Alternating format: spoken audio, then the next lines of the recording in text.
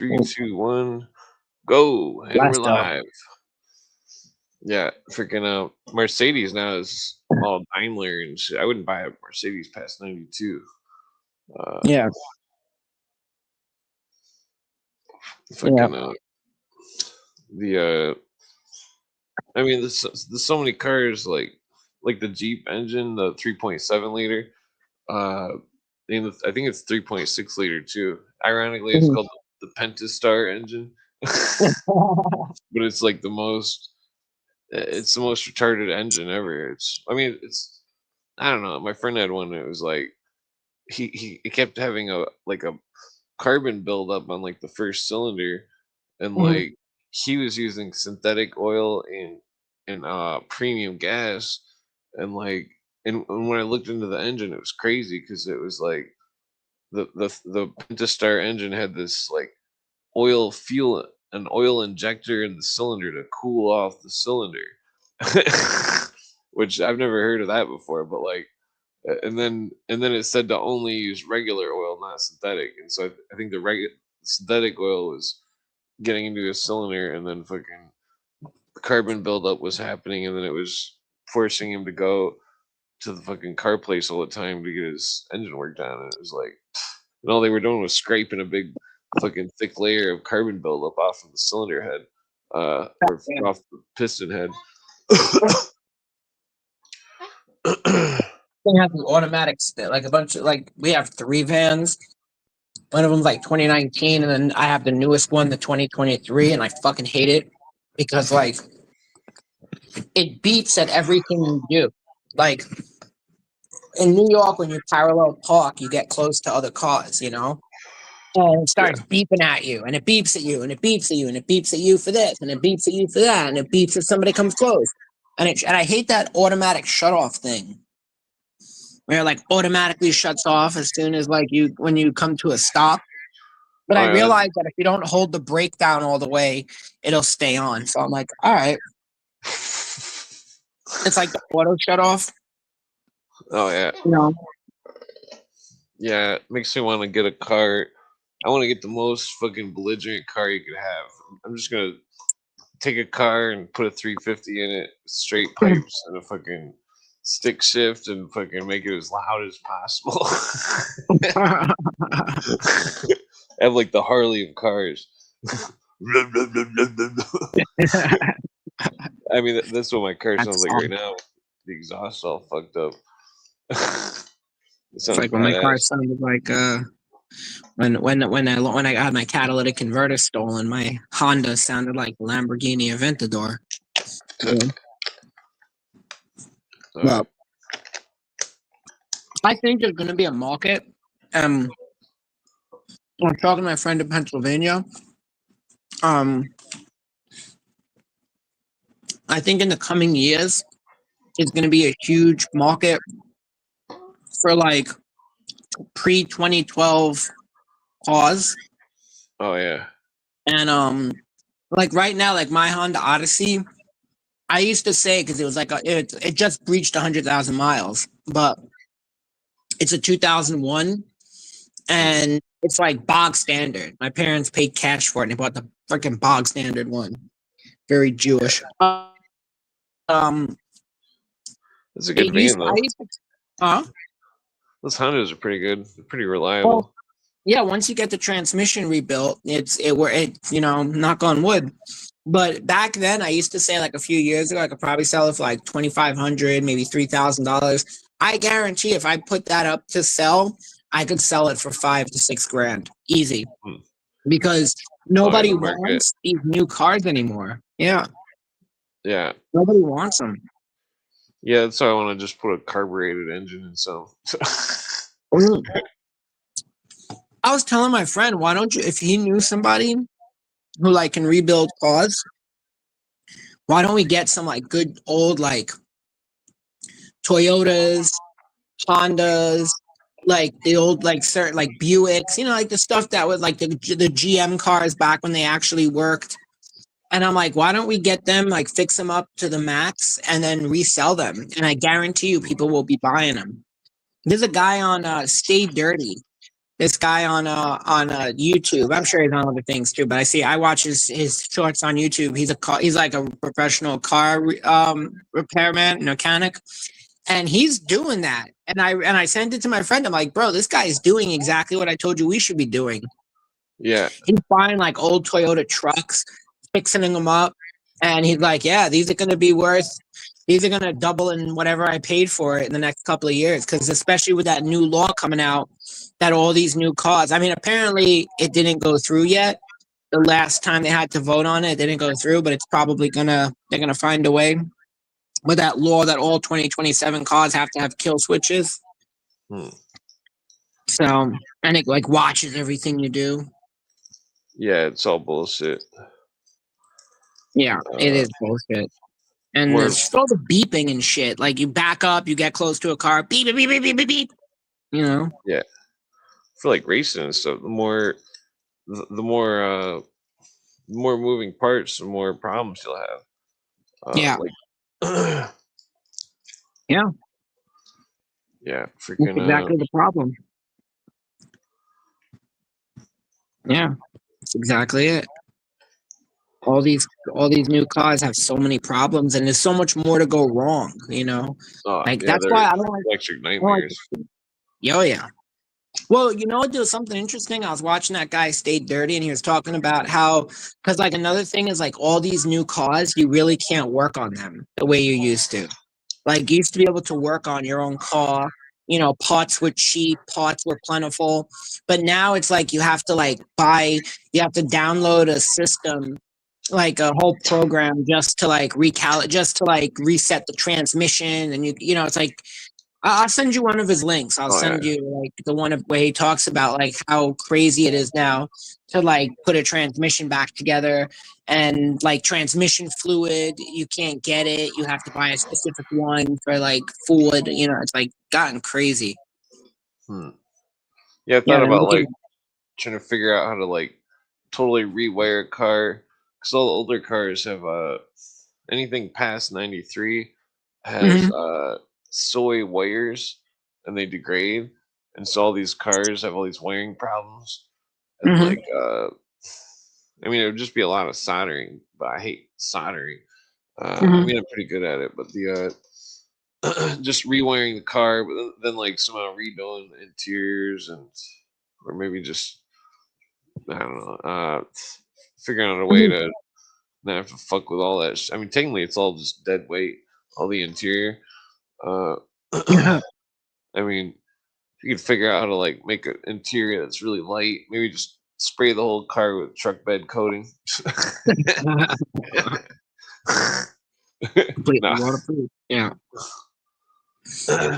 What's crazy if you take truck bed liner and you spray paint it on a brick wall, the brick wall is like super strong.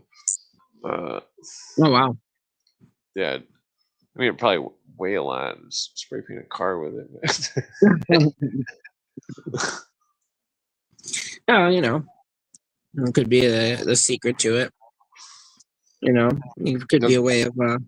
I've thought about making this type of roll cage where it's like take there's these big rubber engine mounts that Chevy uses on some of their older cars, and use those for the corners of like a box inside of the box, where so like if you hit something, it would like have a lot of give, you know, with the giant rubber bands.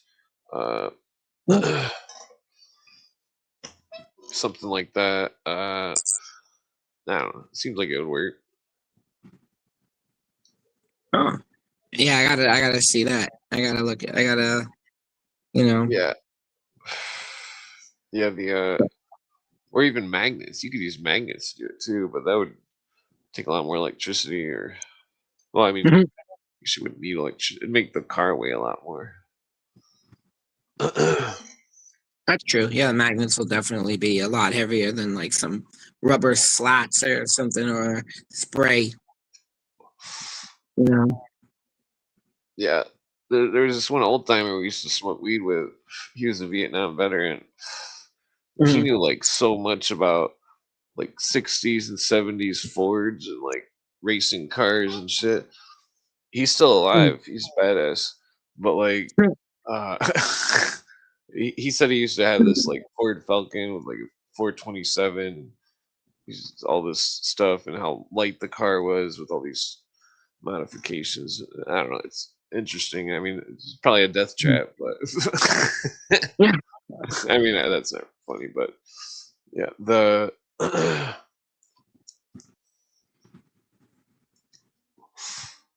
yeah, I don't know. These days, though, gas is so expensive. We might as well just put like carbureted four-cylinder Honda engines and everything. Yeah. I mean, Just that's what it's about. It's about, it's like yeah, you could instead of overbore them and get like 400 horsepower. I've seen non-aspirated. drop the weight.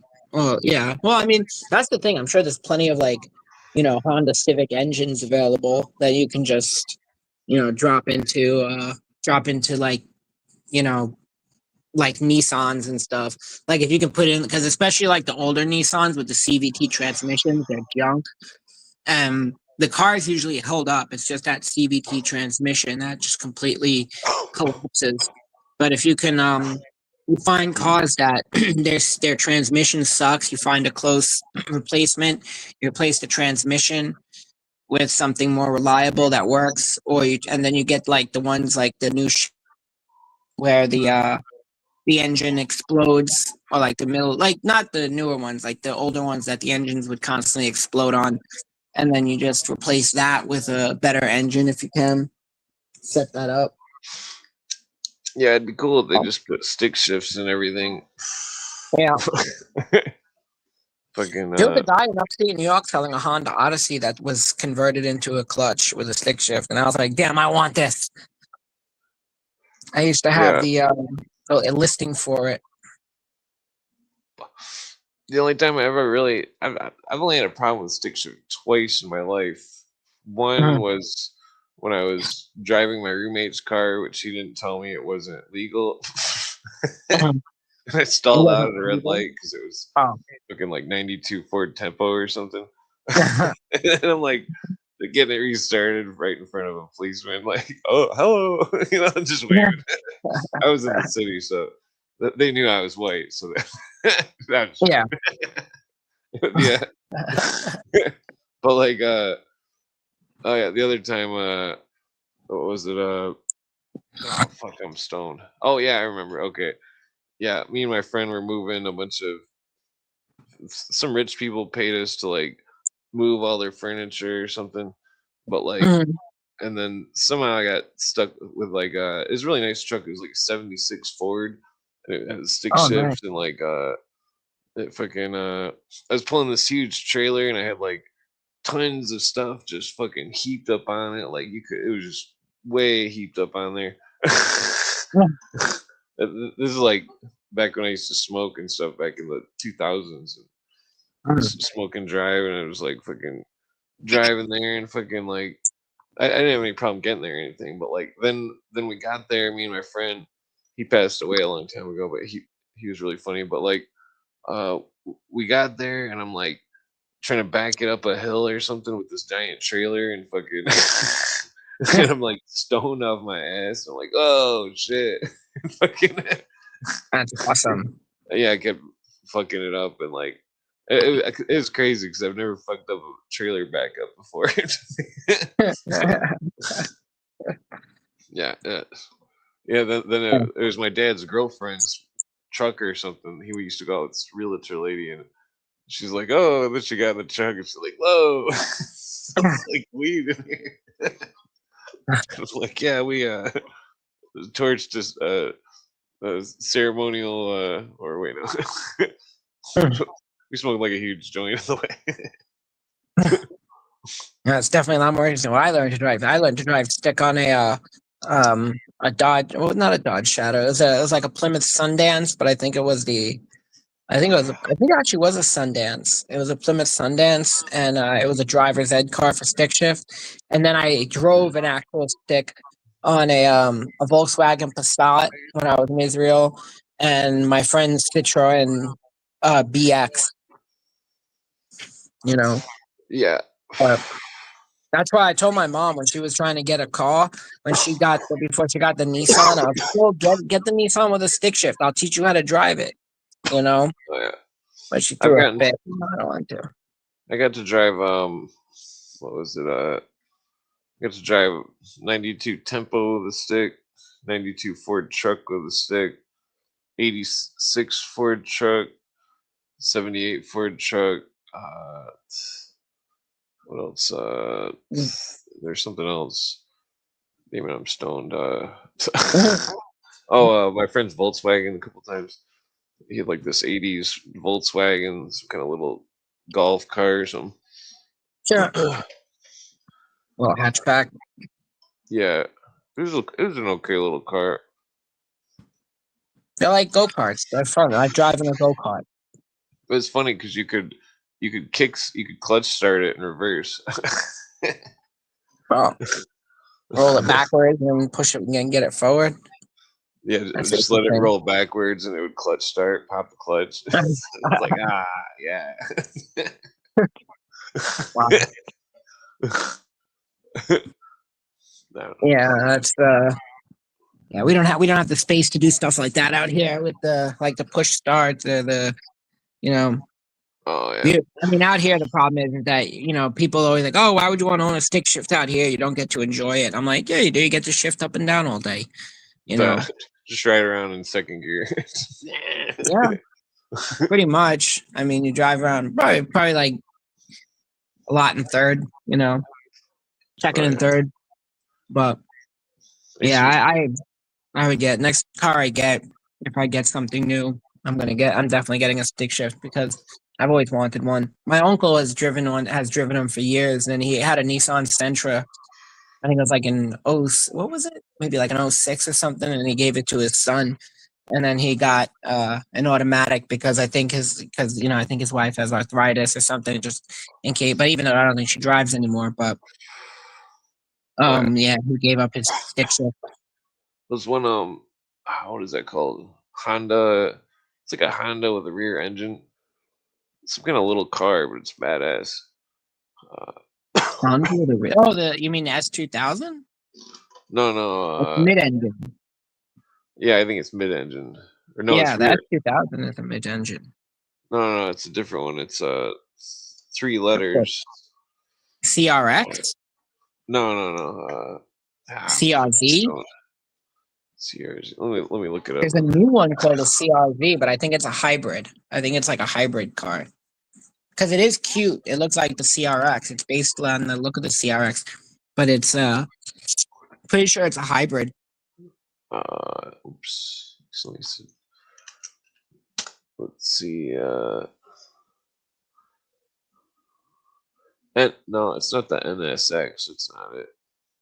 Oh, I forgot about the NSX. Yeah, NSX is also mid-engine. Maybe I'm thinking of Toyota. No, it's a Honda. Oh, here it is. No, that's not it. What the fuck? Okay, I'm having a brain fart over here. It's a sports car? You know I'm stoned when I can't think of a fucking car.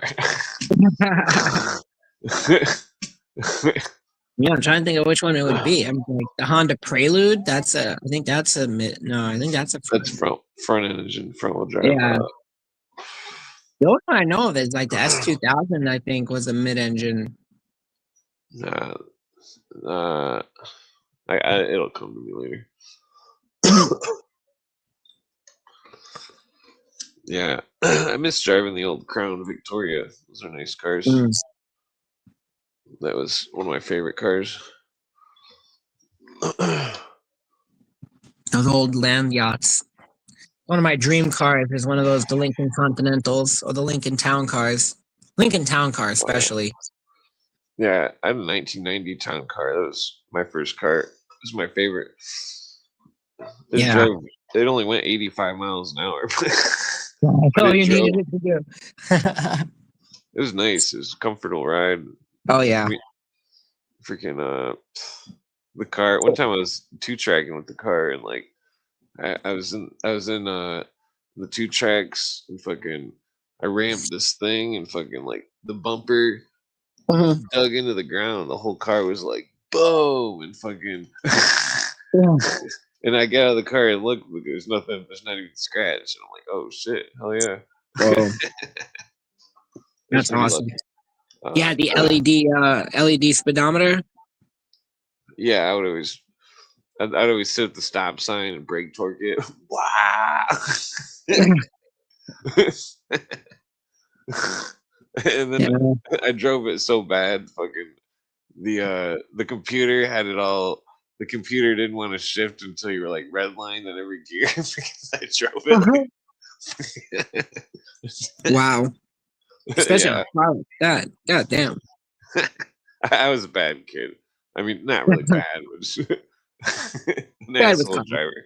Yeah, no, it's fun. Well, listen, if you, I mean, with when you get your first, I mean, if you're able to drive some pretty cool stuff, you can have some fun with it. Like I never like my parents only had like a couple of cars in their life, and Yeah. and pretty much the Odyssey was what I've had it for like 25 years, 26 years now. Hmm. You know, Oh, but yeah. I don't know. I would love to get like a town car and because those things were real. The was so comfortable. It was Yeah. so nice, and I do like the.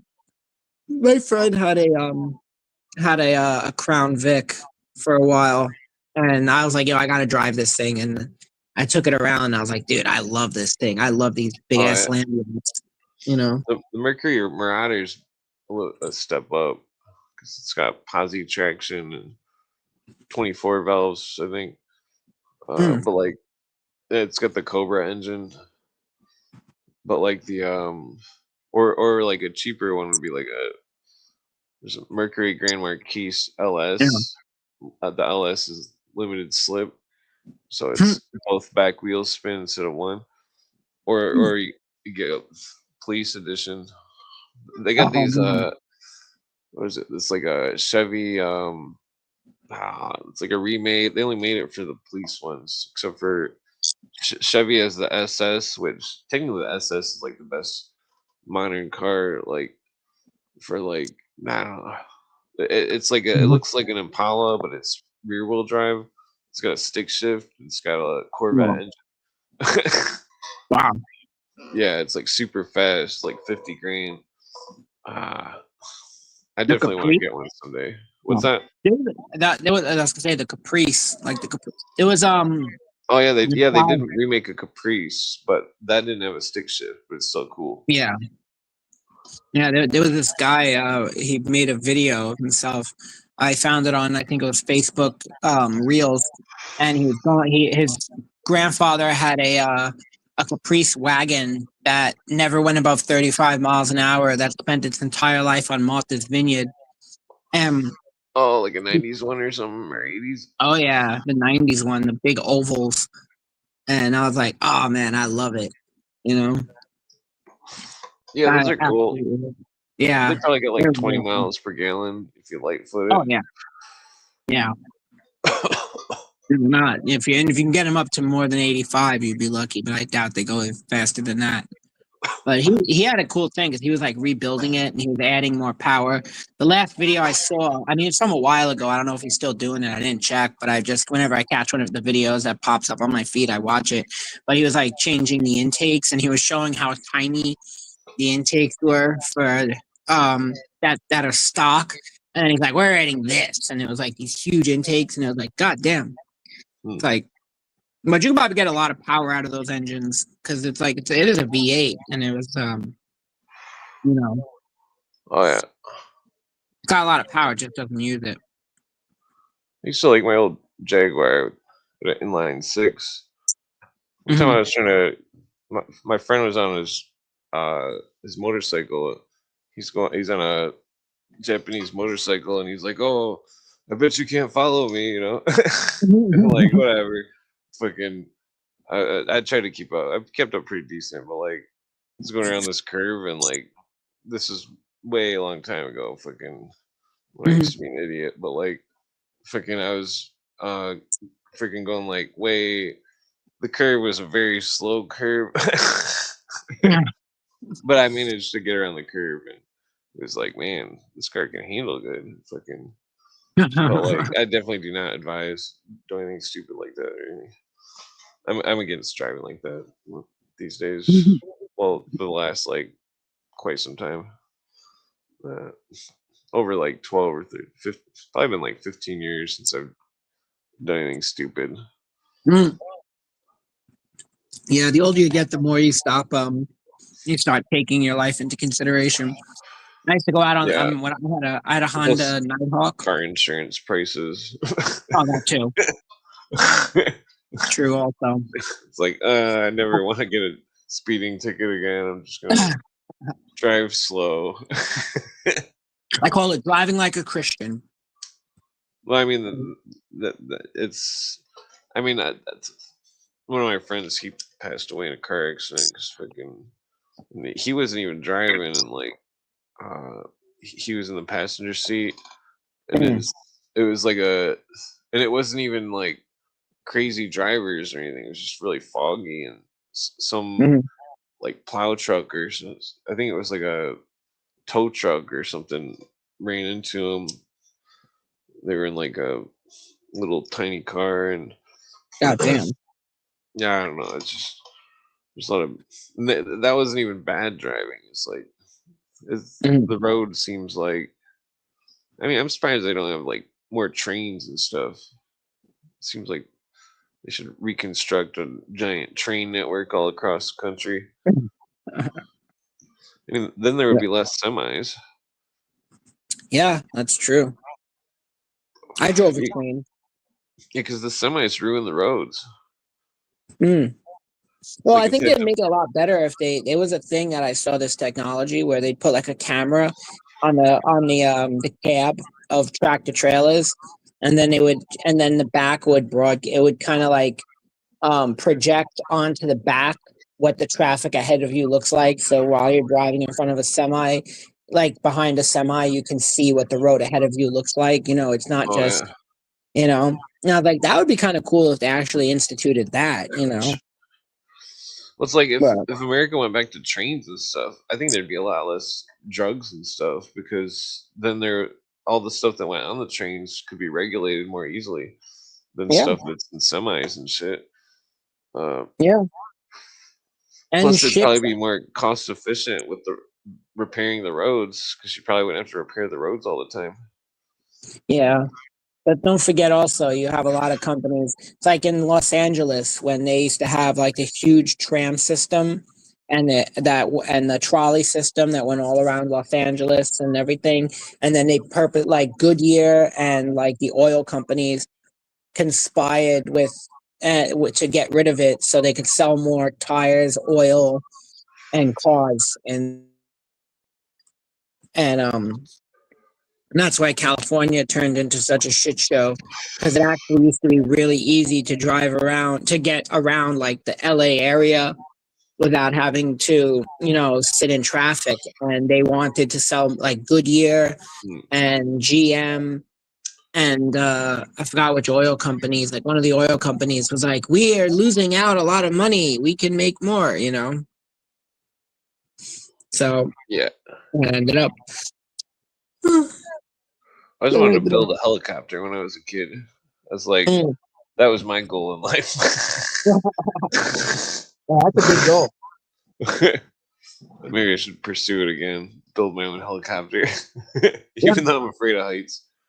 Yeah. I mean, the convenience will get you over that quick. All right, The convenience of getting around without sitting in traffic.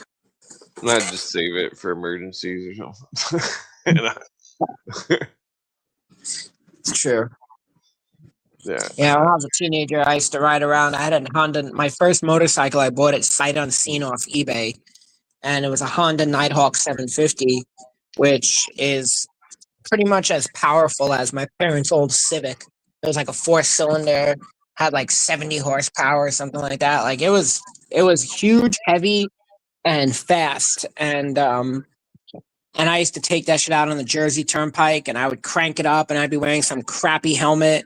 I'd be wearing like if I maybe jeans and like or a pair of shorts and pair of sneakers and I would go flying out, and then I'd come home and I'd go take a nap because I'd be like, I was having, and then now I'm older and it's like gear, I want to have a good helmet. I want to have good gear.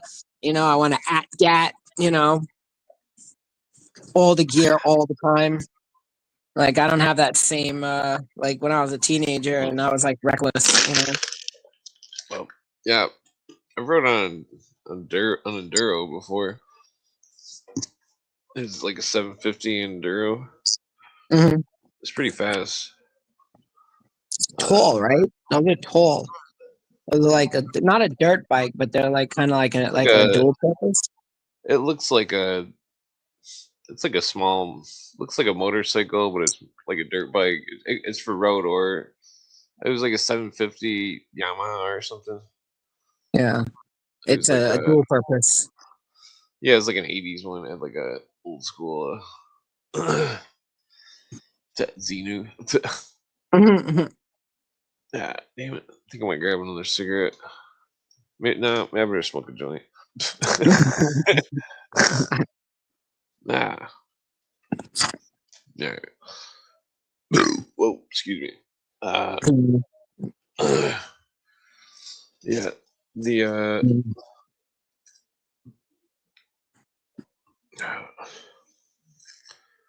yeah, it definitely makes you wonder what the whole car thing. I mean, somebody could make a lot of money. I mean, every car that I predicted would go up in value has went up in value. It's like, god damn it. Like fucking I had my chance to buy this car when I was a kid. It was 1963.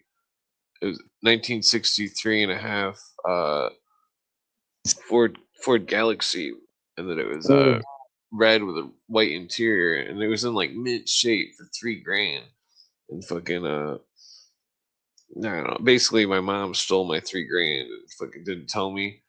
And like when I went to, kept like being like driving by it, like, oh, I'm gonna buy that car for my license, And fucking my mom was like, oh, you got the money in the bank, and I'm like, sweet, I'm gonna buy it. And then eventually she's like, you don't have it because I spent it. And I'm like, what the fuck? Because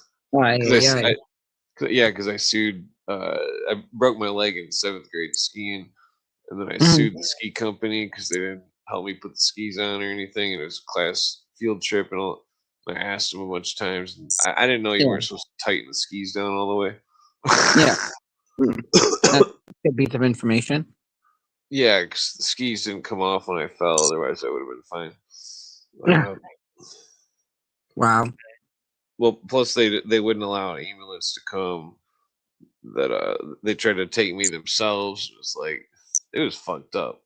I was like, my fucking leg just bent sideways, and you're trying to you're worried about me, an ambulance seeing me pick me up, Yeah, that's basically half of what I sued them for. Wow. Yeah, that's what they do. They like when I used to work in catering. When I used to do banquet service, we went to this golf course. We were working, and this girl got into a golf car with one of the guys who worked there, and he's like, oh yeah, I'll drive you over to the event area, and he decides to show off, and he tips the thing over, and he crashes and tips over the golf cart, and before anybody ran out to say anything, within 2 seconds, somebody was running out with paperwork for her to sign to be like, oh, don't sue us. And it's like, well, let her go to the damn hospital first. Let her go get checked out. Like, good God, like, chill. But yeah, right away they want to like, oh, you don't need to go anywhere. You're fine. Just don't sue us. Like, yeah, Pedro, he knew what car I was thinking of. I was thinking of the Toyota, not the MR2. Toyota MR2. Oh, okay. Yeah, those are pretty interesting little cars. It's like Japanese fucking Porsche, basically. But I mean, if you put a big turbo on it and lowered it, and give it some stiffer suspension, or I don't know. Either way, it's like the Fiaro. It was like the Japanese version of the Fiaro, the Pontiac. It was like also a mid-engine, like 2-seater, 2-door, like little sports car. I thought Yeah, about that was getting one. yeah, Myanmar too. I ended up getting a 4-door car though. Mm. There was an S2000 I saw by my house the other day, and I was like, damn, I want one of those. But you can get some pretty nice ones. That like they got them in like, and they got a lot of them got low mileage because they're a Honda. They survive. You know, they don't they don't break so easy. Oh yeah. But yeah, I have so many cars I want. Like if you I, asked me right now, I could have any car in the world. I would, you would, I wouldn't even know where to start. I'd be like, oh, let me think about that. You know?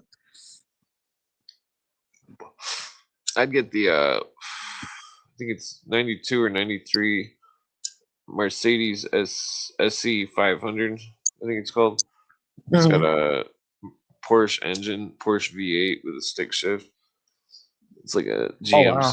stick shift, I'm pretty sure. Or no, that's BMW. It uses the GM stick shift. Yeah, it's like really sought after car. I mean, you could find one for like 50 to 100 grand, but like they'd probably have. It'd be hard to find a low miles one. I Yeah. don't know. It's a rare car, but you could get the same car out of like that Chevy SS. That Yeah. thing's, but I mean the Chevy SS is a lot more wiring and stuff. But I don't know.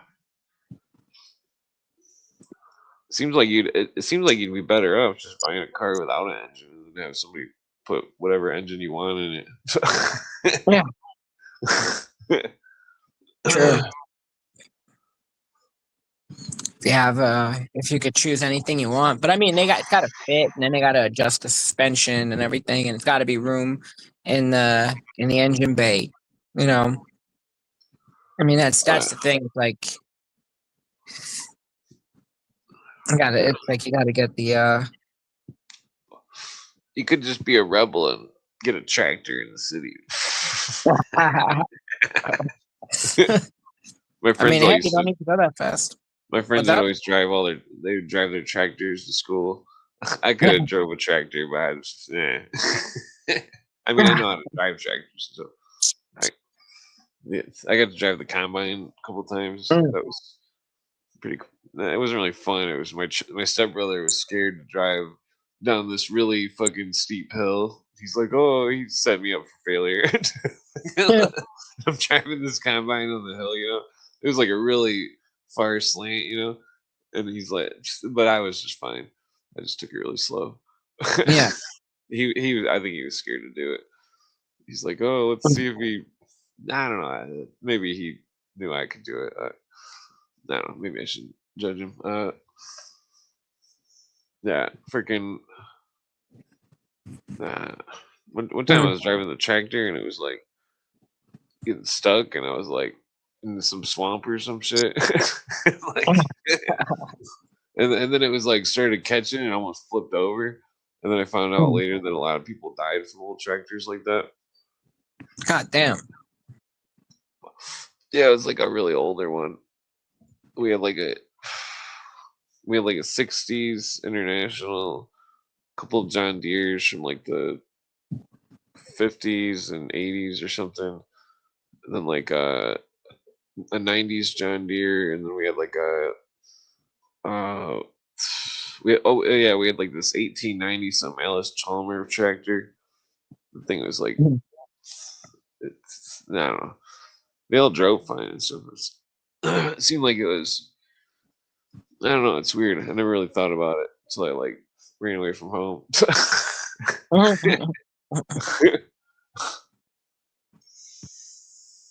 Yeah. Yeah, like Um.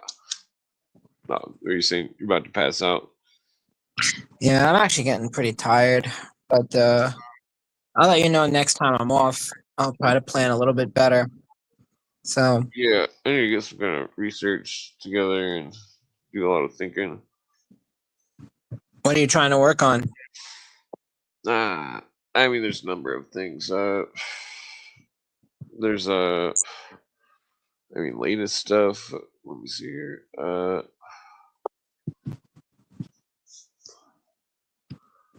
Well, I mean, there's always the usual Illuminati stuff. some of the stuff about that Jean-Jacques Rousseau and Saint Pierre and some of these other 1700s illuminists. That Max Heindel book, Rosicrucian Cosmoconception. I still need to finish reading that. That sounds Yeah, cool.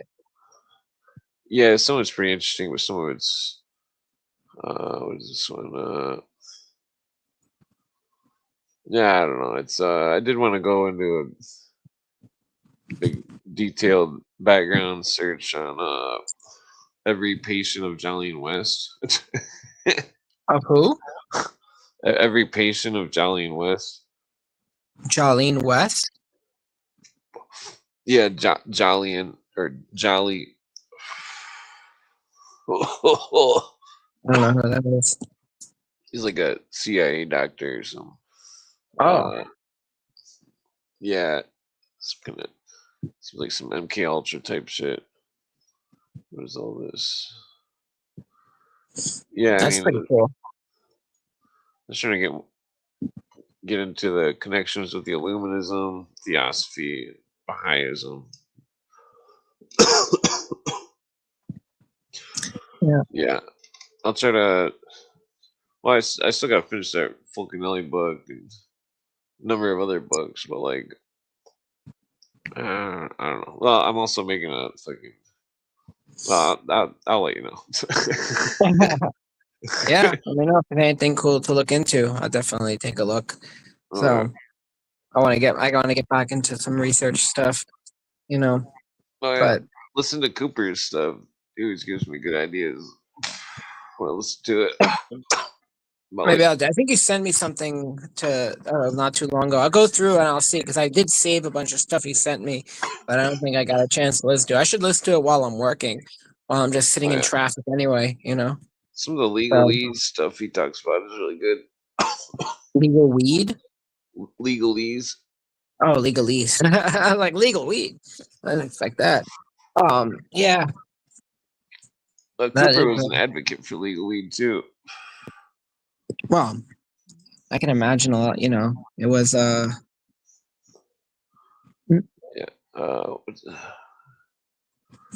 Yeah, it's. I mean, I would imagine a lot. Like you know, because if he talks a lot about legal stuff, then he knows what it means when it's like you know what it means that that you know weed is illegal. It's control. It's a form of. It's like it's a control over everything. Fuel, you know, Oh yeah, alternative, we could you have know. weed gasoline right now. Yeah, hemp fuel. I think there is. I think because they make a lot of the alternate, like diesel, they make out of soy. I think you can make it out of hemp too. You can make like kind of like a hemp diesel. Oh yeah, So we make. It'd be cool to have an alcohol engine. you know that's the cool thing about modern cars. I think is that with the ones that have just like a basic computer, the older ones you'd have to set it, but like the new ones, like you just gotta you know hack the computer and change the burn temperature, like you know, of the like the combustion temperature, and then you could make your car run on alcohol. Because I've heard of like people doing that, like they can make their car run on like Everclear, you know, Oh yeah. or even I think as much as like a high proof vodka you could run your car on. But Yeah, there's one of those Soviet trucks uses all sorts of. You can pour anything in it. yeah, You can pour like steering fluid in it or something. Run off that. that's awesome. Yeah, that's I see if forget. you can It's like get a cars, 6-cylinder or something. that's awesome. I mean, I don't know how much power it gets out of you know out of stuff like that, but you know. Just put that engine in some little Jeep. Yeah. But I'd be interested to learn how to do like the engine hacks and you know make car be like survival cars. You know, like if there's Honda Civic runs on orange juice. some kind of engine JJ was bringing up the other night. I forget what it was called, but it's some kind of like single piston type thing or something. I'm not. I just didn't look into the looked into it before a long time ago, but I can't remember how it works exactly, but it could use Not a any two fuel. stroke? Isn't a two stroke a single piston? It was more like a big cylinder with some kind of like cylinder inside it that was moving, and then I can't remember if it was more of a gradual, like a slow engine, or if it was like a, I don't know. It was, That's pretty cool. That's pretty yeah, cool. they've been making some new ones that are, I don't know. What I've thought about is like getting like a giant alternator and a giant electrical motor, and then I have like a weighted wheel that fucking just like those videos. I don't know if they're real or not. Yeah. But then like have a bunch of chargers on the wheel itself that are charging energy, Yeah. because what they got going is like them spinning some wheel that's spinning alternators that runs some little tool or something. But like if you were to have that whole wheel and have it lined with electromagnets and fucking Yeah. copper wire and shit, you could generate a ton of electricity off that. And fucking I mean, it would last as long as the magnets would. I mean, like, it could be like, I don't know, get like some big magnet motors going. All you gotta do is like turn, start it. Woo! I was thinking, figure out the way the guy ran the car on water too. That was supposed to be he died mysteriously. The guy who figured that out. Well, one of my friends he had his Blazer converted to what was it, hydrogen or something, but he said like the cost of like making the hydrogen thing for the car to run off was costed as much averaged out to like regular fuel basically. Yeah. But I mean he was driving a really inefficient car. It was like a 1992 Blazer or something that he did too. Oh. Yeah, they California had hydrogen cars for a while. You know, Yeah. California was doing it, but it's like, but that's the thing. It's like you have to the hydrogen. It's cost as much money to produce as fuel. So it's basically just, they made a Honda Accord that ran on hydrogen. I think Top Gear tested it, Oh yeah. and the output of the exhaust was like Oh, H2O. that's it. Sterling. That's it. Sterling. The engine that runs on anything. Yeah, I couldn't Oh, think of it. 100 miles per gallon. that's pretty neat. Yeah. Because it seems like 100 miles per gallon. I mean, I wonder what you could, how long that would run a generator for. Yeah. And then if you could burn anything in it, it's like, Yeah. Anyways, I'm gonna call it a night. But thanks for the invite, and I'll let you know my schedule for this week. All right. Oh yeah. Peace out. Cool. Have a good night, everybody.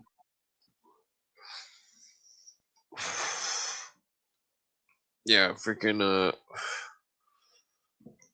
man, my back hurts. Sitting like this so it feels better. I don't know. I like go chop a bunch of brush and like try to like freaking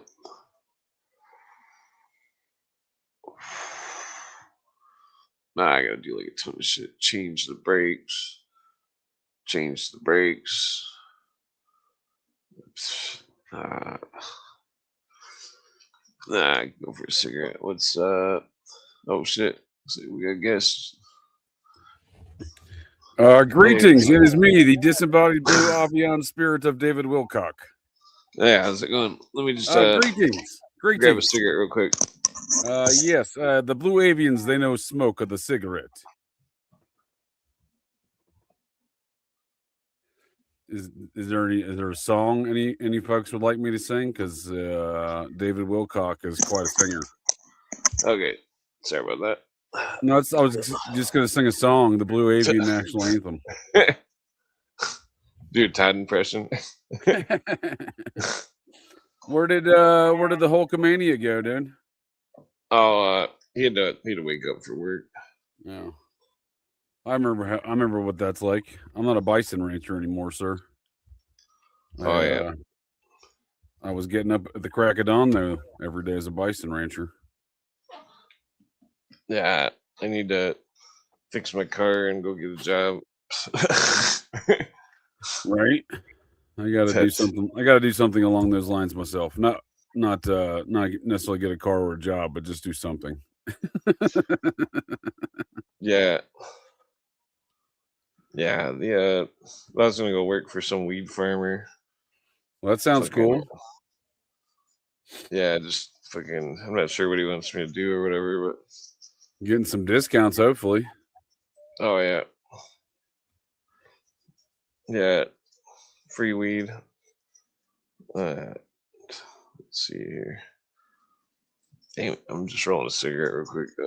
I always re-roll it from the regular cigarette because fucking. Do what you gotta do there, friend. Yeah, they got fucking chlorine on the papers. Yeah, I don't know where I'm heading to Arizona next month. Oh, nice! You gonna hang out with Todd? I'll try to hang out with Todd for sure. I'm gonna go stay up by the Grand Canyon when I leave Mexico here. Oh, that's pretty badass. You ain't been to the Grand Canyon in a while. I don't know where I'm gonna land, dude. I'm looking at trying to buy some property in Kentucky, my old Kentucky home. Whoa, excuse me. That's my current plan. My friend's got some land down there somewhere. I think it's Kentucky, West Virginia.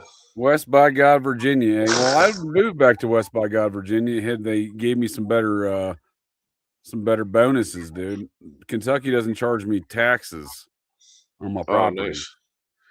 Yeah, I'm totally against property taxes, dude. Like I hate taxes in general, so I'm for against them. I recognize I can't do anything about them, but what I can do is live in a state that's not going to charge me any. How about that? That's a solution. Yeah. Plus, it's pretty cheap to live in Appalachia, so it's on par with the cost of living in Mexico, to be quite honest with you. Oh yeah. And I prefer the environment there in Appalachians. Yeah, it's probably got a later winter. Yeah, Kentucky's not bad. Neither is West Virginia, usually. Yeah, freaking winter's been pretty light up here lately, kind of. But oh yeah, I'm definitely looking on the east side. I mean, the west side is not bad either for winters, but I'm moving in the hills. Oh yeah, the high elevation. I've thought about moving to Arizona or something in the high elevation. Yeah, I plan on making it through Colorado on my way back. I'll probably go. I figured I'd probably stay in the Grand Canyon area for a bit, and then I go visit Colorado for a bit. You know, check out some sites, do some hiking. I like to hike, so. Oh yeah.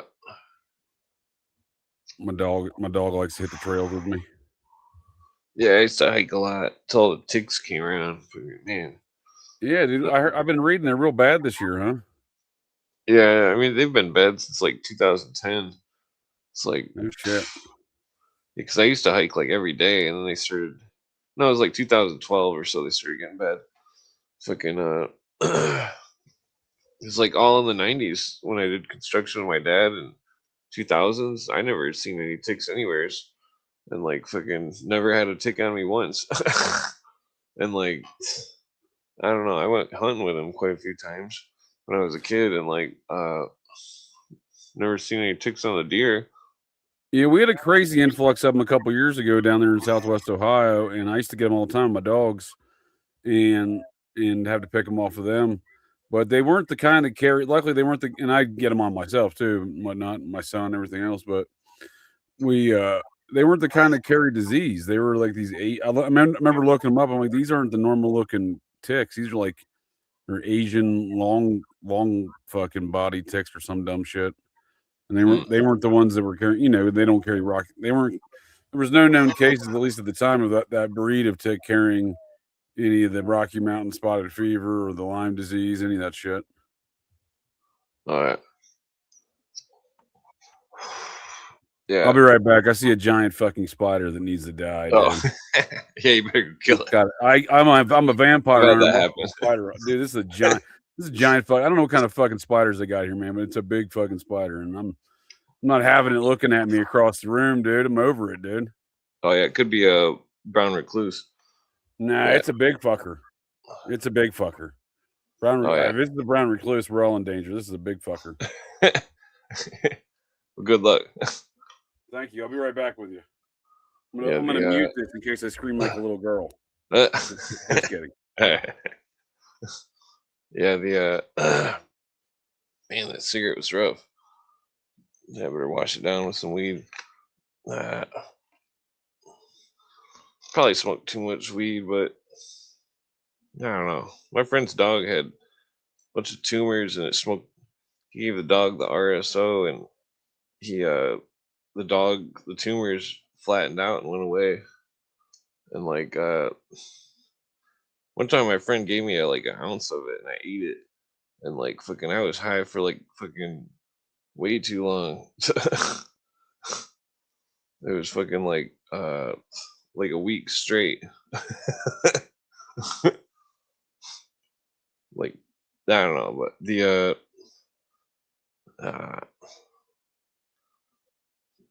that's part of the reason why I like smoking weed. The other part is PTSD and stuff. RSO is like they boil the weed in some kind of alcohol or something, and they extract the all the stuff in the weed. Let's see here. Yeah, because I was at the weed store today, and there's a bunch of old timers you see that just smoke a bunch of weed, and they look healthy as me, probably healthier. I need to start running or something.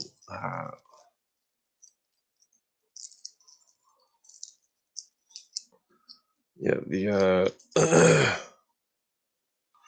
I was thinking, I better say something about conspiracy.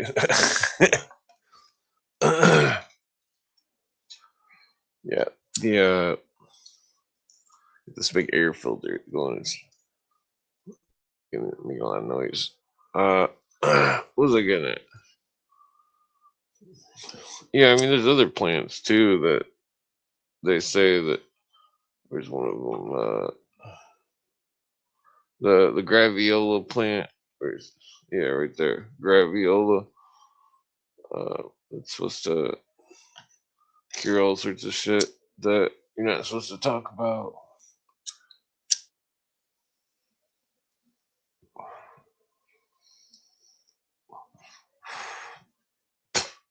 I don't know.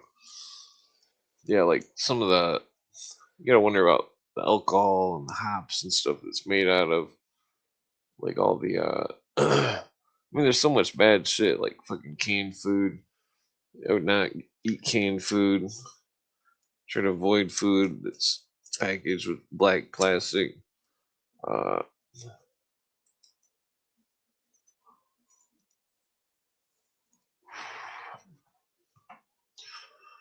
Freaking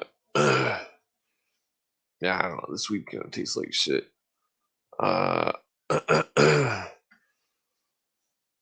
Yeah, well, hopefully that spider didn't get him.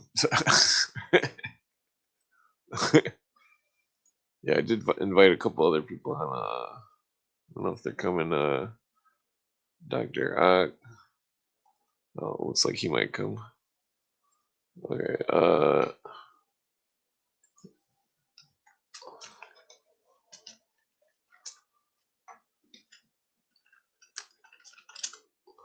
Yeah, somebody we should talk about alien shit.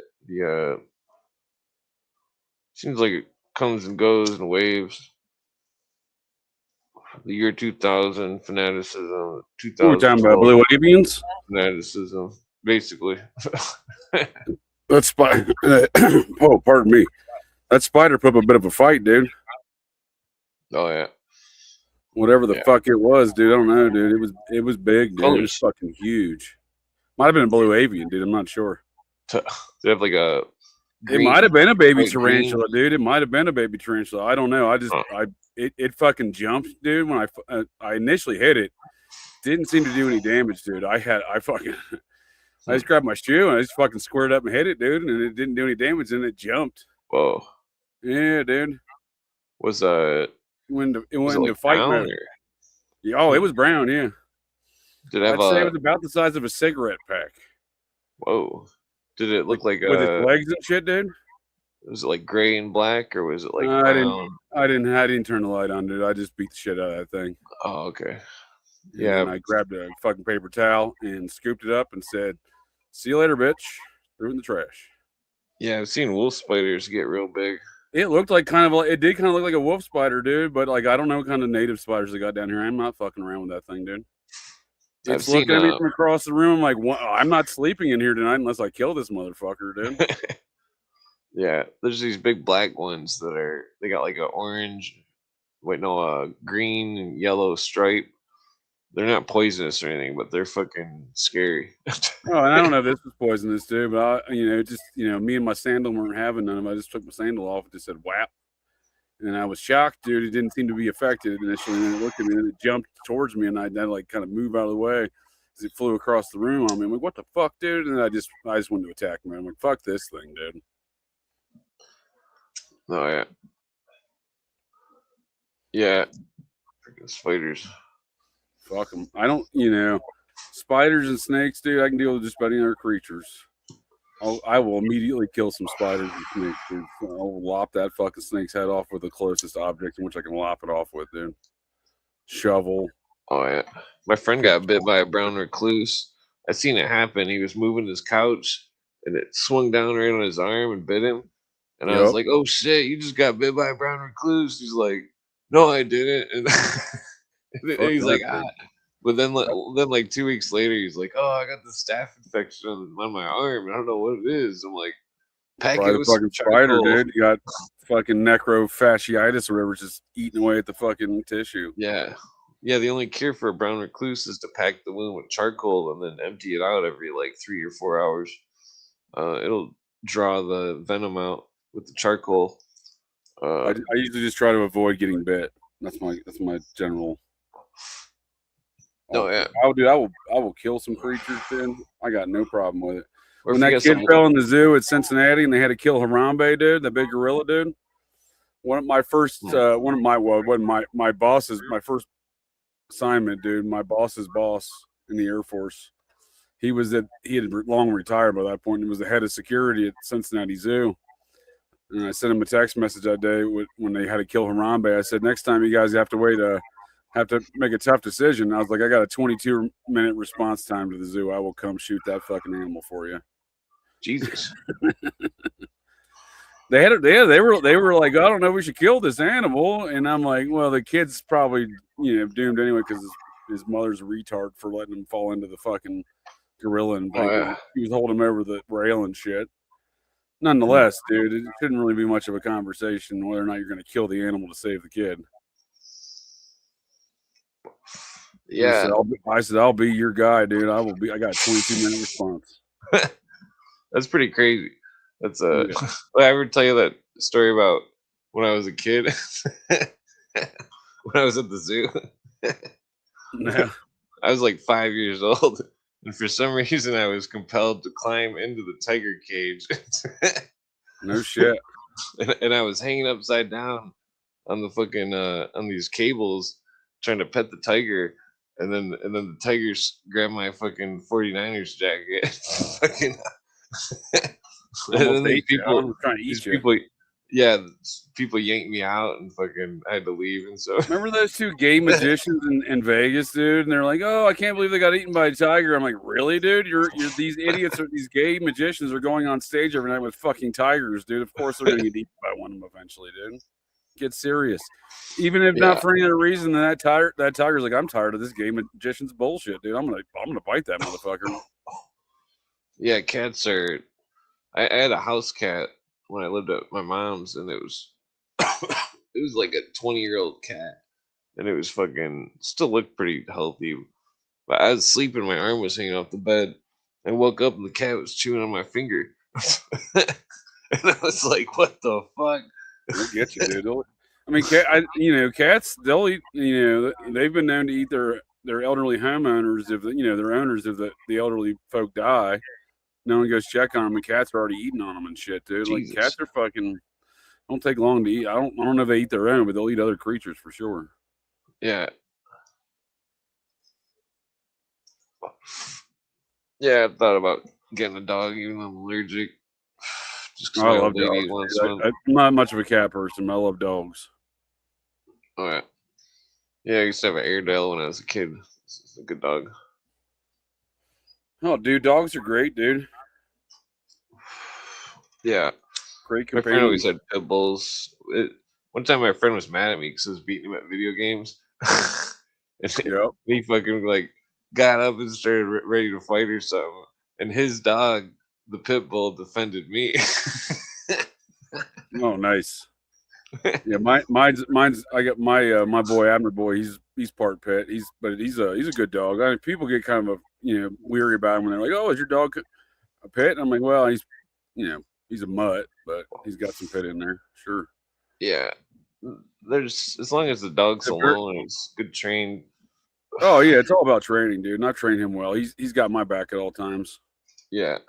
The only time I've ever heard of an incident was by people that owned the dogs that were not punishing the dogs for doing No, anything. dude. Think about how many shitty human beings there are, dude, and then think about how many them shitty human beings think they can go get a dog and not train it. You know what I mean? Yeah, it was ridiculous because they promised the puppies to me and my friend, and that fucking they were like raising the dogs wrong and stuff, and it was like dogs are shitting all over their house. Like, man, I don't even want to hang out over here. Like, what the fuck is going on? Either, dude. Yeah, Yeah, I've thought about actually doing some dog breeding myself. oh yeah, I just like Yeah. dogs, dude. You know what I mean? And I don't mind. Actually do like training them too. You know, and I know folks can't. Some folks just can't train them. yeah. You gotta get in their minds. There's this one. There's just a lot of weak ass people, dude. You know what I mean? Dogs sense that. You know what I mean? They understand. It's not just the way you approach them or talk to them or whatnot or try to train them. They understand if you're a bitch or not. They're like, I'm not gonna listen to this bitch. Yeah, I thought about I traced some of the roots of the German Shepherd to the German Wolfhound and some other European dog. I thought about trying to like get like two of each of those dogs and then try to get a new species of German Shepherd going. Yeah, Sure, I like the Malinois, dude. The Belgian Malinois, dude. Those things are fucking. It's like the cousin to the Those German those are the Shepherd. ones with their shoulders and stuff bend more or something. Oh yeah, they're far. It's a bit of a fiercer version of the German Shepherd. Hmm. They're freaks of basically everything. They're common military police dogs. Oh, okay. Yeah, Yeah, dogs are most hardcore. of the Air Force, dude, they quit doing German Shepherds years ago. Most of them are Belgian Malinois. Yeah, my friend's pit bull. He had like this. He had a couple of them, but he had this mini pit bull. It wasn't. It was like a runt of the litter, but it was like a mix of brindle and red nose. And like we're playing video games, and we kept putting up those gates, so the dog was like, because I don't. The dog shit on the floor or something, so we had it in the kitchen. But uh, like the dog jumped up. We put the gates up, and the dog jumped like fucking 7 feet up in the air over the gate. Oh, for sure, dude. Belgian Malinois, you can't stop them, dude. They'll go 10, 20. You can train them fuckers to like run up the brick wall and shit. Yeah, It's like a second story of a building and shit like that. yeah, dogs are pretty smart. I don't remember what my friend's dog was, but we'd always take it on the trails and we'd have it walking up the trees and shit with us. All the fallen trees, we'd walk on them and try to balance and stuff.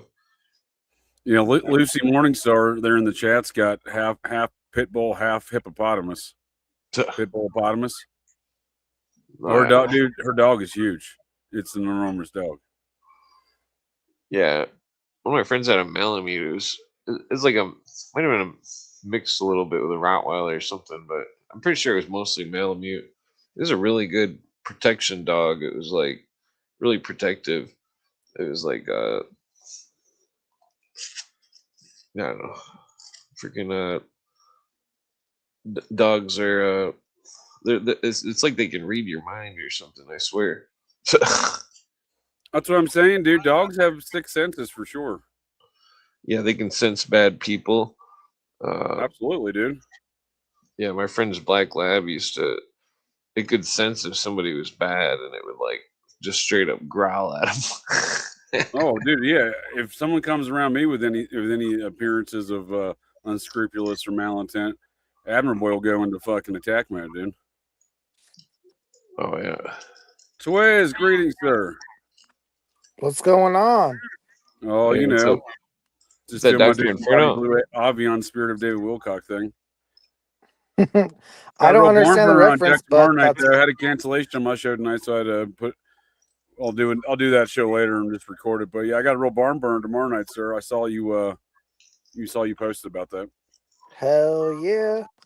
The I went usual and Muppet- looked the on usual YouTube Muppet. like at 6. You start like 6:30 at my time, and Yeah. nothing was there. So I went on Patreon and you're like rescheduled. And I was like, fuck, what am I gonna do tonight? Well, come on down. We're talking aliens.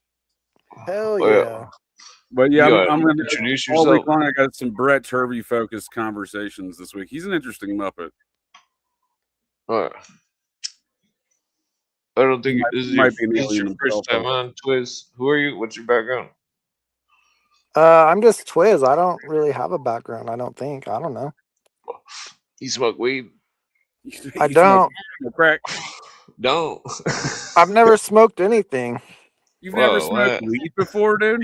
Dude, I've smoked never hit weed. a vape. I've never hit a cigarette. I literally have Dude, not Twiz smoked is a anything. fed, dude. Twiz is a fed. I've had We- edibles. Well, there you go. Yeah. You're no longer a fed. Edibles are okay, but smoking is better. Dude, I got fucked up. Okay, so this was after my car accident, 2022, Oh, right? Jesus. Oh. And This is an edible story. You got fucked yeah, up. yeah, on yeah. Nice. Yeah. Oh. So definitely don't I wanna got this drive on job at a restaurant, right? And this chick, she's like, "Hey, you want some edibles?" And I was like, "Sure." Like, I don't give a shit. I don't have anything against weed, right? I literally just have never smoked anything. All right. But she gives me like these 2 gummies, and I was like, "All right." And then I got on the bus home because I didn't have my car because some fucking dickhead hit me, and I ate both of those gummies. So I'm on the fucking bus, and I'm just start freaking the fuck out, like I fell asleep. Luckily, my bus ride was like an hour. Fuck But yeah, I dude. passed out for a bit, and I woke up and I didn't know where the fuck I was. Yeah, I don't like And then it. I got to my stop to connect to the other bus, and I went to the gas station across the street to get something to drink. And I was like laughing because I was like, I'm gonna get fucking arrested and shit. Like, it was so fucking funny. Oh, dude, you think when you're that high on edibles, especially, you think the cops are after you?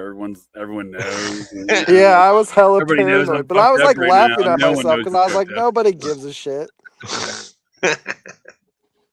That was like Mega the second paranoia. time I've been high off of edibles, but I was fucked up. Yeah, Dude, I do that on mushrooms. I'll like drive into town, grocery shop, or go to the dispensary. Tell people like have a conversation with them, and then by the way, I'm on shrooms. Like what? Yeah, it's kind of fun. Hmm. Dude, shrooms are crazy. Yeah, I heard this one story. I trained my mind to years push ago. past all the bullshit of shrooms and only see the good side, and also be able to socialize it.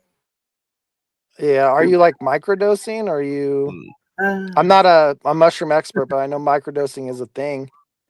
I don't know. When I do a I'm microdose, more of a macro doser. when I do a microdose, most people will be like, "What the fuck? This ain't a microdose." Yeah, no. But I've been Yeah. so trained. I've done shrooms like 800 times.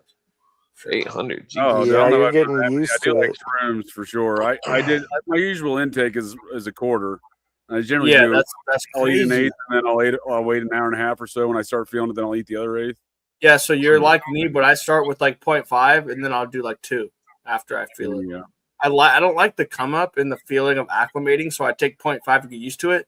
And then if you take 2, it's like you only get like that pause. I don't know how I've done it a lot, but I found if you start low and then dose high, it's like you have this amazing alchemy layout where like it's not going to hit hard like overwhelmingly, but it'll still hit hard with the 2 grams or so.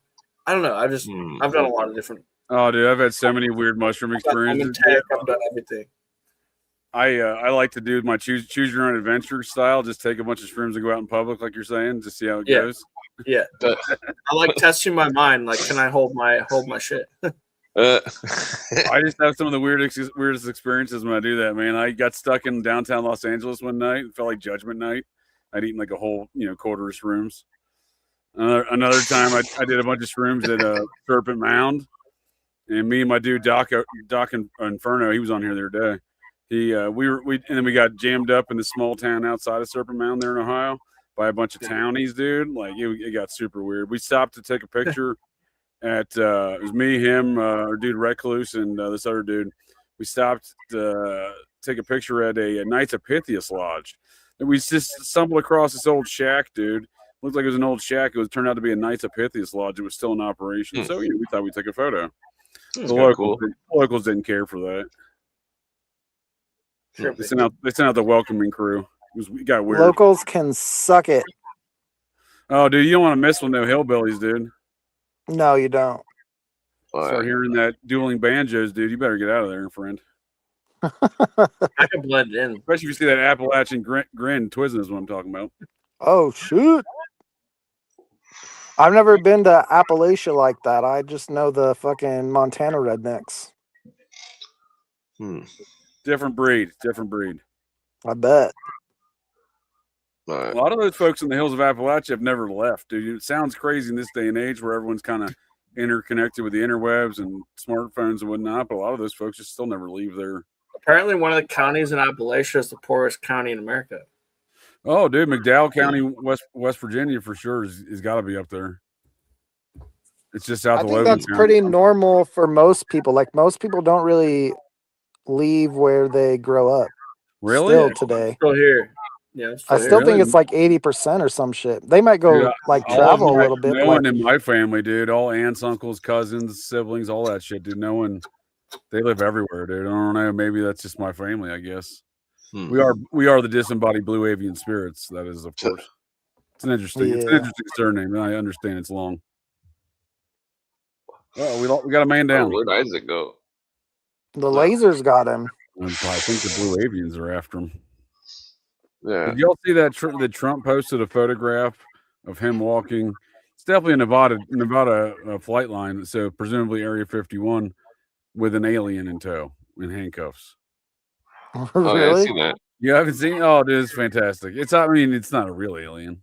It has to be AI, right? Yeah. I mean, it's fantastic trolling, dude. Whatever he's doing, it's fantastic trolling. He's gonna arrest the aliens. I mean, that's what he does. He's great at trolling, isn't he? Really, the whole ICE thing is to capture aliens. Like that's what I'm saying, dude. For him, that's I could see him turning this into an illegal aliens type thing, right? Well, what the fuck did they create Space Force for? To get the money away from the Nazis over there at NASA. That could be true. Yeah, they just that's all that really did was just reallocate the funds to a different place. But he put this on his Truth Social today. I mean, that's definitely Nevada flight line. I've been out there, the Nellis Range, before. We got Creech Air Force Base out there. That's a big training center. Dude, you know what's crazy? Like how many mountains are around Vegas? Oh, yeah. Oh, yeah. Like I never noticed that, but I flew in there and I was like, holy fuck. There's a Twin Peaks mountain range right by Area 51. Makes me wonder about that Twin Peaks TV show that weird director made. Well, supposedly that's based off a town in Washington State. Yeah, that's what they say. Snoqualmie Falls. I've had a couple streams. Yeah, Snoqualmie. You know that spot, Twiz? I mean, it's on I-90 between, like, if you Yeah, it's like an if I hour drove to east the of west side Seattle, right now, you know. I've never spent a lot of time up there, but I'm familiar with it. No, I've had a couple stops on my roads of high weirdness there in Snoqualmie Falls. Strangely enough, Oh yeah, that doesn't surprise me. I had no idea it had anything to do with the Twin Peaks TV show though. Like the diner there is the diner they show in the TV show, I guess. Hmm. All of my knowledge of the Twin Peaks television show comes from one episode of the television show Psych. They did a parody of Twin Peaks. Hmm. Y'all familiar with Psych? It was a USA show that it was like supposed to be a psychic detective, although he was just very, keen on Smart. focusing on specific details. Yeah, he was just intelligent. Yeah, I watched a couple episodes, I think, but I was never like into it. No, I mean I've watched my son and I got real into it when he was younger. We watched a few seasons. One of which they did an episode called Twin Spires, which includes the original cast of the Twin Peaks show, and they do a full kind of satirical take on the entire I don't know, I guess the first run of the show, the plot line, but it was all one episode of Psych. Hmm. The dead girl at the beginning, and then the murder mystery business with all the people in town. It's the same folks. That's my I am not a Twin Peaks expert, Lucy Morningstar, no ma'am. But I do enjoy the television show Psych and the episode Twin Spires. That's a good one. All right. I might have to check it out. I gotta take a leak real quick. Be right back. Yeah, I got pulled over in Snoqualmie Falls driving down. I was a passenger in a vehicle going down the wrong side of the road, and the cops didn't want to believe no one in the vehicle was not fucked up. And turns out the idiot driving is I told him, I kept telling the guys, he's Asian, dude. Asian people can't drive. Yeah, Washington cops are kind of dickheads. Yeah, they let us go eventually. I was on active duty at the time. This is when I drove to see Pearl Jam in Seattle, dude. And none of us were drinking, and no drugs on us. We just were all sober, all five of us. But the car was littered with folks passed out in the back seat of my 4Runner and in the back of the 4Runner, right? So the scene looked bad. I told the cops that when they wanted to do some body cavity searches. I'm like, all right, fellas, let's take it down some notch. Were you like, I am a cop too? Yeah, we told them motherfuckers? that, dude. We had covered that already, and they weren't exactly pleased with that scenario either. We're like, all right, buddy. They were adamant for like 30 minutes, dude. For the 30-minute long dispute on the side of the road at like 2 a.m. in Snoqualmie Falls, Washington. No one's Yeah. out there, dude. There's no cars, no people, nothing. It's just dark. Especially when was this, like in the early 2000s? Oh, dude, this was November of 2000 for sure, dude. Yeah. This is like pre-interwebs, you know what I mean? For what they are today. Yeah. And it's very much it was at the time, at least, it's a few miles off the highway. It was still kind of a very secluded town. And even the last time I was there would have been 2003, I think, 2002. I guarantee you it's still pretty small. Yeah, so it hadn't changed in the 2 years between 2000 and 2002. I know that much. Yeah. Like when I first moved back up here, I had to go to the west side to get my brain scanned. And I stopped on my way back over here at one of those small towns over the mountains, and it was like still small. Oh yeah. It's Like kind the of surprising, right? only real places that have really grown in Washington are on the west side, with the basic suburbs of Seattle, Tacoma area, I've always wanted to go to the city of George in Washington. Of Gorge? George? Yeah, they pronounce it Gorge. I know, but I'm going to go ahead and call it George because that's the way that's it's fine. spelled. I'm not going to get offended by that. Super small town, but I'm pretty sure that people really only go there for concerts. Yeah, the Bigfoot Festival, right? Well, probably that too. Well, no, isn't that the music concert that's there? The Bigfoot Music Festival or some shit? They probably have one, yeah. Yeah. Well, I almost went there one year for that festival. I went there for a Nickelback concert. All right. That's a cool venue. Sweet. I've never been to it, but all the pictures of it look pretty cool. Yeah.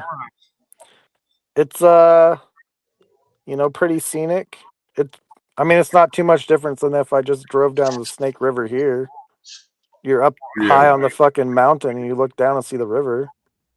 I look around and see nothing but dirt in Mexico right now, sir. So that sounds like a much better scene than what I'm looking. You haven't caught any Gila monsters? No, no, and I'm nowhere near the water, so like 25 miles from the water.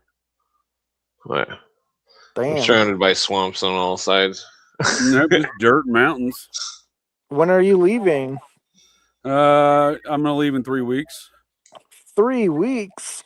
You know, How often do you have treatment? oh, I've been doing it every day, man, except for Sundays. That's sweet. Yeah. What does it feel like? It's feels like you're high on oxygen. It's very exhausting. It's extremely exhausting. It's very taxing. Exhausting. Yeah, it's amazing how taxing it is on the body, dude. And I'm extremely hungry every time. And this is not a new thing. I've done hyperbaric oxygen before, and every time I get out of the tank, dude, I feel like I can eat a horse. Huh. I've just been eating pounds of steak instead, not an actual horse.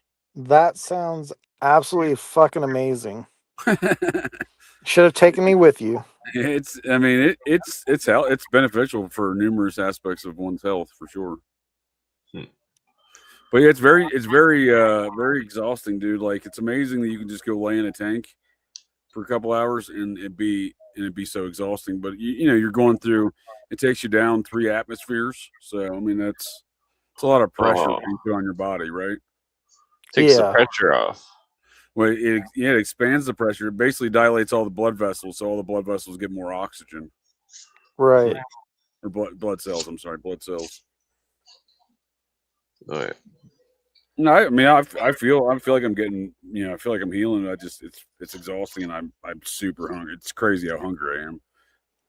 I wonder if it's like you just get more oxygen in the cells if they just burn hotter while you're in there or something. Oh yeah, it's just the body going on overdrive as a result of that. It's all it is. Yeah, I'm just burning like crazy amounts of calories as a result of even I'm just laying there. Yeah, that makes sense. Like my friend was on a submarine, and he said like when it was time to clean the submarine or whatever, they would just up the oxygen and like everyone would be like high working, you know. For sure, right. No, you definitely get more energized with more oxygen. I definitely feel kind of high on oxygen every day from it. What is it? You trying to cure your back problem with it? Is that what you're saying? Just everything, dude. Most of my issues are rooted in my pituitary gland and its inability to function properly anymore. Because then it throws off your pituitary gland runs a lot of your shit in your body. It's kind of like the CPU. It's like the master hormone gland. Yeah, it is. And then on top of that, it runs in axis with your adrenal gland and your hypothalamus gland, which those are very important glands as well in the overall health and function of a body. But yeah, the like hypothalamus regulates your temperature. So like whenever my pituitary gland fails, like I'm always hotter. Like I'm always extremely hot or extremely cold and shit like that. It's stupid. It's part of my. You gotta look into that doctor, man. No, I will. But it's part of my disability. So I mean, it's not like I'm not like. I guess in a sense I'm compensated for it, right? Yeah. Wonder if there's a plant. I'm trying to think of what it would be. Well, they try to blame it on. You know, have you ever heard of all this burn pit stuff with the military and their burn pits? It's a very nebulous term. They try to wrap up. It's like the new version of Agent Orange kind of diseases, right? Or the Gulf War syndrome, right? The new burn pit. They passed legislation on it, dude. They try to make me the fucking poster child of that. And I was like, you guys can go fuck yourself. I got, you know, I'm not, my fucking medical conditions are not political fucking fodder. You know? Yeah. Well, I'm trying to figure out what it would be on this. I'll send you this list in the private chat. It's got a list of diseases. I can't think of well, there might be some plants on here that might help you. I'll send the link in the comments too. It's like a list of diseases with plants that cure it. Well, I think between all the stem cells I got a few months ago, and that's the hyperbaric oxygen kind of helps those out work better, make them work real nice. That you know, I feel like I'm getting better. I mean, I certainly have more energy, dude. I completely crashed out about a month ago. I'm like, I had no energy. I couldn't stay awake, dude. It was crazy. While you're trying to be a bison farmer? While I was doing bison rancher, dude. I mean, I don't get it wrong, sir. I got my bison ranching duties done. I just I was completely eradicated past that. To the point Yeah. where I would be asleep. I'd be back asleep by like 10:30 in the morning. I'm like, what the fuck, dude? But that's dangerous, dude, because like you don't want to fuck with bison. No, and I mean, I do have. I mean, when I get that bad, it's not. I guess it is narcolepsy in a sense, but I mean, I know what the problem is. And usually, narcolepsy is like, oh, we don't know why this person's always tired. Like, no, I know why my shit goes out like that because it's done before. Cool. Like 8 years ago. 8 years ago, it did it. And it was fucking awful. Dude, when I was growing up, my dad would drive from Livingston to all the gas stations in Yellowstone and deliver all the car parts for them, right? Okay. So in the summertime when I'd go to visit, I could ride with him. And dude, he's flying by them fucking bison. They're like swinging at the car and shit. Like, oh, they're angry. They're ornery. They're an ornery. yeah. Bunch. That's why it's always funny because every year you hear about some stupid tourist going up and trying to pet one. Fuck yeah, dude.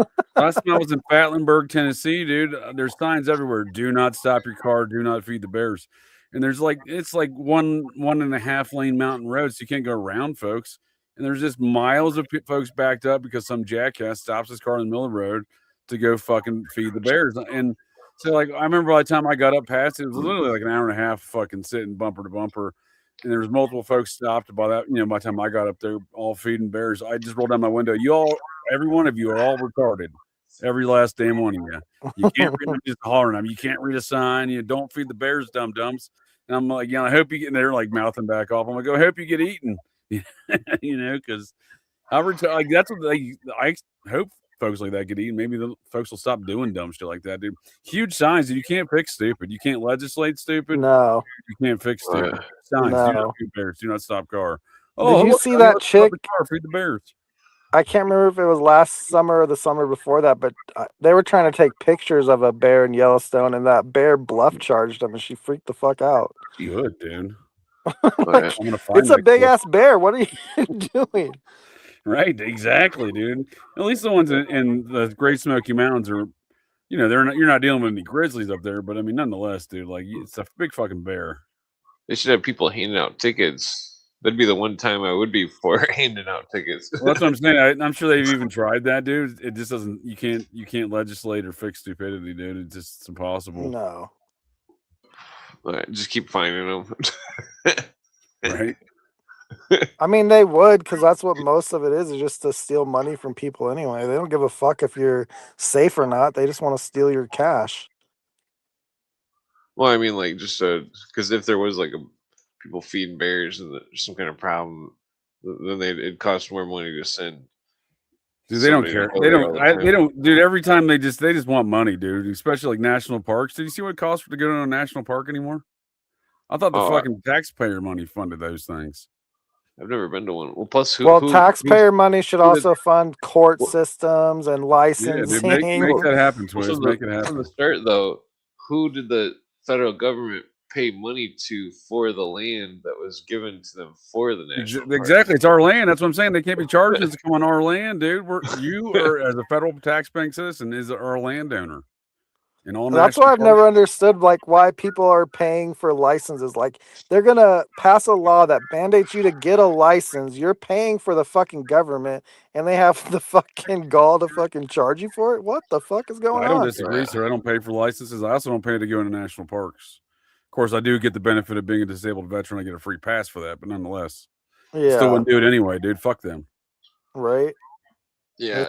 One time I got in this big argument with my old lady's uncle who used to be an IRS agent, and that like it was just it didn't matter what law I quoted, he did not care one bit. They don't. I just told there is no law that says we have to pay tax. Well, I'm not saying there's not a law that says that. Well, that's the thing though. It's very complex because I'm not gonna get into that, but I just always say pay it all because fucking we're slaves basically. But the and they'll throw you in prison. Fuck yeah. Yeah, I mean that's even though they can't quote the law for you, but you'll end up in prison.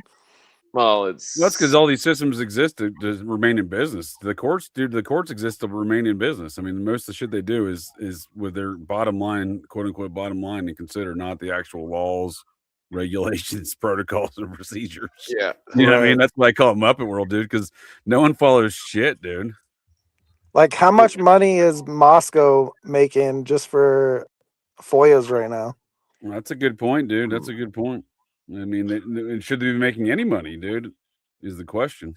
Well, Cooper had an episode all about Russia having U.S. printing plates in the 90s, and he was going over the number of $100 bills in circulation, and the $100 bills in circulation in the 90s were exceeding the amounts of the official printing numbers, and that especially in Russia, and like huge numbers, and like I think that there's, because it was like some kind of Twitter argument where it's like brought up William Casey and Common River Factory. It was 1975 or something. It's like they pumped all this money into this Russian military truck factory, and there's all sorts of other shenanigans going on, pumping money into Russia, and then everybody's like, "Oh, Russia is not a threat," and it's like, well, if they've got all this Rockefeller money pumped into them, then obviously they are. I mean, It's like a planned threat, though. Like, Well, they I mean- need to have a fucking enemy to justify the national security state. well, it's I don't know. What's the whole? Well, it's That's like when exactly what it is, dude, for sure. well, I heard this speculated- crazy fucking story like a month ago. I was texting Lucy about it, but this dude up in Canada basically started printing US dollars, right? But he got like the correct paper and the correct, like, all the correct things to like print Oh, it I perfectly. saw that, dude. He was pretty fucking advanced with his counterfeiting. Dude, he had 250 million printed, right? And he was selling them to people for like 30 cents on the dollar, and they were supposed to That's fucked ship up. them out to like Europe and shit first before they could. Well, the fucking guy got caught. He bought perfectly printed dollars, right? Like, no one would be able to tell that it's fucking fake. And then he copied the fucking dollars that he bought, because that fucking criminal dude is such an idiot. He gets this guy caught anyways. That's why we need And- gold and silver money. But dude, the crazier thing is, right? So he printed 250 million US dollars, okay? 50 million of it was already in circulation when he got arrested, and he was like, "I'm not spending a fucking day in prison, fuck you." And because he's in Canada, right? So like the US agencies are like laughing at him, like, "You're fucked, bro." And he's like, no, I still got 200 million, and if you arrest me, that shit's going in circulation, and then your dollar is fucked. So they had to let him go, but he had to give him the 200 million that was already printed. But those dollars are so fucking perfectly printed that 50 billion is still in circulation today. Well, we need gold and silver money. And that's all there is to it. Stop the inflation. It'd stop the banksters from robbing us. It'd make it so. Yeah, I was gonna say counterfeiting seems like the least of the problem is when the Federal Reserve just adds a zero in their computer system. They call it quantitative easing. Right. Oh yeah. I mean, The that's- money yeah. system is fucked. Well, I think it's all on purpose to leech everybody. Well, That's yeah, why I mean, like, it's definitely done on It's like- purpose to a certain extent. the UN. Well, I think there's been numerous efforts in working in conjunction with one another to quote unquote ruin America. And Yeah. part of it is the monetary system. The other part is think about every American brand, dude. Why do they all sign up for this corporate fucking Marxism, communism bullshit of DEI and everything else? If it's not to just ruin their fucking business, because that's all, because there's not a single instance where it improves the shareholder's position. In fact, it's been doing quite the opposite. Yeah, it's government from control. From what I understood, that they wouldn't give loans to companies unless they conformed with that shit. That doesn't It surprise was me at all. basically That's like a good way to social enforce credit that, score, right? but from banking. Right. That's how Bill Cooper describes socialism. the government For sure. And when pretends they to instituted not the own credit companies. score was at 87. You know what I mean? So we already kind of started getting that social credit score just in the recent generation. Yeah, Yeah, but I mean, apparently the banking system has had it for a while. That wouldn't surprise me. well, I wouldn't be surprised if employment groups and also other stuff I has also had got debanked at Chase Bank, dude. I just fucking finally stopped banking with them because they kept freezing my account. Why? Well, they're connected to They Nazis. never had so- an explanation to us. Every few months I was in there unfreezing my account. And it always happened whenever I travel too, dude. To make it even worse. Yeah. Banks are a fucking scam. Well, here's the deal. It doesn't take much. If you just send a bank a letter, there's been numerous examples of this throughout the various levels of debanking that's gone on in recent years amongst the political nature of banking for some reason. They just send a letter, dude. The government just sends a letter to a bank and tells them to do something. They do it. That's because they're all And they do that federally with all the owned. social media and all Yep. the fucking mainstream media. That's right. in the They were 90s. sending daily memos to Twitter. You're right. During the Biden administration, that daily memos is just a list of accounts or things to block, dude. Yep. So it's the same. And it's the same they thing, but that's like for the social media Biden versus laptop, banking. they fucking censored that. It's from the fucking FBI. time. They have the fucking memos. Yeah, big time, Yeah, dude. Yeah, it's all it took was a cover up. memo. They just send them a memo, block this, and they do it. But that's not Like- election rigging or anything. Yeah, it's not. Yeah, They it's just definitely not confiscated. corporate bunch of control of the files. government, right? That's They just fascism. kind- some, Yeah, it's fascism. It's not constitutional. yeah, Some but you got the delegated you got the authority. quote unquote anti-fascists doing the fascism. Yeah, Up a little. Dude, I love it when Probably. they talk about fascism because I'm like, define it, and they can't. Well, yeah, exactly, dude. yeah. I like. Dude, I I used to get fucking- into. I used to get into discourse with lefty folks who try to tell me there's no difference between socialism, communism, and Marxism. You know, and there's really not. I mean, there's really no. Yeah. When you break down the fundamental aspects of all three of those quote unquote political philosophies, it's the same shit. We can group democracy in it as well, according to Lenin. Well, it's and the his abdication column. of individual rights. I mean, first and foremost, in each one of those systems, right? Yeah, it goes against constitutional law. It goes against common sense, if you ask me. If you ask me. Well, the real thing with all of those things is most of the people that want them are fucking losers. They don't True. want you to have power because they want to abuse the power themselves. Because as soon as they get power, they fucking start abusing it. That's true, and usually they are Every losers. And time. they can't compete themselves, so that's the little fucking move. Otherwise, like, oh, I'm gonna shit on everyone's parade. Yeah, that's why the Constitution only gave the government powers what they could do, and so they only list the powers that they could do. Technically, we could sue them all and fucking anything that they were doing. We could sue them and say we want you to show a delegation of authority that how you're doing this constitutionally, and that if they couldn't provide one, then they either have to conform to whatever or pay up. I mean, Yeah, if the I gotta- system I worked gotta- the way it's supposed to. Yeah, I don't think any of that's gonna ever happen. Probably not, at least. No, not the only way it would go back is if there was a complete fucking system collapse and like it ended in some sort of civil war or something. But then it's always going to be a cycle because it'll just end That's up being the gonna same be fucking way in a controlled, couple it hundred is. years. They're Tim gonna Pool would control have a both fucking wet sides. dream over that one, Twiz. He says Civil War every other word, doesn't he? That's I'm what just they're saying, trying Tim to Pool? there's like a manufacture. contingent of paid media that wants that kind of outcome you're talking about. Yeah, I'm against civil war. It's evil. It's only gonna bring us further into fascism. That's what all these leftists don't understand. They're working for Rockefeller. Well, Yeah, it'd be tough at this point in time, I think, to even have like a patriotic revolution. I don't mean like a revolution, like a civil war revolution, but just like people, you know, acting patriotic or whatever and like actually following the Constitution. People are just so fucking stupid these days. Well, I'm worried Yeah, about that's for China damn and sure. Russia.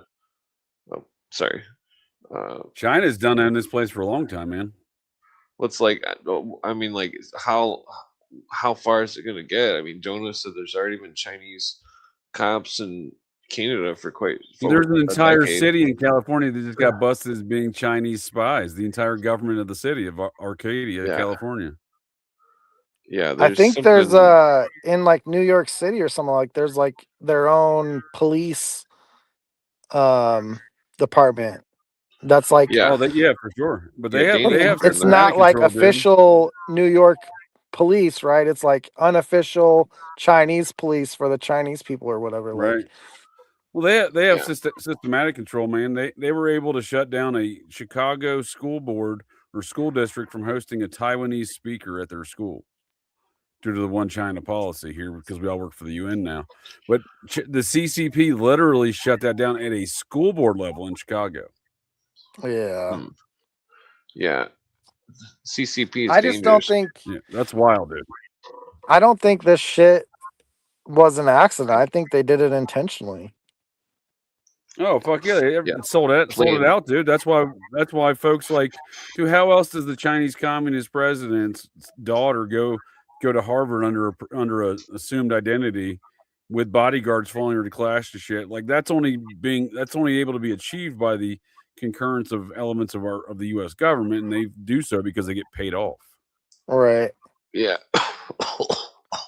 I heard some crazy stat a while ago that I don't remember the exact percentage, but there was a lot of Chinese nationals that are coming across the southern border.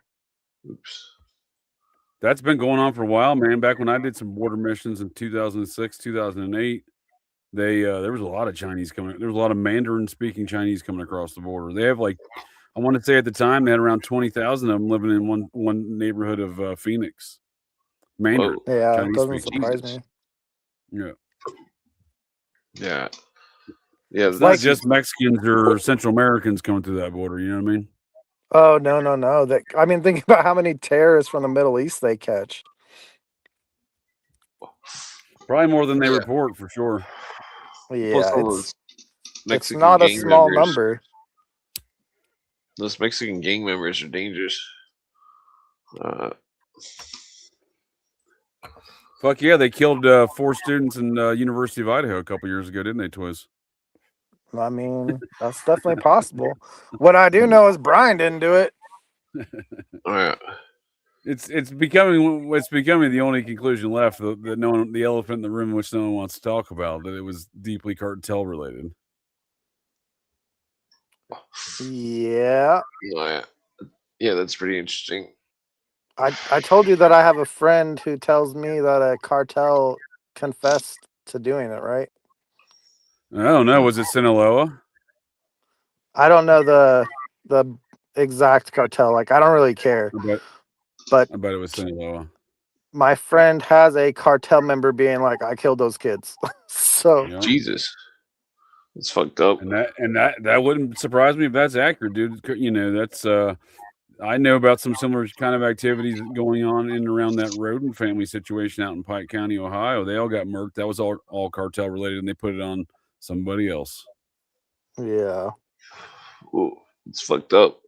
Well, they were growing Dude, pot like, in all competition of with the cartel. these- The cartel moved to town and told this local family there in the Appalachian region that had been growing pot for years, said, "Look, you either start paying us, or you work for us now, or you die." And they died. Whoa, Yeah. that's crazy. But all of these You wouldn't think cartels, the cartels all the way in Ohio, right? But fuck yeah, they are. oh, they're nationwide. They're worldwide Oh. now. That's the crazy thing. Jesus. But they're all protected by the fucking intel agencies. Hmm. Well, there's a good portion of that, but there's also a Chinese portion to it. So the CCP's been seemingly running the Venezuelan military, who's been running the Mexican drug cartels. Well, that doesn't surprise me at all. Because in that video that was talking about the Chinese nationals coming across the border, they were talking about how the Chinese government has made deals with the cartels now, that the Yep. Chinese get to do all the weed growing. They're giving Yep. them all the chemical precursors for all the shit that they're making. So they're like working in tandem.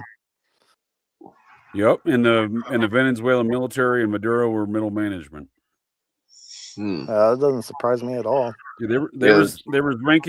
there was a couple of ranking CCP members on ground meeting with Maduro when U.S. Special Forces kidnapped him and brought him back to the Really? U.S. Yeah, the media never reports on it, but Yeah. I don't remember the exact. It was two guys in the top 10 because they all get a ranking number in the CCP, and 2 of the top 10 were over there. No, that doesn't surprise me at all. Yeah, I mean it's where the money's at, right? I mean, there's a lot of money in that drug trafficking. So the CCP wants to get in on it, the Venezuelans want to get in on it. Yeah, and our government The does U.S. too, because that's how government they wants to fund get all in their on it, shit. right? They're like, oh, it's illegal for American tax dollars to fund this illegal shit that we want to do. Oh, we'll just fucking traffic drugs and fund it ourselves. Exactly, dude. Exactly. That's why I call it Idaho Contra, man. It's an ongoing enterprise that's been going on in this nation for a very long, way too long. Yeah. No, I'm with you on that. Yeah, it's And fucked up. like apparently our intel agencies are like the ones that are doing all the human trafficking around the world too. Yeah, they certainly have a good, they got a good footprint of it for sure, at least. That's evident every time one of those circumstances, hits the surface, and there's always an unintelligence agency connected to it. Yeah. I don't think much we see there's not an unintelligence agency connected to it. This Chud the Builder nonsense. I'd never even heard of this Muppet named Chud the Builder. I don't give a shit what he says or his proclamations for freedom of speech or whatever. It's obviously a psyop. And he just happens to come from in and around Fort Campbell, which is a interesting place because of the special forces element down there that I think are involved in other things. Not just Were you Fort talking Bragg. about that the other day with other JJ? I might have been talking about it. So I looked into that further, dude. The judge is a member of the Society of the Cincinnati. Yeah. Is that That's like the happenstance? second time that I've heard about this Chud character in the last few days, and I've never heard of this person before in my life. Exactly, dude. He goes around just yelling N-bombs and telling black folks are chimping out, dude. That's like his thing. And I'm like, he's doing a very much chaos operative type of thing, right? To provoke this obviously very polarizing psyop, right? Yeah. Like where he shot this dude outside the courthouse, right? That's how the story goes. Yeah, it's all bullshit. I mean, Oh, even dude, think but I never about heard of it at social all, dude. media It's now. everywhere now, right? They have control of all the algorithms. So if they want to push some Muppet, Right. they'll just do it. John Travolta. For sure, dude. Well, dude, I never looked into that Karen Reed case, but I keep coming across that attorney involved in Alan Jackson. Alan Jackson. Yeah, not the country singer. No, not the country singer. Oh, okay. That dude's in everything, Twist. That dude's connected to all sorts of cases. Angleton, Funkadelic. He's the prosecutor from the Process Churchville Spectre murder trial back in 2007. I mean, I know he was a prosecutor at one point in time. Yeah. He was the head of the LA County Prosecutor's Criminal Division.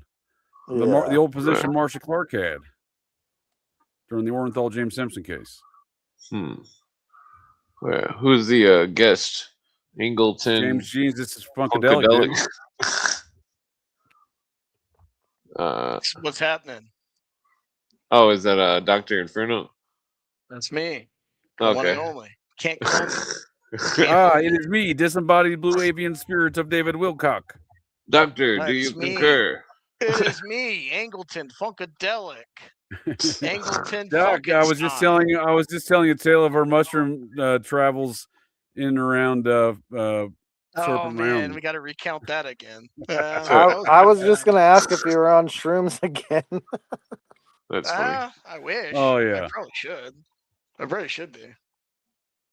Why? Yeah, right. Why not? Right. I wish I was. Yeah. I mean, why not? You can buy them legally in some states. Chip. I don't know which states, but I know DC sells them DC, legally. I can't buy them. Maybe. I mean, not where I'm at. I think Colorado does. There's a couple states besides DC now. Washington D.C. I know you can. I'm not that far from. You can get DMT vape pens in Washington D.C. The devil Hell wants yeah. you to do that. Yeah, but after the yeah. fraud Wow, that's period- crazy. I That's thought wild, isn't it, DC dude? was like the most locked down place. Oh, dude, Yeah, they they're legalized pretty liberal when it comes to mushrooms, the DMT, shrooms. and something else, right? Hmm. Was Yeah. that the Joe Rogan thing? Is this like the Ketamine, new maybe? shit? This happened a few years ago. It's been going on for at least 5 years. I feel like. That's weird. Oh, What about those? interesting. Anyway, how are you guys doing tonight? Greetings from Pretty good. the disembodied spirit in the acausal realm. I'll put in a good Angleton word for you with the Funkadelic. Blue Avian, sir. That's all the best I can do for you. Hell They yeah. are. Well, I mean, I'm overlords. Angleton. Of course, I have The a good word. I mean, Funkadelic. Did you join the Funkadelic, Grateful dude. Dead hippie cult? I mean, I fought the communist. I fought Ken Philby. You guys forget about Slash me? was the communist, right? Was the Yeah, communist I think guy? Angleton was the communist mall. No. Well, I just Angleton is definitely not a commie. well, that sounds like some communist would say. Angleton's pretty chill when it comes to the anti-communist. He was the neighbor to Danny Casolaro. That's a fun fact. Oh, whoa. You What? wouldn't have Gladio without me. Well, he's definitely a big part of it, right? Yeah, Yeah, Casolaro you'd grew up have next to Gladio. James Jesus Angleton. Yeah. Oh wow. Yeah, he was my next door neighbor. I Jesus. mean, I may or Yeah. may not have something to do with all the whole. Well, that's what I'm saying, homeless dude. Casolaro's software. Yeah, dad. never I'm know. sure Casolaro's dad was getting some Funkadelic on, right? Yeah, absolutely. We were getting Well, some he- Funkadelic down in the old Yale Skull and Bones as well. Wasn't Casolaro And I was connected a to Johnny West? bonesman. Cassolaro was the reporter of what I would probably describe as some sort of NSA outfit or front. In the he wrote a quarterly magazine on computers. Died in 1991. Yeah, and he his father ran a company called Litton Bionetics, I think it was the name. Was he connected to Info Technologies as well? Well, he's the one who's writing all that Promise stuff about all the Yeah. Promise software. Yeah, but his Yeah. father. Yeah, he was. By the way, JJ, I put a link to another Scientology suicide in Uh-oh. 2015. Jim Carrey's girlfriend Hold on. No shit. was in Scientology, and then she committed suicide. Oh, wow. I'm vaguely Yeah. familiar with that. I didn't know she was a Scientologist. Thank you, sir. Yeah, there you go. I'm thinking of The, the other But company. Casolaro's father's company came up in the Iran-Contra hearings in the Kerry committee. Damn, I'm pretty sure the company was called Heldon or something. Heldron or I it was think like it's Schindler's connected to List. it was connected to the Info Technologies. I don't have to. I got it in my bookmarks. I'm pretty sure. I'll have to dig that up later. Well, his again, yeah, Litton Bionetics Research Laboratories, and Dr. Joseph Casolaro was the founder and CEO of the company, and they were making night vision goggles. They were being sold. They made it into the Iran-Contra scandal. They were being sold to various outfits. Did in you their watch that armory. video I sent you the other day about the silencers? No, you sent me a video about silencers, dude. Yes. Oh, This boy. On my Twitter. Oh boy. It might have been. This company, Okay. it was like a sawmill up in northern Idaho. They got caught with like 2,800 unserialized Whoa. silencers. That's exactly what they were doing on Iran-Contra. Yeah. Hmm. I saw that shit and I sent it to you. I think it is on Twitter. to be honest. legal manufacturing, like gun manufacturers. They were manufacturing parts without serial numbers. That's interesting. And then that guy, that whole dude, I think I found him, but that dude he was in charge of the armory and combat arms section at Fairchild Air Force Base. He got busted. The whole arm they got busted selling guns and ammo from the Air Force inventory. But he's the ringleader specifically who got shipped to Whitman County Jail on December 5th, 2022, and then disappeared into the prison system, nowhere to be seen. The octopus. He's something. I don't know. They No, I disappeared mean, the guy. I don't know if he's a. They call it the octopus conspiracy. The people that It's one the guy same you're talking about- conspiracy. They're doing the same shit. It's the same Yeah. same Muppet. I looked up Castellero. I was thinking of Earl Bryan, not what's his name, Earl Bryan. He was Yeah, Earl connected Bryant was to, deeply involved in it. Yeah,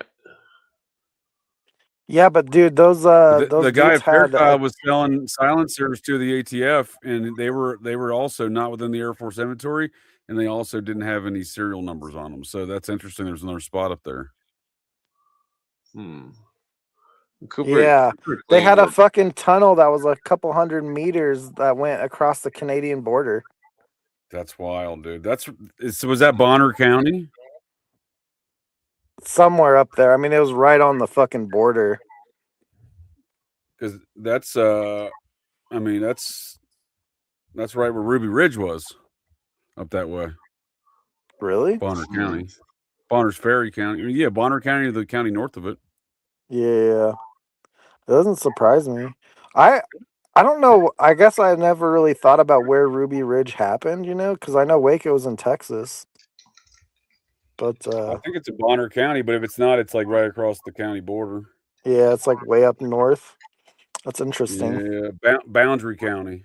So the county north. When I of- was young, like junior high, I think I had I don't remember how he was related to my family, but we went up to his house up in Bonner's Ferry Okay. for like a family reunion or some shit. Yeah, I don't. I try to look in to see what even started that whole Ruby Ridge affair, what the precipitating event was, and the complaint was from a guy who was supposedly his neighbor, but the only record of the guy's existence was one PO box there for like 2 years in the 80s, and otherwise he was born, raised, graduated high school, raised his children, and died in the same small Indiana town.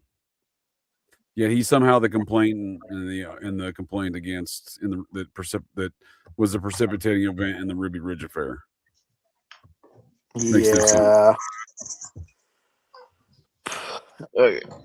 I don't fucking understand these Fed boys Well, because I it's wanna like bring up, if there's a peaceful protest, they just send their goons in there to fucking start shit, make it not peaceful so they can close it down. You know what I mean? Yep, that's the Chaos Squad, right? That's what they do. That's what they do. Yeah. that whole Ruby Ridge thing. When Cooper he reads the case, the testimony or whatever. He reads the case or whatever, and fucking where's my cigarette roller? That it seemed like I like the chat. Clint, where's the dude with the glasses who doesn't wear clothes and nods out on the streams? Harry the vampire. Dude, Harry's so funny.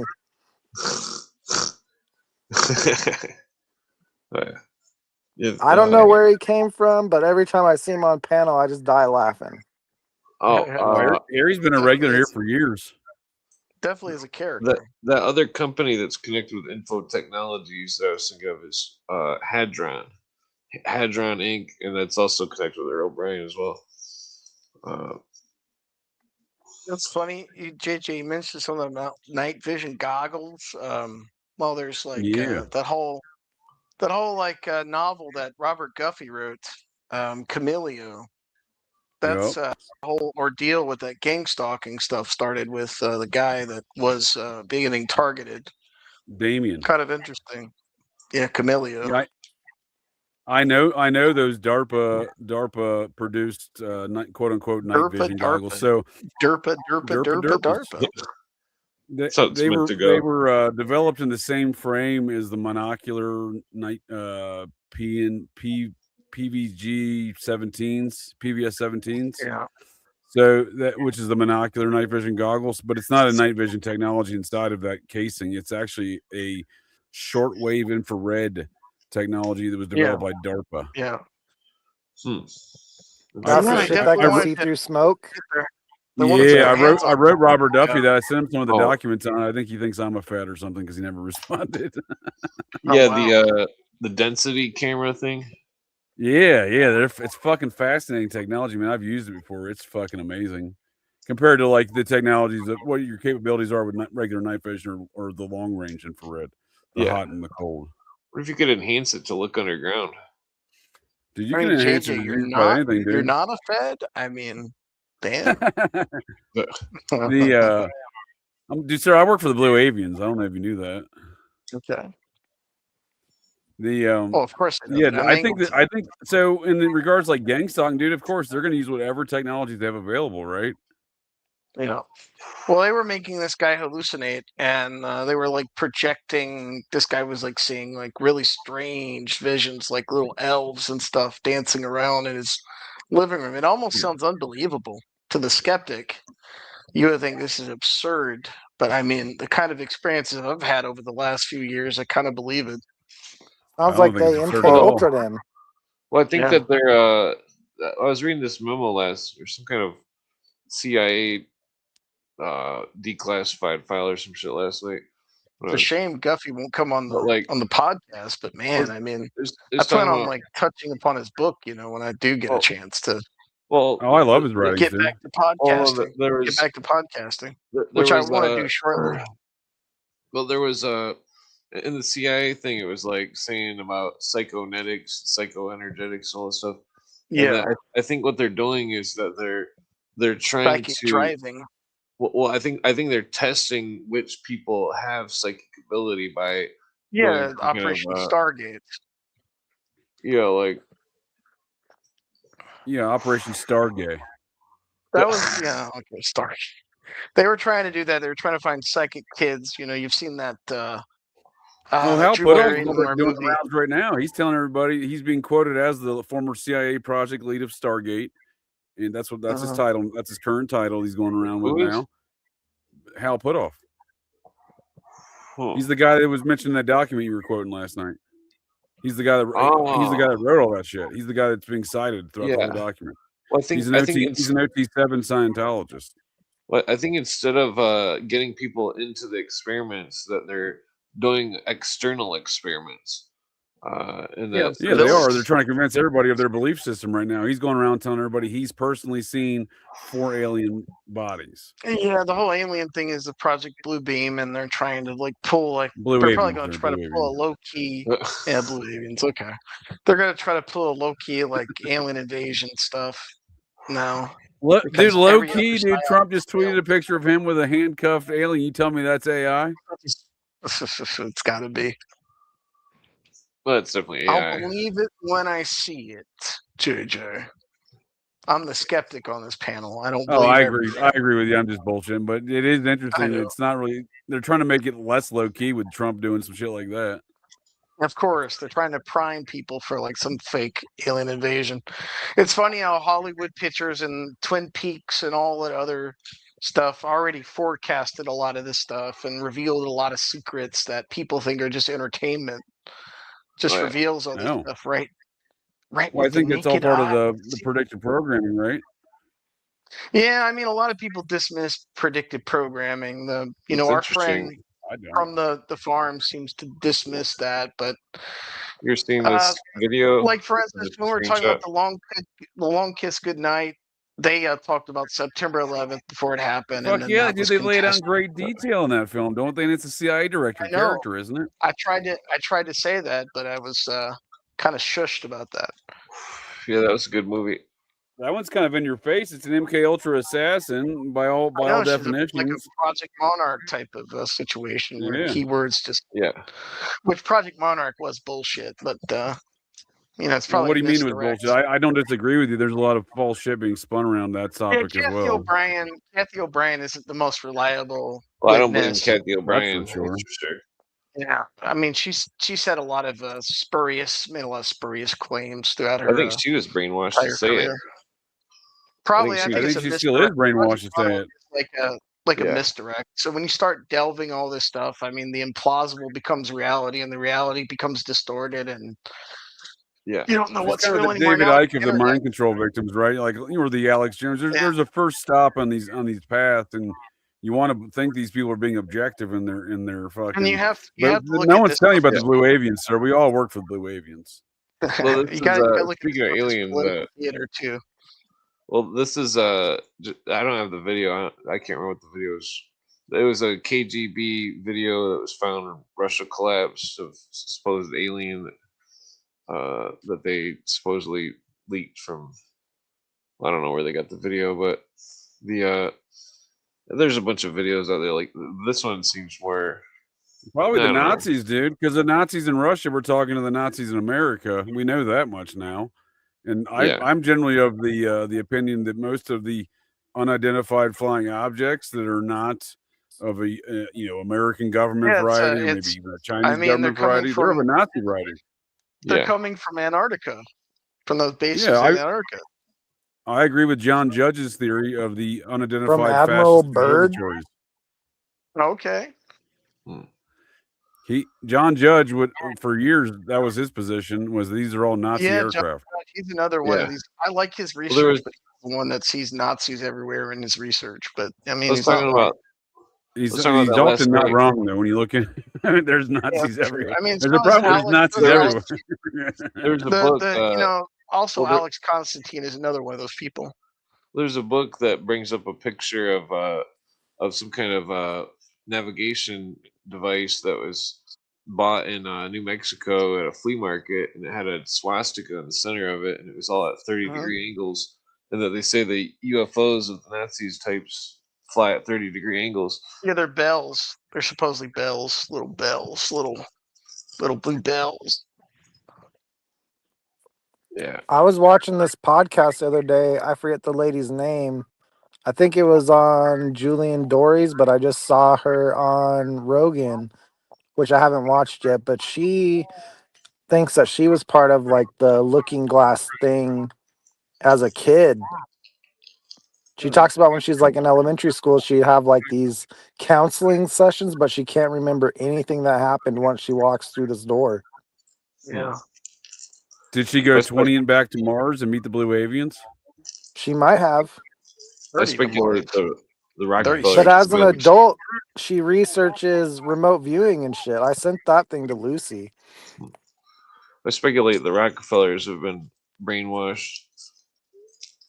That's because, or that they're, I don't know. That I'm still trying to think of a motive why they would fund some guy. I think they all brainwash each other, dude. They instead of trying to get one over on each other, they're always trying to hypnotize each other. Well, I mean, I wonder if the Mesmerize. CIA tried to brainwash the Rockefellers. Because Yeah, dude, you ever seen that clip of Bill Clinton, dude? He's completely brainwashed in between takes on a live interview on TV in like '97. yeah. Well, Cooper thought He's like, look, his was- one eye's all funky. He's looking all sorts of fucked up because he's been hypnotized. yeah. Brainwashed. Cooper thought Billary was brainwashed in Russia. Based on When he took his lover's retreat with his roommate Strobe Talbot after they got flunked out of Oxford during the fucking senior Yeah. year. yeah. It's not suspect at all now. Strobe Talbot and him allegedly got kicked out for having a homosexual relationship. Well, plus there was a weird Oh. connection with the bar association in Arkansas that I haven't looked into yet, but it was some sort of international connection that I thought was pretty suspicious. Well, that's what makes so much sense to me. If Bill Clinton's real father was old J. William Halfbright, because he'd just be taking over the enterprise. He had Rockefeller and Halfbright there as the senators for a while. Yeah. He's got to be connected to somebody. Well, yeah. I mean, how else does he get a photograph with JFK when he was president, and Clinton gets the? You don't usually go from Georgetown to Yale. Clinton, Hunter Biden, our resident crack professor in America, he did the same routine, Georgetown to Yale. What fraternity were they part of? The skull and butts. That's where they put each other's skulls up each other's butts. Hmm. My wouldn't doubt it. stepdad's family's all from Arkansas, and one of his aunts has a picture with Bill before he was president and shit. Like, I forget where they met him, but I've seen the picture. Old Hot Springs, Arkansas, Al Capone's mafia-run town. Yeah. Which makes a lot of sense to me when a retired captain of Chicago PD described to me that the Rodhams were major figures in the organized crime underground, and Hugh Rodham Sr., Hillary's father, allegedly took over for Al Capone when Al Capone went to jail.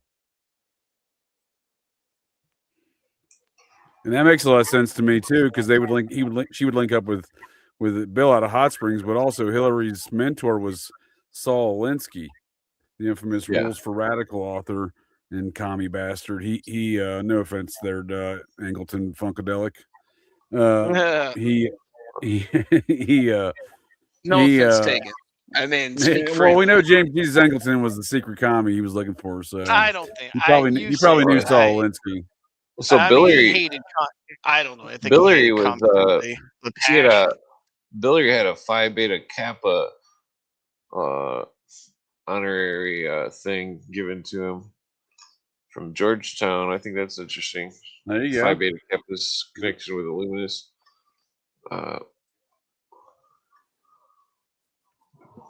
Well, Saul Alinsky did, on paper, like provably did the books for the Chicago mob, so that would make sense why Hillary was so fond of him. If her father was the head of the mob. Connected to good old Abby Hoffman too. Yeah, there's no aspect of Abby Hoffman that doesn't come off to me as a total fed from like start to finish. Not that he was like later co-opted. Like he set up the Black Panthers in Chicago. Definitely set them up. And he was the Yippies. Yeah. Lots of sus activity with the that old Chicago. I think it was what was it? The Chicago 8. Lots of sus activity. He met Forrest Gump. I saw that on the camera. Yeah, that's authentic. I can verify. More authentic than these alien pictures we're getting, dude. Dude, that video was way long more before Abby AI. It's way more That Forrest Gump video has to be real. Yeah. And pissed in the White House during the dude. It's more believable that Weezer played on the set of Happy Days there in Buddy Holly. Yeah, Forrest Gump pissing in the White House bathroom and with that Maryland. Way more believable than all this fucking dude. Forrest Gump is the one who tipped off the cops to Watergate, dude. That's way more believable. Hell yeah. Is this Forrest Gump right here? Or is this? Is that the one from the 1995 Fox autopsy? Because what was released in those documents is the heads of Project Stargate said this was the real thing. Kit Green, and from SRI there, along with Hal Puthoff, said this was the 1995 Fox alien autopsy was a real alien. Get the fuck out of here! I love that show. Hilarious. Looks like they're putting in contacts. Yeah, I had that one guy from Star Trek: The Next Generation. Generation. This is ketamine therapy, dude. This is Joe Rogan ketamine therapy. Ketamine, hell yeah. Aliens on ketamine going in that K-hole. Dude. You know, as soon as the aliens, divulge their existence, they're going to start doing ketamine and going in flotation tanks, dude. They're going full they're going to hang out with Elon Musk doing that. And Peter Thiel. There you go. Kicking it. I don't think I want to take drugs around Peter Thiel. Yeah, of course you don't. Seems a bit rapey, doesn't he? A little bit. No. You ever hear Tom O'Neill talk glowingly of his dinner parties he goes to at Peter Thiel's house? And Peter Thiel has a blood boy too, where he's got a blood boy. I think his name's Tom O'Neill. Blood boy. Yeah, probably. The author of Chaos. O'Neill. Everyone wants to watch his ball. Some I'm pretty sure you remember the process. And also, Project Chaos was a part of Angleton's whole. There you go. Thing as well, yeah. You're spying on those anti-war protesters. For sure. And Tom definitely confirmed had a Process church member on his research team for that book. I wonder why there's no mention of the process, right? The process in my process.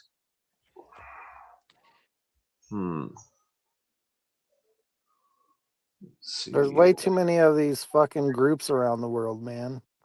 You know what's interesting, JJ, is Carol Howe was into like Genesis P. Orridge. She was really into that stuff. No shit. I didn't know that.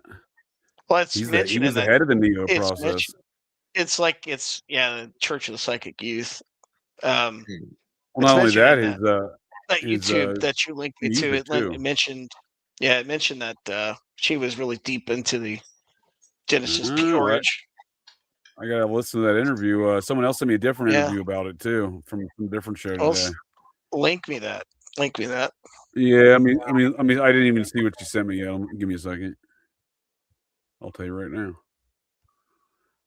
So I know the Yeah, whole Carol Howell story. I mean, well, I can't find any evidence of that actual. So I'm, the assumed identity or the fire, Truthfully, dude. There's no evidence of that. Not yeah, just Carol Howell's death. there's none. There's none. I mean, Yeah. if you listen to the interview where the guy that he Eric might be a Hunley? person you could interview as well because he follows me. He might follow you as well. He Eric has, like, Hunley, some dude. I podcast. think he works for the U.S. Army intelligence. That's just my opinion. Really? Yeah. I don't so much care about credentials as long as I give information. Oh, I don't either. I listen to his episodes because he's part of the Process Church Cover Upper movement for some reason. Yeah. It's called Well, I was Weird Scenes Inside the Podcast, number 5, Carol Yeah. Howell, Dead or Alive. Oh, okay. I have that one. Yeah. You listened to I that may one? have linked you. I think I linked. Yeah, I did listen to it. It really doesn't Okay. give. It gives a little bit more information about like what happened with the fire, but it doesn't give any other. Where's the evidence of intricate the fire? details. Yeah, that's a good question. I mean, they claim that Carol Howell was throwing cigarettes underneath the under the crawl space, which doesn't make any sense at all. Well, I searched the And- local police and fire records, dude, and there's no record of a fire at that property. Or name attached to this. There's no record of any of that. And I've always speculated, the small town, sheriff's department and all those other people are probably clicked up through, the local Masonic lodges. That's kind of how small town America works. That it's a And dirty the little FBI, secret. dude, they've instituted Yeah. a real fucking Gestapo style situations, secret national police style throughout the whole nation. because they send all have to these, have some. They have to have some. they send all linkage these guys from because- those departments to the FBI Academy, dude. But yeah. I mean, they have to have some linkage because they put all these confidential informants and these people they have under witness protection to all these small towns. So, the police have to know That's all the that thing. stuff. I couldn't find any kind of records of not that there necessarily would be, but I couldn't find anything that indicated she was even in witness protection. Didn't Yeah. MPD's captain just graduate the FBI thing? Yeah, and what's his name had done it before back in 2021. I think it was one. There's a couple. They have 5 or 6 dudes on the force there in a small department. Have all gone to the FBI Academy. Yeah. Interesting. Like I said, they have a lot of small town police people eventually become FBI agents, and if they're talented, I suppose, quote unquote. Well, we got 1 seat every year, dude. That's all we got for 40,000 folks in the U.S. Air Force Military Police, a force larger than that of the NYPD. So I think we should how trust Moscow's military getting so police. many seats I mean- in the FBI Academy. Seems like there's some more shenanigans afoot. Yeah, I don't know if we should trust military police. They might be up to something as well. There's there's an Air Force dude every year, dude, that goes to we get 1 seat a year, and they might now get more, but we used to only get 1 seat a year because they were always trying to get me to apply for them. Like, you guys go fuck yourselves, dude. I'm not going to go to the FBI Academy. Do they sweeten your deal though? Give you a nice pension? Fuck no, dude. I refuse to go to almost every school, dude. I had so many opportunities to go to different army schools, air assault school and shit like that, and I'm just like, fuck that, dude. Sniper training? I was like, yeah, dude, fucking Muppet training is more like it. Kind of unrelated, but I've been looking into sniper cases in America, and that Rio Grande sniper case really caught my fancy. It's an interesting case. You familiar with that one? Refresh my brain hole on that one, sir. Rio Grande sniper case. I mean, I am a trained sniper. It was a sniper case where these people were sniping out these witnesses that were informing allegedly on the cartel around the Rio Grande area in Texas, and it's a big case there. Where they were. Oh, this all surrounds the whatchamacallit brothers, the same guys that were behind Judge. What's his name that Harrelson murked? Maybe you can send me more information on that because I've been looking into that. Did you know who Alex Stein is? Yes. His father was the bail bondsman for You that mean the drug overlord. YouTube guy, right? The YouTube his comedian, father was the bail bondsman down there in Texas for That's interesting. the drug overlord I'm thinking of. Yeah, they had like the Lebanese guy that is implicated in with Woody Harrelson's father. What's his name? Has Yeah, like there a was really two Mexican brothers though. They were apparently behind all that. I can't recall his name off the top of my head right now, but it's a Lebanese drug dealer that's connected to Las Vegas and might even have some connections to the company and the Bluegrass conspiracy. So I there's think they like all, some yeah, I think really, they're all connected, right? I think all of these things yeah, are connected, man. yeah. I think What we're are they just doing in propagandizing to Lebanon? think they're not Poppies? connected, right? Well, I mean, the Lebanese, a lot of the heroin trade funds, like Hezbollah. Hezbollah used to fund a lot of their quote unquote terrorist activity through heroin smuggling. So I believe that drug dealer had a direct connection through that route. And also in Italy during the years of lead, that's how a bunch of Palestinian radicals were getting their money. There was like I think it was the HF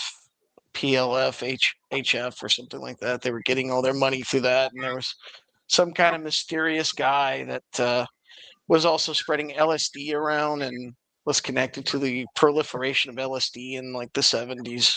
Pretty interesting guy that was somehow friendly with the prosecutor in Italy at the time during the years of lead, and just really interesting connections there.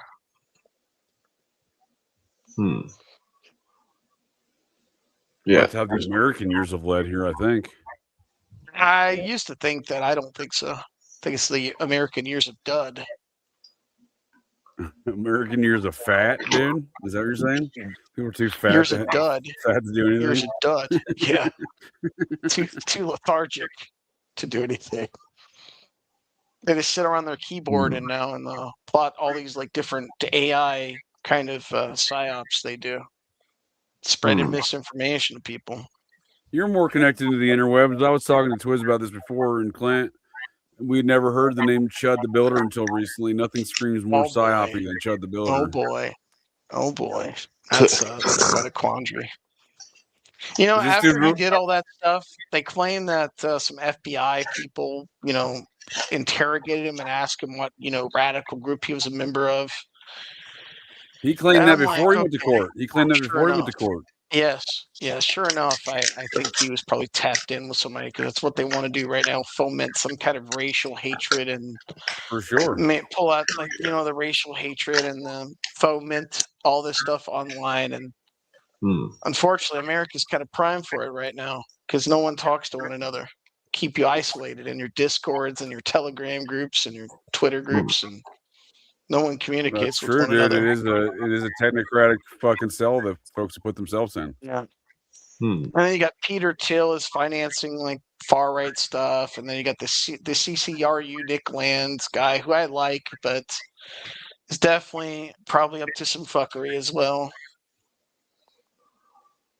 Isn't that the guy who's been everything? He's like, oh, I'm a Satanist. Oh, I'm a Mohammed, jihadist dude. Oh, No, that's you're talking about David Myatt. That's the different guy. It's an 09A guy. Yeah, but they're connected, aren't they? I know they talk to one another, on like some message boards. I think Nick Land didn't like his whole stuff, but Nick Land is an accelerationist, so he'll they have similar philosophies. Yeah, they have similar accelerationist philosophies, right? From what I've gathered between the two. Yeah, a little different flavor, but yes, they all kind of meet in the middle. And they all get funded by our taxpayer money, or what England's taxpayer money. Other people's taxpayer monies fund all this shit. I know the occult is the occult is the boogeyman around here lately, but I personally think the occult is just something that people utilized for. You can utilize it for good or for evil, and most of the government is utilizing it for evil. Well, how do you get folks to do hood rat shit? You get them to sign up for sex, drugs, and rock and roll. Yeah. And get all these like wannabe goth types that never outlived their goth phase. So they think that they're hailing Satan, but they're really. Dude, I was thinking about starting a goth phase, dude. What do you mean getting over it? I'm gonna call myself Asriel, the Prince of Darkness.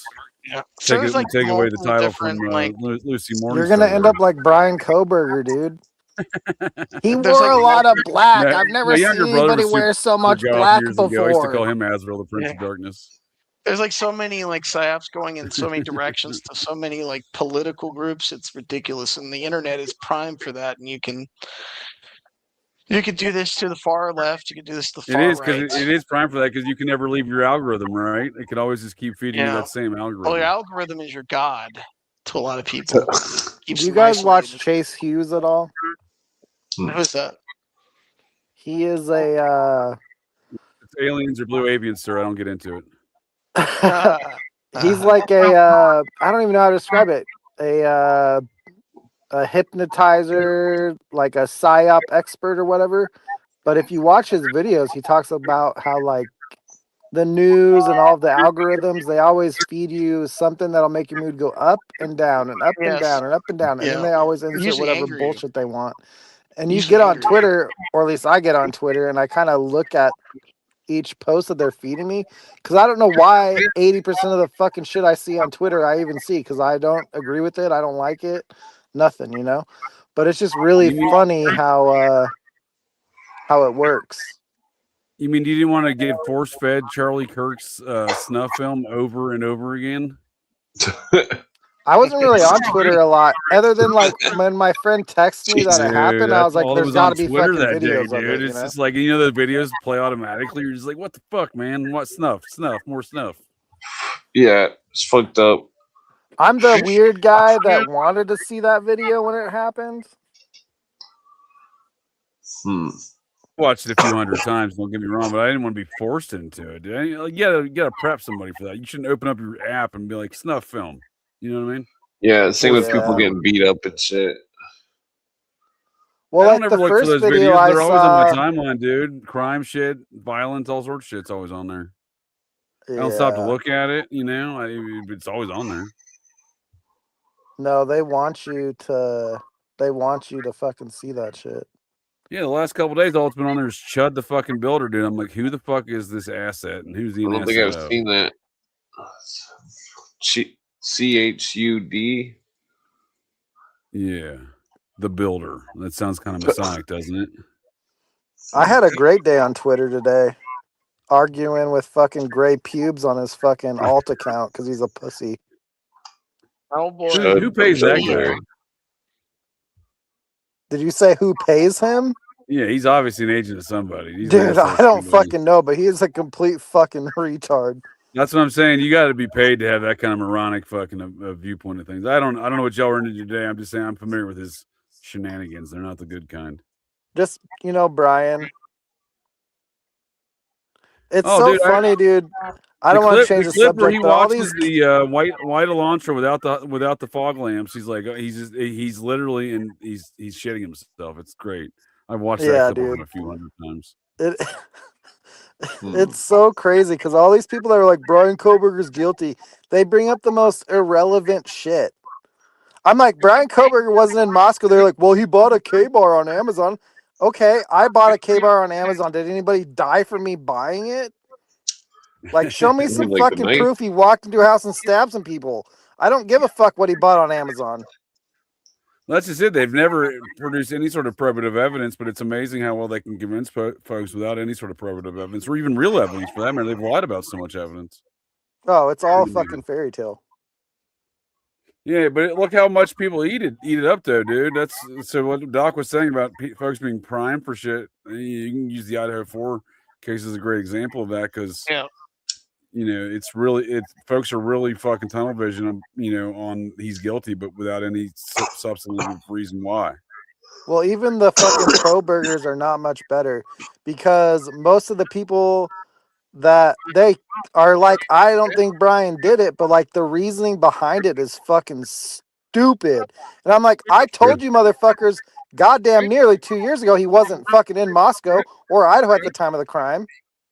Like, you guys could come up with some fucking shit that actually is based on reality. We don't need a bullshit reason to why Brian Koberger is innocent.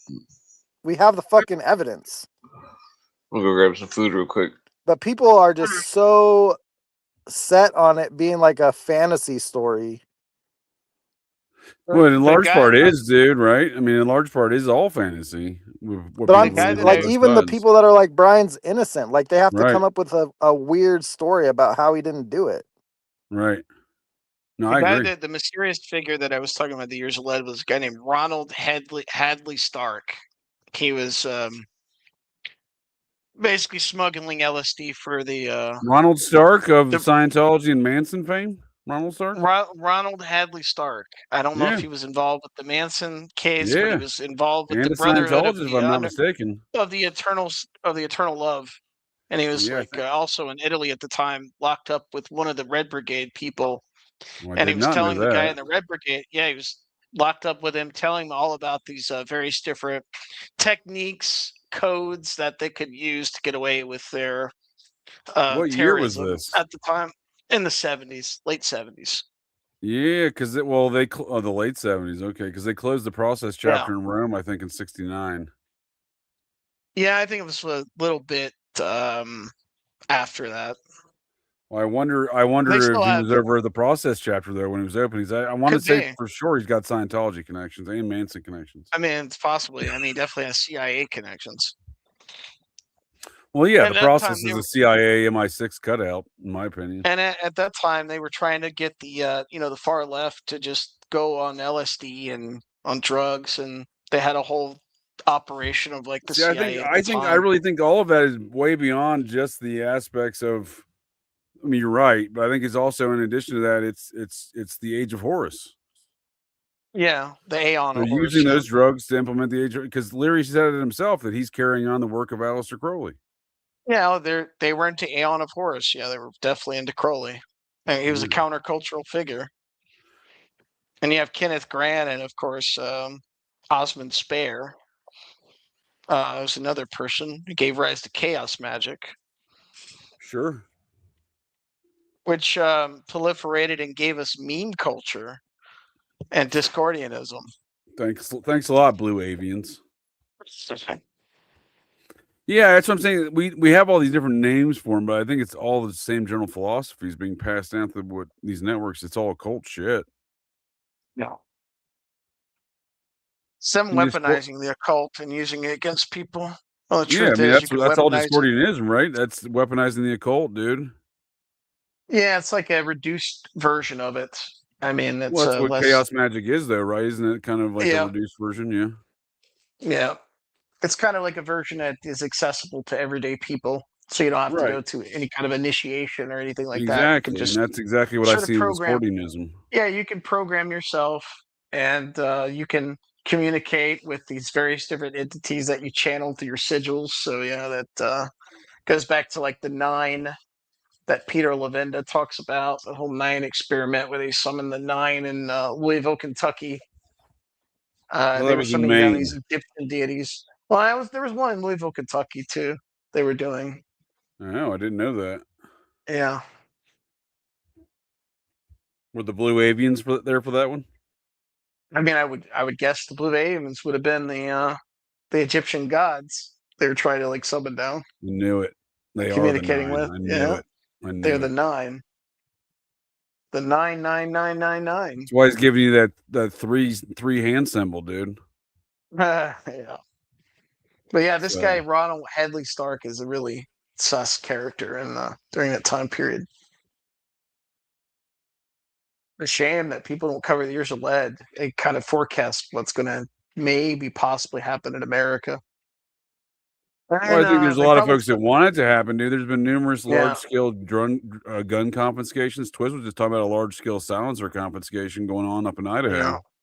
Yeah, and then they want to like act like the CIA doesn't share information with like domestic entities, and then you have PatCon, which is pretty much played out in the same way that Gladio is with the P2 Lodge, only this time with the Shekshini Knights and Dude, they have some of those Whitmer Knights of kidnapping guys Malta. in Florence Supermax right now, dude, and that was all a Fed Yeah. operation. Yeah. Yeah, 8 of 10 people in the fucking Discord were FBI guys. Yeah, they financed everything. They supplied everything. It's the same with that fucking grocery store shooter up in New York. Yep. The FBI guys gave him a fucking checklist. Oh, you're Do talking this, about this, yeah, and you're, this. you're Like, talking what about the fuck?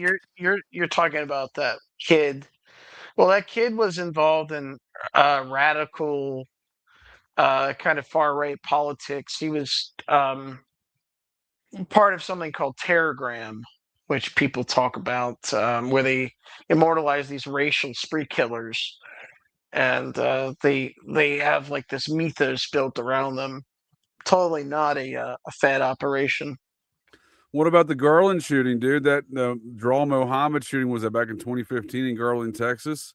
The FBI Yeah. literally drove the shooter to the scene and got pulled over by local law enforcement. I'll tell you. I'll tell you a Away. little bit also about the upstate New York shooter. Is that they were in the same Discord with the Vivaldi shooter as well. They both were in the same Discord. They were all linked to that 764 Terragram stuff. It Really? was probably all run by the FBI. Yes.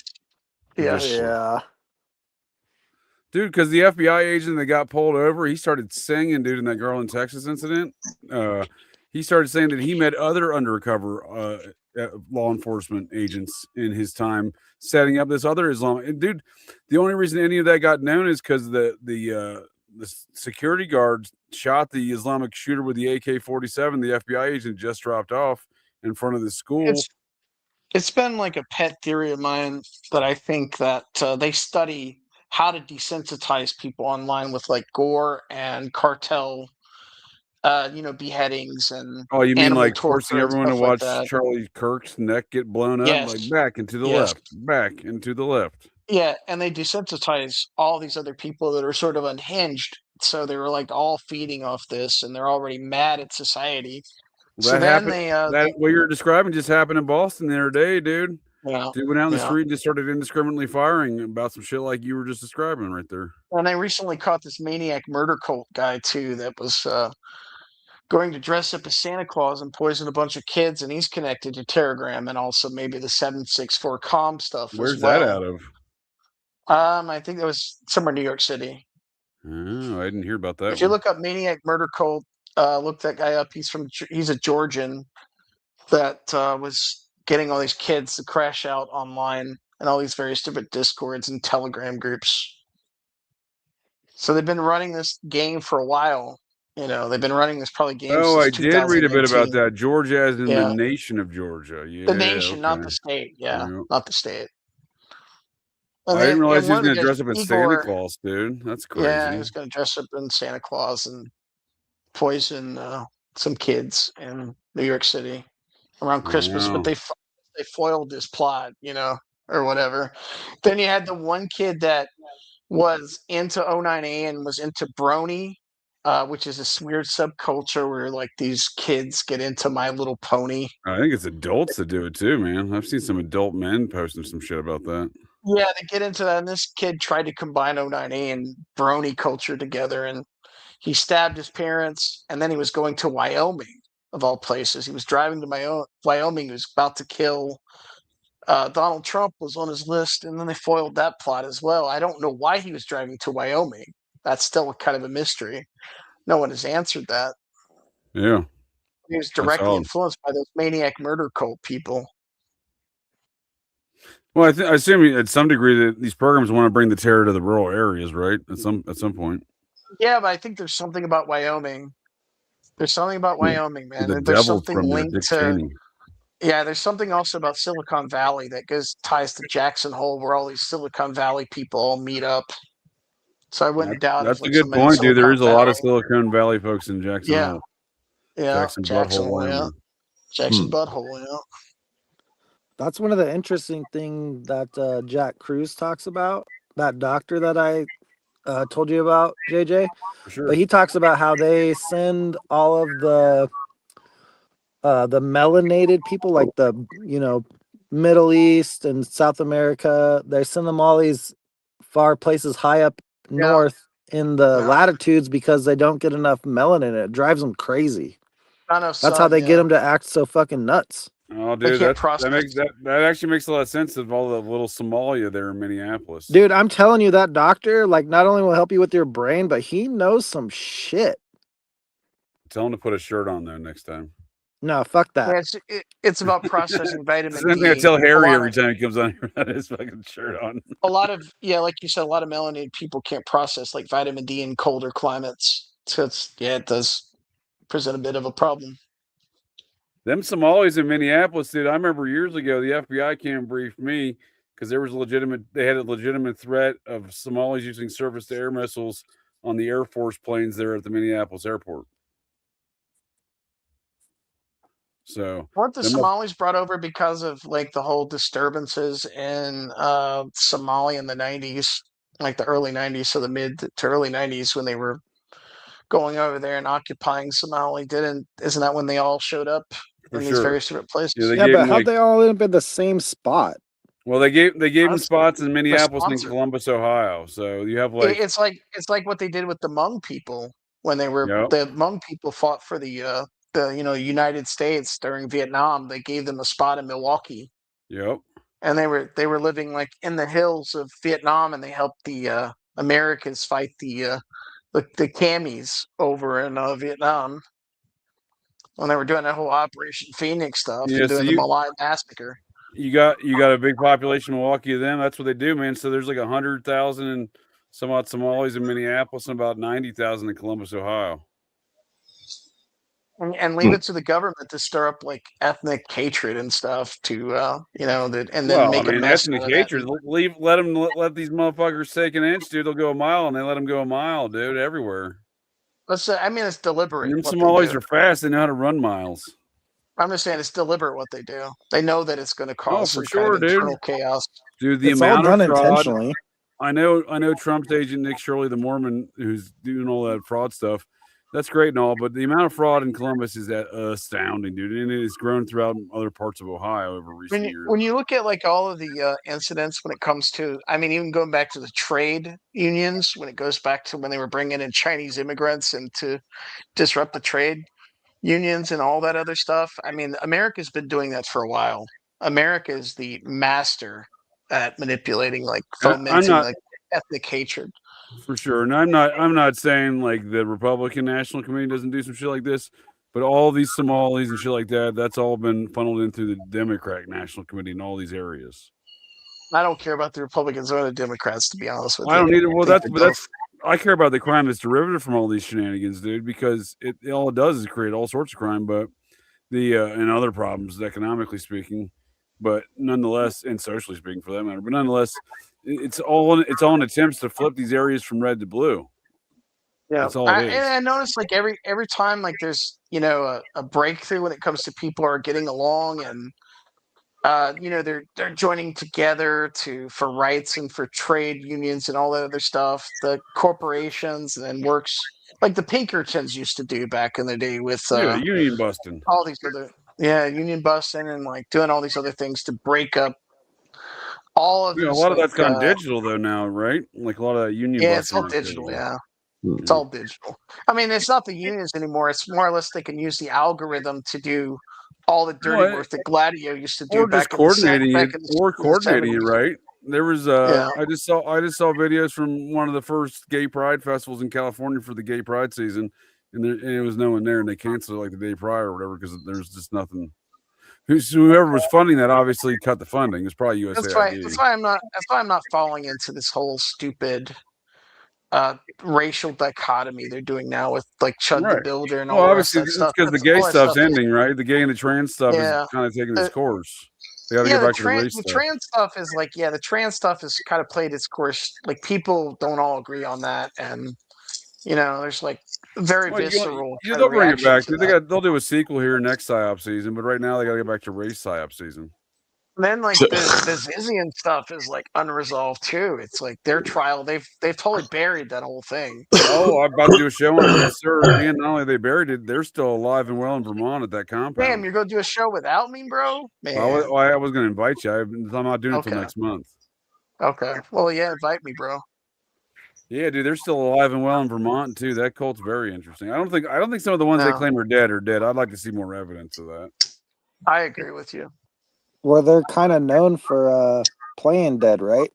Yeah, and I think a couple of them are feds, dude. The two that are from Bill Gates' private school in specific. I should say what's his name? Yes, Ziz definitely faked his death multiple times. Jack Lasoda, so, yeah.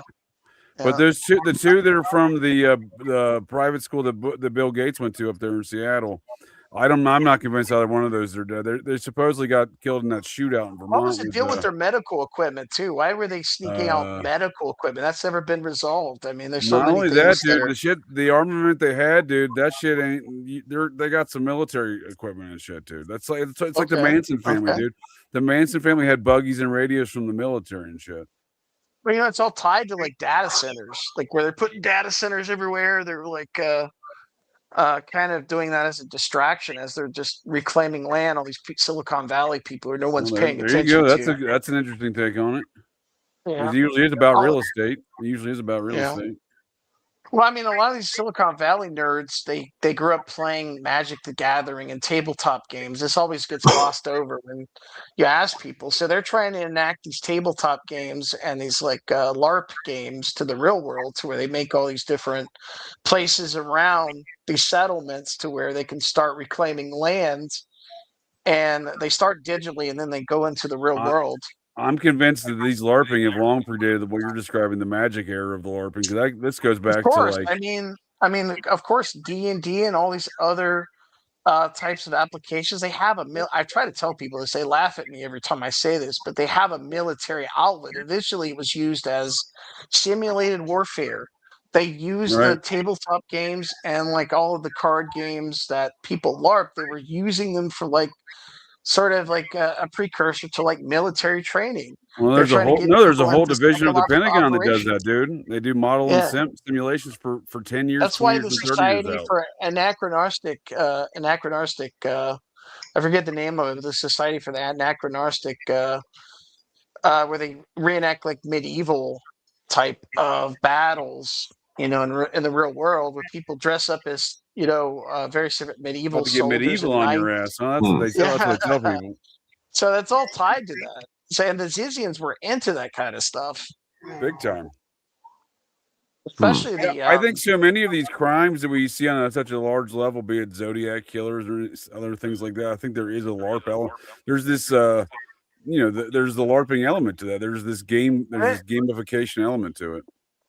Yeah, then you have like the Jessica Pat, I think, is one of the offshoots.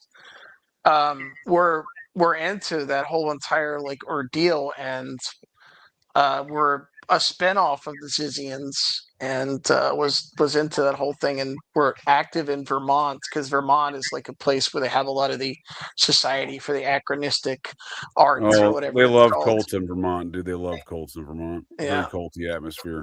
Always has been. Oh, it was the Vassarites that were a spinoff for the Zizians. The Vassarites. Vassarites, okay. Yeah, I mean, dude, there was even a Process Church ARG at one point in time. Oh, really? I didn't know that. Yeah. Oh, that's right. We were talking about that before when you were last time on my show, Doc. We'll have to do another show on that one too. Hell yeah. Because I don't know enough about ARGs, but I'm interested by the concepts. I don't think people are that interested in ARGs. I noticed that like I don't think people get it, dude. It's just a level that it's just hard to understand it. Folks would go to such an effort to commit crimes to also implement an ARG kind of atmosphere. I do find it interesting that Cicada 3301 started around January.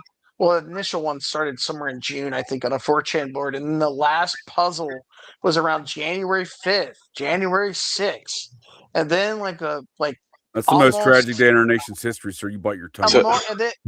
And then like almost like clockwork, the last Cicada puzzle is unveiled on January 6th, and then flash forward a couple of years, like 5 or 6 years, and then you have the whole ordeal with January 6th. So what you're saying? I didn't realize that. You're saying that look at the coordinate. Look at the way it's coordinated. Yeah, look at the way it's coordinated. Look at the trend there. It could be a coincidence, but I don't know. I doubt it. Not as orchestrated and organized as January 6th was. I doubt it was a coincidence. Man, it's just one hell of a coincidence to have like some security backed, logic puzzle such as Cicada, and then it ends at January 5th and the 6th, and then you have all that stuff with the Patriots going up there and invading the White House. By Patriots, you mean elderly citizens of an AARP variety taking selfies inside the fucking Yeah, Like well, you also have a capital. bunch of alt-right. You have a bunch of alt-right people there too. Like Yeah, Baked they're all on the Alaska. take, dude. Jaden X is back in social media. He's a Mormon on the take. He never went to prison. And you have that one guy that was with in that one group that was started by Gavin McInnes, The Proud Proud Boys. Boys, Terrio, who is probably connected to some Alpha 66 anti-Castro. Well, I think Gavin militia McInnes is an agent, dude. That motherfucker's a citizen of Ireland. Yeah, it's weird. Ireland. It's strange. Yeah, it's weird for him to have so much. Why does he care so much about American politics? He's a Canadian Irishman. Yeah, exactly.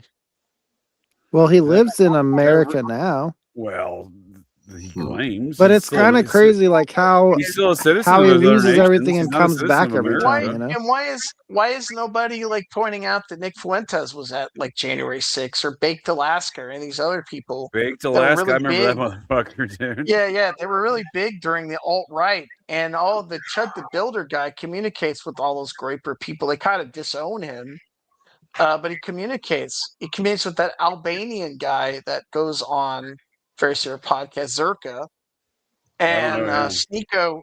Yeah, Zerka, and then Zerka? Sneeko. Yeah, Zerka, the I know Albanian Zerka. guy the Albanian guy that's connected to the Groypers. And then you have Sneeko, who's definitely connected to Nick Fuentes, goes on an interview with like DJ Academics and then defends Chud the Builder. Isn't So it's Sneeko like kind of literally interesting. retarded though? Is he the retarded fellow that was like having sex with Nick Fuentes or something like that? I don't know. That's a different guy. That's like Ali Alexander, I believe. No, That's the guy you're I know who talking you're about. talking about. He's a diddler. He used to work there too. Yeah. His I mean, attorney Sneeko's was like Barry the Coleman, little who's the one- who's Asian the one dude. opposite Candace Owens and all that. Candace Sneeko Owens business. I think Sneeko is half Filipino, half black, and half Jewish.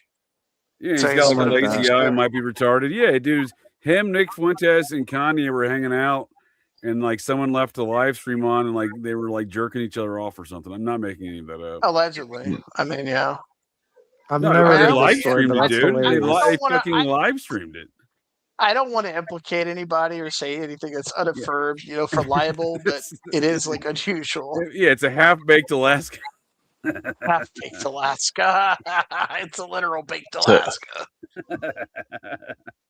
I just don't know. There's a lot of sus stuff around there that nobody talks about anymore. It's like people have memory hold the whole thing. I agree with you on Fuentes. He's definitely fit. I like how he throws that lady out in a sense of this Muppet world. Like, in a sense, like how he throws that lady off his front porch. Like, what in the And fuck? He doesn't go to where prison the for hell that, did all dude? these people? Where the hell did all these people come from? I mean, Dan Bilzerian. Where the hell did these people come from, man? I mean, these Oh, fake Bill beefs Zarian, dude. Do between- you remember when Bill Zarian was at the October 1st shooting there in Vegas, the Vegas shooting? I don't He's remember live that. streaming No. running away from the Vegas shooting, saying the cops wouldn't give me their guns. I'm going back to my car to get my rig. I'm going to go back in and kill these. He's literally doing this on like an Instagram live stream, like screaming this in the phone while he's Jesus. I running. mean, maybe I'm just fucking schizoid, That's that- fucked No, up. he's where are definitely these a fad, people- dude. He's definitely a fad. Where are for these sure. people coming from? And then all of a sudden, Well- like this stuff, like the JQ and all this stuff. I don't want to take it to the JQ, but like that stuff becomes popular on Twitter, and I'm like, this stuff used to be fringe way back in 2019. All of a sudden, it pops up. And, Yeah, like, people are that's everyone just and their them mother is talking about it. manufacturing the next fucking thing all the time. But JJ, who's Dan Bilzerian's dad and what does he do? He's a Jewish banker fraudster, isn't he? Yes, yeah, that's true. Every time, who's your daddy? What you do? That usually answers the question because that's how these. Yeah, and then Muppets when get that's there, brought dude. up, Dan Bilzerian said, "Oh, but I would be accepted by the Nuremberg laws, and all that other stuff." It's like, what the hell is going on here? Talking about Oh, LARPing dude. online. He's lied about every aspect of his Navy SEAL time. That's all been Yeah. demonstrably fucking proven. Hmm. The first time I I mean, ever if it heard was about him big was he was on the Vegas, Joe it's definitely Rogan money laundering podcast, and I said the involved. same thing. Where Yeah. did this Muppet come from? Yeah, they all got the Rogan connection too. Everybody, Peter Thiel, Elon Yeah, Musk, all they go on there. the Jeffrey Epstein experience is what it should be called, right? Jeffrey Epstein experience. Dude, I was just Or, thinking that maybe just- that's what Dan Bilzerian was doing because for a long time he was traveling the world being looking a lot of chicks. It wouldn't Yeah. surprise me. The jet that Hillary was using was one of his jets. Was a jet registered to him? Huh. Yeah, to the jet. If I'm not mistaken, Somalia also has some uranium too. If I'm not mistaken, am I wrong about that? It has Oh, it like wouldn't some surprise me. uranium All those that's- precious metals they put in cell phones. It may not be uranium, but one of the uraniums, right? No, that's One of them. coltan. Coltan, that's like really big in the Congo and Central Yep. Africa. But I could have sworn Somalia. Yes, Somalia is kind The of new a diamond maritime rush. port. Yeah, they're kind of a maritime port as well, and an entry point into Yemen and all those other places that are of interest to central intelligence agencies, military intelligence. They definitely want to keep an eye on those places.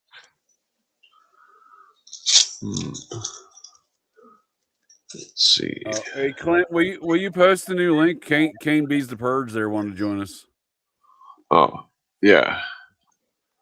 Well, one of these days, See. JJ, I gotta bring you Alright, on let's to talk roll on a about joint. the Idaho stuff because I'm kind of not very well versed on that. I'd like to. Well, it's interesting more because this about recent Muppet who wrote a book was a sniper at Ruby Ridge and at Waco. What was it? What was his Haruchi? name? Christopher Whitcomb. Okay. What He what also is his he also relation to worked Haruchi? CIA extraordinary renditions at Guantanamo by his own admissions. What a What- Muppet. JJ, what's his connection with Lon Haruchi? That was the Japanese guy that killed Randy Weaver's wife and shot his dog. So, Yeah. any connection there? And that was he was also involved. I in don't know that Waco we as know well. who did shoot what there, dude. Is that really known? I mean, they blame Lon Haruchi, the Japanese American Yeah, sniper. I mean, Yeah, he was half Japanese are Japanese. always easy to blame, dude. I would blame him too if I was there. He's Japanese. Well, I They get think- it, of I course. like. I think I a like lot the of the Japanese. acronym Leave 'em agencies alone. got diplomatic immunity. I'm just saying, there's a lot of folks that were snipers at that day. They went on to some meteoric rises within federal law enforcement. I know a couple. I think they were Not all probably Whitcomb. under the Not wing of. Whitcomb. I knew the ATF his name? snipers that were there that day. Because I mean, if what's his name was there, Bo Grits, it's like Oh, They're Bo all Grits. I trying had to some do Bo it. Grits for breakfast the other day. Oh, shrimp and grits. yeah. I mean, who knows if I'm pretty sure didn't Bo Grits just pass away recently, or was that somebody else? No, yeah, he did pass away recently. You're right about Yeah, that. Who knows if he was still like some kind of boss and something? I suspect none of these Muppets leave their positions within this criminal enterprise. That's much like we see Henry Kissinger flying to China at the age of 147 or whatever he was before he died. You know, it's not an easy flight to China. He's taking a flight over there months before he dies. Sorry, That's some guy that's definitely a Sir, this vampire. is not the Purge. Just to let you know that. this is the gauntlet. Is this the What's the- undead after show tonight? 666. We're currently channeling Blue Avians. You're just in time for the alien seance. I totally forgot my cowl, you guys. I'll be right back. Cowl. I forgot many- my shamog. How many actual sacrifices do you guys figure that what is it, Sum 41 song have been performed to that tune? It's, you know, like we're all to blame, gone too far, sacrifice. You know, it's like every time I hear that, I I'm don't like, know that oh, Sum 41 somebody song. out there. Is that a? I don't is know that a that song Slayer either. Is that a Slayer I was song? about to say, you stroll into most parties like your name's El Nino, though. I can tell you that much. If it was a Slayer song, I would have said it's Rain and Blood, and that's the best album they ever put out. I Because don't know, Rick but there Rubin was a produced it. sacrifice. There was a sacrifice to a Slayer song. This Elise Paler was sacrificed to that. Elise Taylor was she one of Elise Hillary Clinton's friends, or No. Some girl in California, some wannabe death metal people sacrificed her in some satanic ritual. One of the guys was a Mormon. One of the Oh, I kids heard about was a that. Mormon. that's you really gotta watch out. I think I trendy, just heard from what I about that. understand. Yeah, Yeah, wasn't that on like Unsolved Mysteries or something? Probably. No, Sounds that like was- it's Unsolved solved. Maybe this one's Mysteries. Solved mysteries. How about that? That's right. I Would get they all my figure it out like Batman a year later? California edition. Yeah, what's funny about that case, I'll probably cover that one day when I start podcasting again, is that the whole region has links to some theosophy center, and the way the coordinates and the ley lines and the whole entire the parallels kind of has some occultic significance to it. So It's kind of an interesting Much case. like that ARG factor, I think there's an angle factor to all these. These Satanists and the cultists all love their angles. They do, yeah. It's a big process, from what I understand. You know, A big process. How dare you? Yeah, some of the occultists thought different acute and obtuse angles would create. By some the kind way, of Clint, effect you in the might be mind. interested in this book right here about OKC and JJ and others. It's called Oklahoma City Day One: A Detailed Account of Bombing of the Alfred P. Murrow Center. It's by Michelle Marie Moore, and she, a chick wrote it. Forget it. Cooper Out of here. Bill Cooper wrote the intro to that book. You might be interested in that. I don't know how you get it. It's like $300 online. Good luck affording it. But it is. I don't think there's a PDF of it either. But it is interesting. I wanted to mention that. Where do we stand on the actual bomber for the Oklahoma City thing at this point? It was the I the stand 10 that different McVeigh was a McVeigh patsy. clones. Oh, is that better? Here, it was attenuating my volume. Is that too loud? Sorry. That's too loud. I'll back up. My bad. Sorry. Sorry. I Is that better? Probably a patsy. Go a little bit down more. You got it. Just to match. Oh, I'm at 1. I was at 200. My bad. I'm sorry. Okay. StreamYard has its own little glitches. I fixed it now though. How happy are we with that? I watched the craziest movie last night. It's ruined the whole show. Jennifer's Body. Yeah, that's based on. That's with Meghan Markle's, isn't it? That's based on Elise Paler. That story is allegedly Diablo Cody, who wrote the movie, based it on Elise Paler's murder and sacrifice in that would California. make sense. Yeah, but it was just crazy because that's what the whole thing is about, is sacrificing. Yes. That that actually makes perfect sense because it's right around the time, because that movie came out in like early 2000s. Mm-hmm. But they it's a pretty violent movie, to be honest. Her to become like a famous band. And what's her name? It was become a band. Was Mark Wahlberg in that by any chance? No. And Megan Fox also is like into like blood. Yeah, that was like her first movie. Makes a cameo. Yeah. Megan Fox and King Gun Kelly. They drink each other's blood. And both her He's in that movie? kids. I just can't grow accustomed to the taste of other people's blood. It's annoying. How do you know that, Kane? Tell us. Wait, how did I say that out loud? I'm sorry. There was a far better film in that genre, Twiz.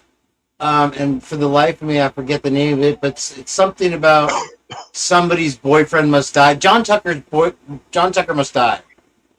And it was actually kind of clever, and it had, what's her name? The chick from One Tree Hill. You know, the brunette that was the big star of it. She was also in Chicago PD. Anyone's Couldn't familiar? tell you. I don't watch gay porn. She's in Van Wilder, right?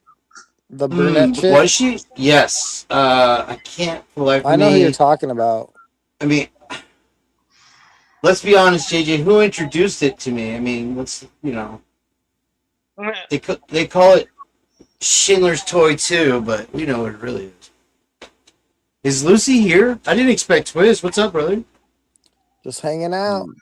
Long time. I should be asleep, but no. I'm telling Mom. Yeah, Lucy was here a while ago. Are we gonna watch movies or what? Snacks? What's the refreshments today?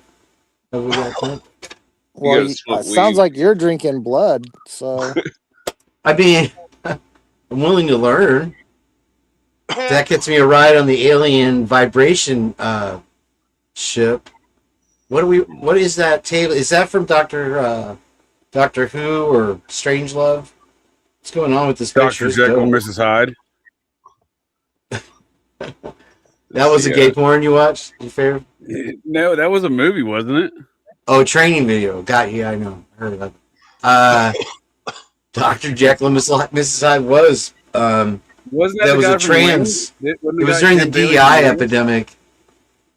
Yeah, it was like that. It was like I think it was in the late '90s, Who, early Lowell? 2000s. They were out of coke. They didn't even have any more good ideas in Hollywood.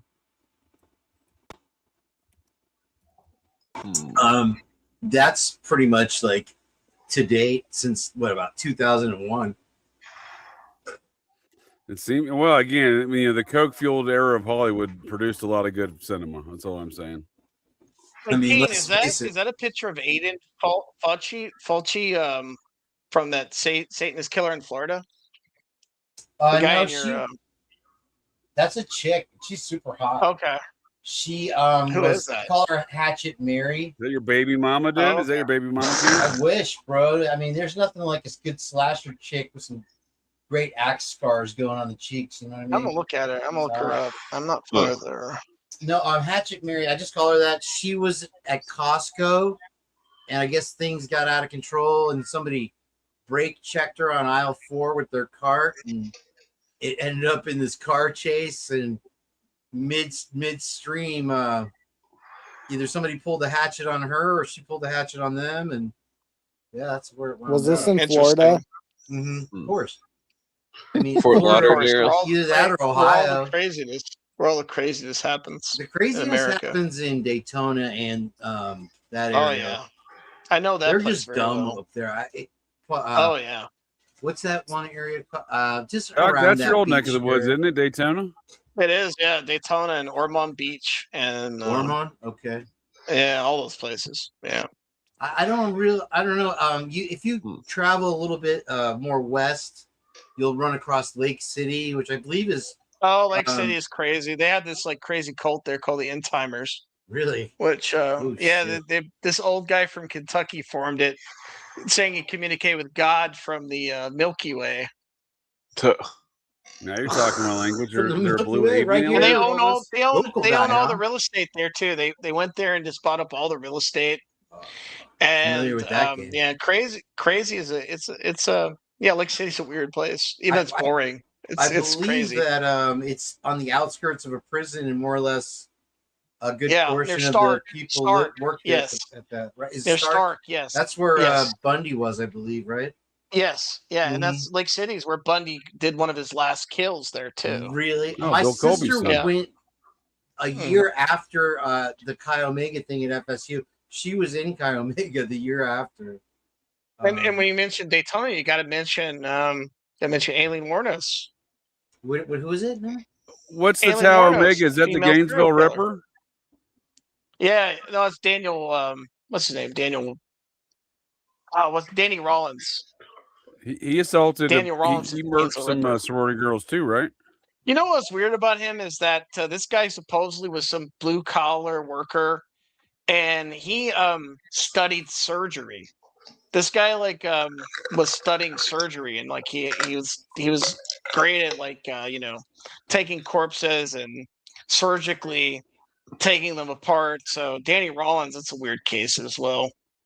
Some Dave McGowan I stuff didn't know going he had on that there. characteristic in his background now. It did, yeah. It did. Is yeah. he a liar like Henry Interesting. Rollins, or what's the relation? there? No relation that I know of. I It's wouldn't funny rule if it you- out immediately. I mean, that's a very unique surname. It can't be that many of them. He's connected to Sandra London too, as a Discordian, kind of a strange woman that was involved with some Sandra London. sheriff. She's a vampire, right? Sandra London. Yeah, she's into vampirism and Discordianism. She Yeah, wrote a fucking vampire. whole Right thing up about Nick Carrie Cage's Thornley. alley there, baby. Yeah, she wrote a whole thing about Carrie Thornley too. She was obsessed Wish I with could do that. Discordianism. She goes to Discordicon, I think, that yearly festival they have for Discordianism. She's always a guest speaker there. The Chapins Where's that go to go that, down? right? Twiz, aren't they big fans of that one? Did Twiz fall I asleep? don't know. Okay. I want to go there just. I want to go there just for the bit. Ooh, And just a troll. you just chomping at the bit. Just the troll, dude. Yeah, Danny Rollins has a really unusual Dave Discord the McGowan-esque Discordians, type dude. of, That would path. be a good troll, dude. That would be an excellent troll. I don't do the Trolling the Discord. It's the trollers. devil's playground, for fuck's sake. Oh, they were the internet meme war trollers before the interwebs meme world existed. Yeah.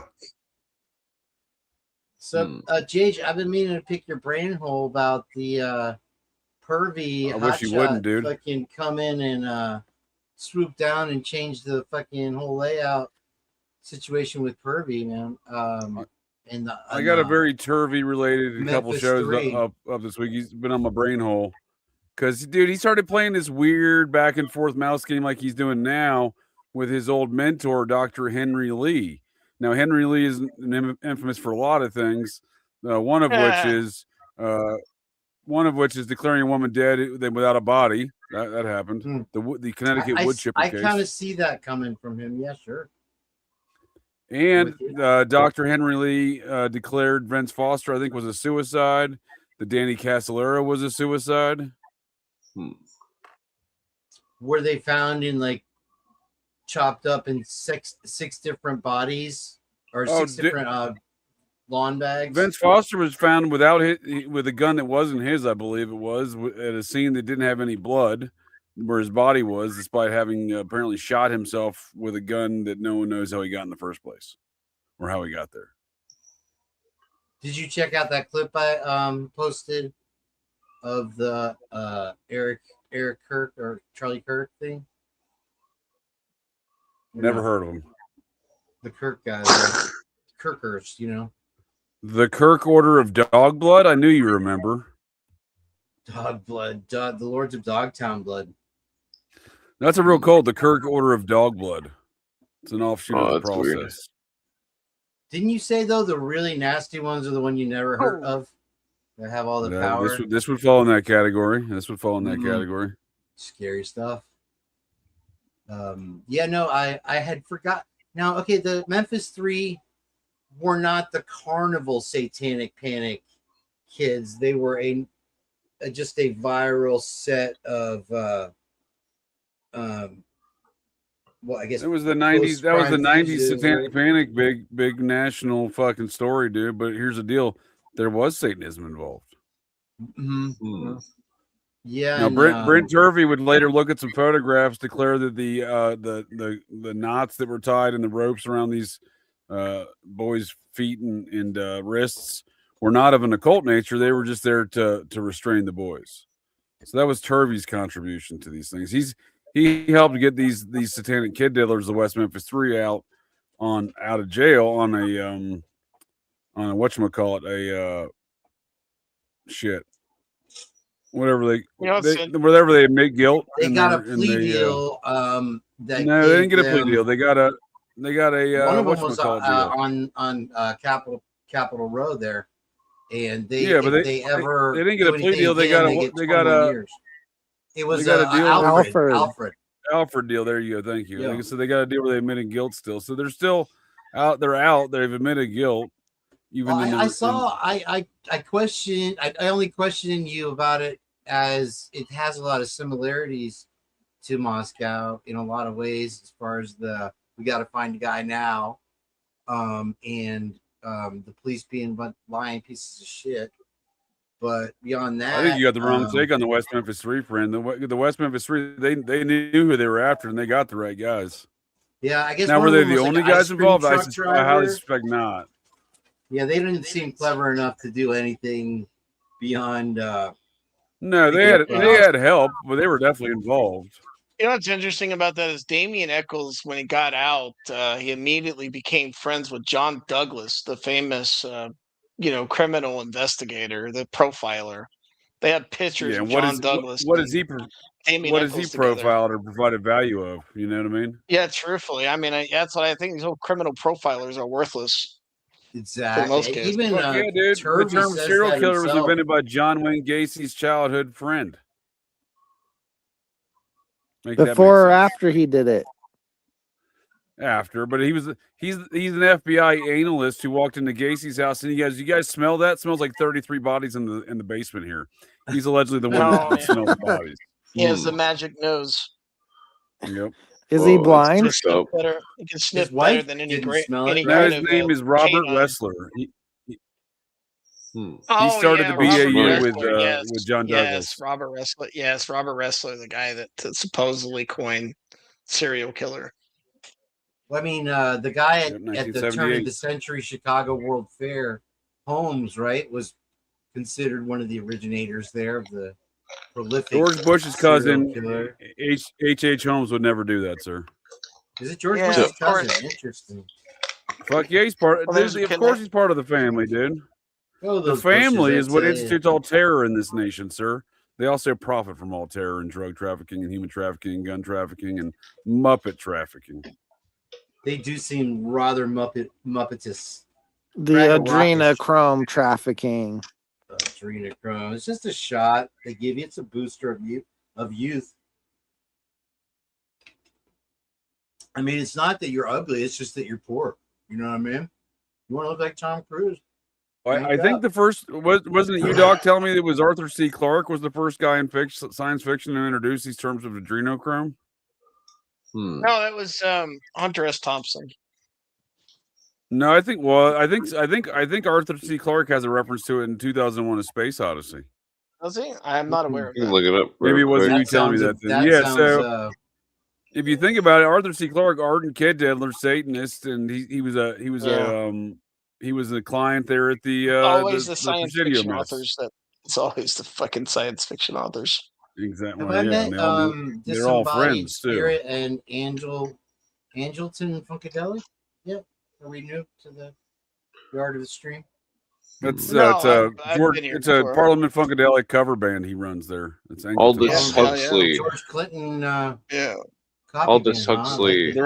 They're all CIA James Jesus Angleton. Is that focused Aldous songs. Huxley? Really?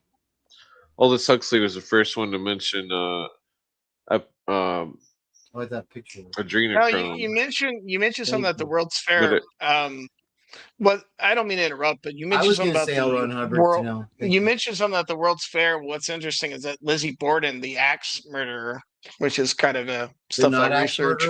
Also The cousins not with George ex-murderer. Bush. Took a trip to the Chicago's fair. When Holmes was sort of featured in that, so there's like an interesting connection between H.H. I did not know that. How's this? Yeah, It's even more interesting that they're both cousins of George Bush. that is interesting. Stop it. Yeah. He's making this up, guys. Don't believe it. Yeah, probably, but I mean, it's entertaining. Like I just said, it's Well, the family that wages terror in America. They all know each other. They're all related. Technically, the first killer in America. I hate to be autistic about this. Is the Austin Ripper, Austin, Texas Ripper, the servant killer. What year was that? Rumored to be the Roughly. actual Jack the Ripper that was escaped from. Yeah, they as he alleged made his that. way Yeah. across the country. Yeah. Yeah. I don't know the Austin Ripper. I was formerly friends with the Cincinnati Ripper, but he died in a They call it the fentanyl servant. overdose a number They of call years it back. the servant killer. The servant killer, which ties into the New Orleans Axeman. What's I like allegedly knew a 1800s? killer. That's I don't right. You know were talking that about this. I told you I wanted he to have you killed back more on as a than guest one. to talk more I about these. know. These are very I interesting. know. I was like, you're talking about the Texarkana. I was like, that was so sort of. They did that disappointed you Louisiana didn't thing invite me on. on that stupid I show. wanted to talk American about the Horror Story. Texarkana killer so badly. Well, we can talk about it in the general sense of all these axe murder style events, but yeah, there's so much. The Texarkana Moonlight murders are a striking resemblance of an earlier evolution of what we see in the Zodiac. And it's they claim that, yeah, because it's like the Well, whole they just Lover's adapted they adapted a slightly new satanic. They put a new sign out front. This one said, "We work for Satan now."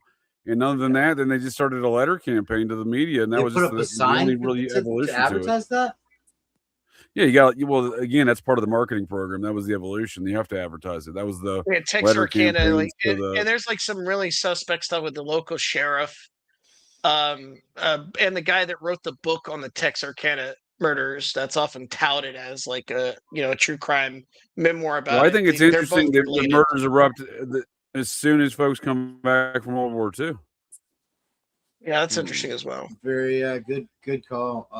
And it's also seems to be Again, sort it's of the same. Twilight It's the period of- Dave McGowan program to kill thesis, Yeah, except it's yeah, the earlier that's my- evolution of it.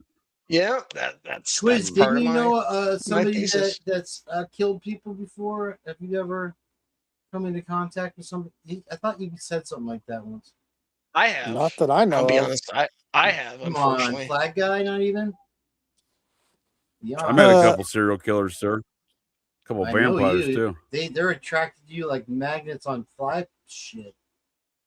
Like possibly shit on a got turd, stalked my one. friend. Shit on a Possibly turd. got stalked one. Wait a Stalked by second, that's not serial the killer same. online. Shit, God sake. I got possibly stalked by a serial killer online, or inspiring one. Was he cute? Was he dark? Doc and I almost got I murdered in didn't. Belfast, Ohio, which is I never even heard of Oh, it that prior was to that so day. Who creepy, dies in man. Those Belfast, people. Ohio? No, that was really creepy. I mean, granted, we were like under all kinds of influence of like Damn, shroom you can really bars, see but the fuck, ghost that in was this We may have picture been now. on some I fucked intoxicants. with it. Yeah. Yeah, that was weird though. Ed Those was things Ed was the following only it. sober one, dude. He was freaked the fuck out. So was Hey, good old Steven was Oh, too. Geisy boy. It was weird, man. That was a weird Doc and I time. did a significant amount of fungus at Serpent Yeah. Mound, and then we were wandering. When we left there, our sober driver, I was not giving him good directions because, as I said, had consumed a fair deal amount of mushrooms. That place is Dublin or Mushrooms are Belfast, hard, whatever the bro. hell Well, it's I called. also didn't know It's that road was closed. There was no sign telling us the road was closed. But we get up to the next That- town, and the road, that the state place- highway is closed. that place is really creepy. Uh, I mean, it is yeah, Amish dude. country, right? Especially the Knights Yeah, of I don't Pythias do Lodge that was desert still in at operation. night. Yeah, that too. And the people like were 100%. staring at us like we were some. Oh, that was like we were on the wrong Appalachian welcoming party, man. That's why I said just look Yeah. straight ahead and walk straight towards the car. Yeah, Yeah, Man, that we're sounds getting out of like here, a boys. recipe for disaster. Point blank. Period. it was like it was like we were in the slasher flick. Thank God nothing happened. Hey, you ever seen Wrong Turn? We almost got wrong turned that Yeah. day. Yeah, Candy cane. Is that the one? quite an Candy cane? adventure. No. Quite an adventure. I'm not jelly. I believe we No. stopped at the local Amish market on the way home for all some cakes and pies too, just to settle down a Yeah, little bit, dude. those pastries were awesome. Did Those they cherry fix your pastries Mustang? were great. Dude, those were stupid good, dude. The Amish make good pastries. Yeah. Battle Creek. Okay, here we go. What's this about, Margaret? She brought up Battle Creek, Michigan, right? Damn, those pastries were good though. I don't know if it was the intoxicants or There whatever. we go. but Now fuck, they we were brought good. junk food and fast food into the conversation. It's Absolutely. devolved, Jage. Those Jage pastries Oh, was were doing wait. so well too. Those so things proud. were not junk food. Those things were quality. Yeah, these That were was some nice quality. strawberry and cream turnovers, some It's not apple like we were turnovers, eating. dude. It's not like we were eating like meth head little Debbie cakes. No, I we were was like offered a cocaine allegedly on one of my first rides tonight.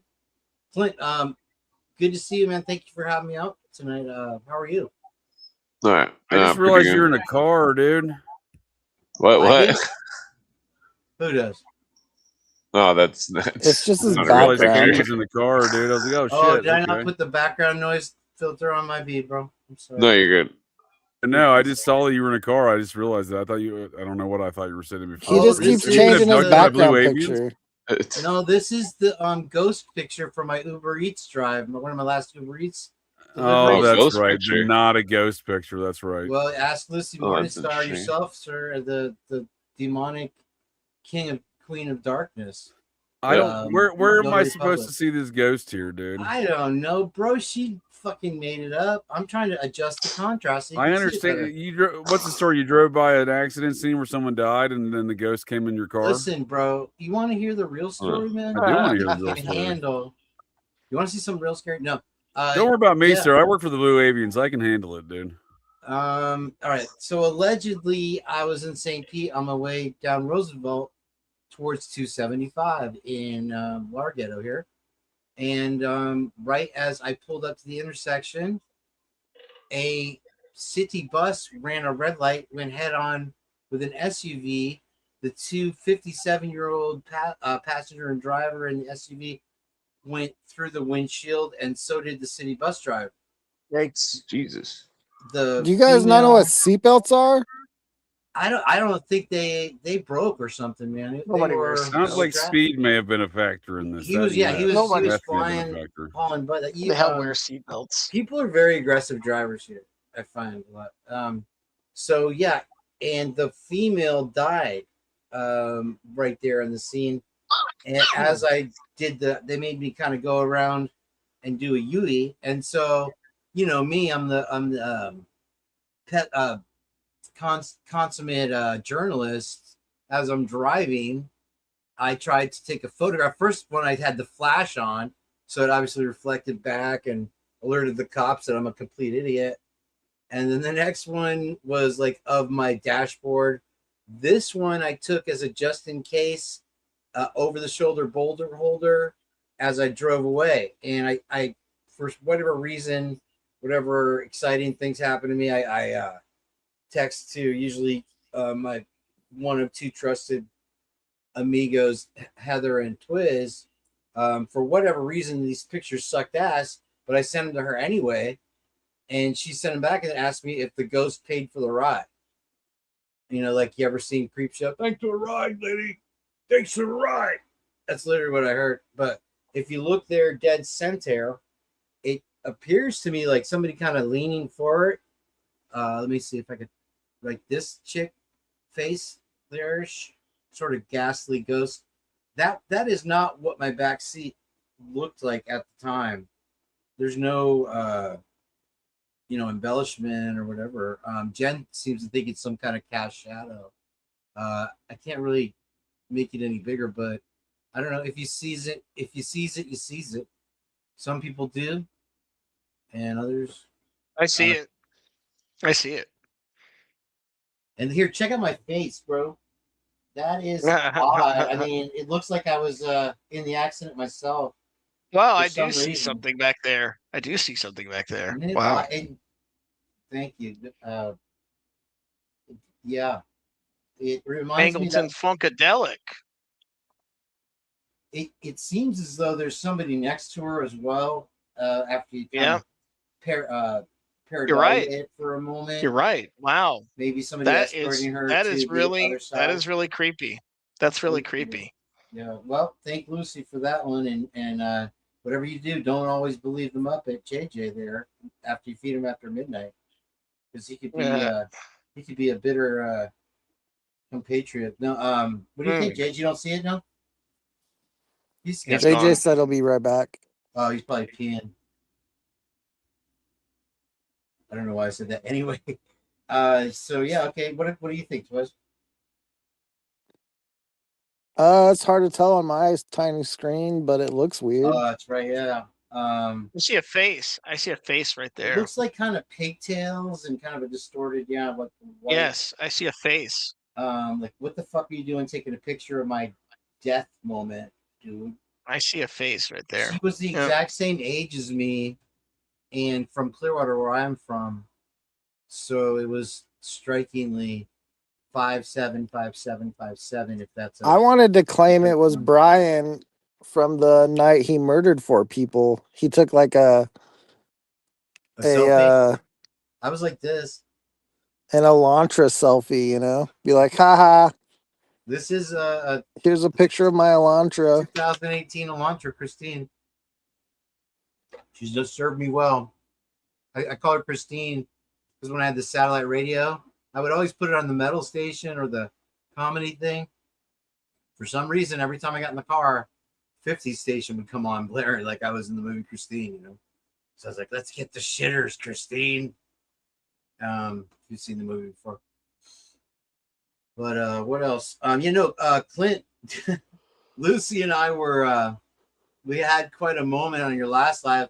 Spark was fucking amazingly awesome. You guys definitely provided great entertainment, but with my mic's muted.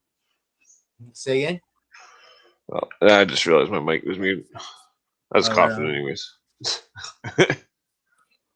Yeah, no, Spark for real is got some great stories. But as we got to Lulu towards the morning with your dark background and dark background. I mean, I don't know anyone else that has it as pitch black of a video stream that you have. It seems like an extra effort. So at one point I'm like, damn, Clint and Spark are both the undead. I noticed he's not laughing, Twiz. Maybe we're on to something. See that laugh, bro? I don't know, man. And with the stories you guys were telling, it was like, wow, this is fucking crazy. Oh, you mean talking about ghost stories? Yeah, what was the one, like the guy followed one of you guys back and you were like, they were like young kid at the time, and I forgot now. Some dude tried to chased me with a shovel once when I was a kid. The shovel story. Fuck that story, bro. That one got inside my fucking head hole. Yeah, it was spooky. I was out in the country, like 15 miles, like 1 mile from home. Dude just starts running out of the ditch with the shovel swinging at me. You had just like wandered on him burying his dog or perhaps committing another crime at the time, right? And just snapped. It was spooky. I mean, I called the police immediately when I got home. And yeah, they didn't even believe you, right? Well, they believed me after they shined the flashlights on the big hole that the guy was digging. It was like a 3-foot hole. There? He was probably just digging a hole for a body, and you were just there. It was fucked up. It was scary. Some crazy dude tried to fucking hit me with the shovel right in the face. It was like, I didn't think you were that like type 10 of years stuff old happened. and shit, right? It was like 14 or 15. For real, yeah. I've seen people just snap off like that where I'm not 100% sure if they were fucking around or if they'd been possessed, but been fortunate enough to kind of sideswipe it like a fucking Karate Kid, you know? My friend used to do construction for this retired military dude that was some kind of military sniper or something. And that the dude, he said they were up north and that they were at a hotel room and that the dude snapped and tried to stab him in the face with a Bowie knife. And fucking, that dude's fucked up. That same dude that tried to stab my friend in the face with a Bowie knife fucking trains the state police in Michigan. Oh, fuck. And he missed? Well, I don't know if it's that same dude. He trains one of the divisions or something. I don't know. He thought that crazy dude thought I was sleeping with his brother's sister or his brother's wife, and that fucking I'm pretty stoned. And that fucking I see him at a bar. I was buying a pizza, and he's fucking like sitting there at the bar, and I seen it was him, and I knew that he didn't like me, so I stood right next to him. He did not. Wow. And then he was like, "I know what you're up to," like insinuating that I was sleeping with his brother's sister, and I was like, "Well, what am I up to? What?" He wouldn't say it, and then fucking he found out later that the chick was cheating with some dude from Washington State or something. I thought it was pretty funny. Well, I mean, it was sad. Crazy, man. Despite not even having tapped it, huh? That's Well, when people make false accusations, I'm not afraid to discuss anything. The fucking yeah, no reason. I used to live in one of those communities where it's what is that called? Where the HOA or whatever. Mhm. Yeah, and when I used to live in one of the cities, and fucking they'd always try to bother me and be like, "Oh, you can't have your trash can there." And be like, "Whoa, fuck off." HOAs are so dumb You sometimes. can't paint your house fucking purple. Go fuck yourself. They yeah. I love the ones where they're like, you can't park your fucking boat or your truck in your driveway, so they have to build a fence and then they just paint the fucking boat on the fence. Match the fence. Yeah. Like, I see that, bro.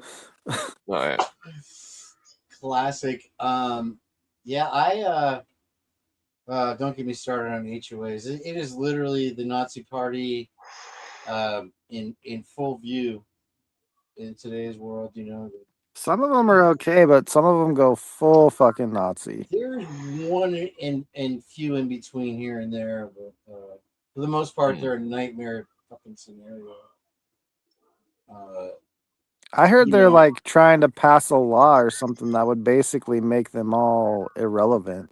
I think that was DeSantis here in Florida that did pass a law, but it's like kind of a little too late, really, to be honest with you.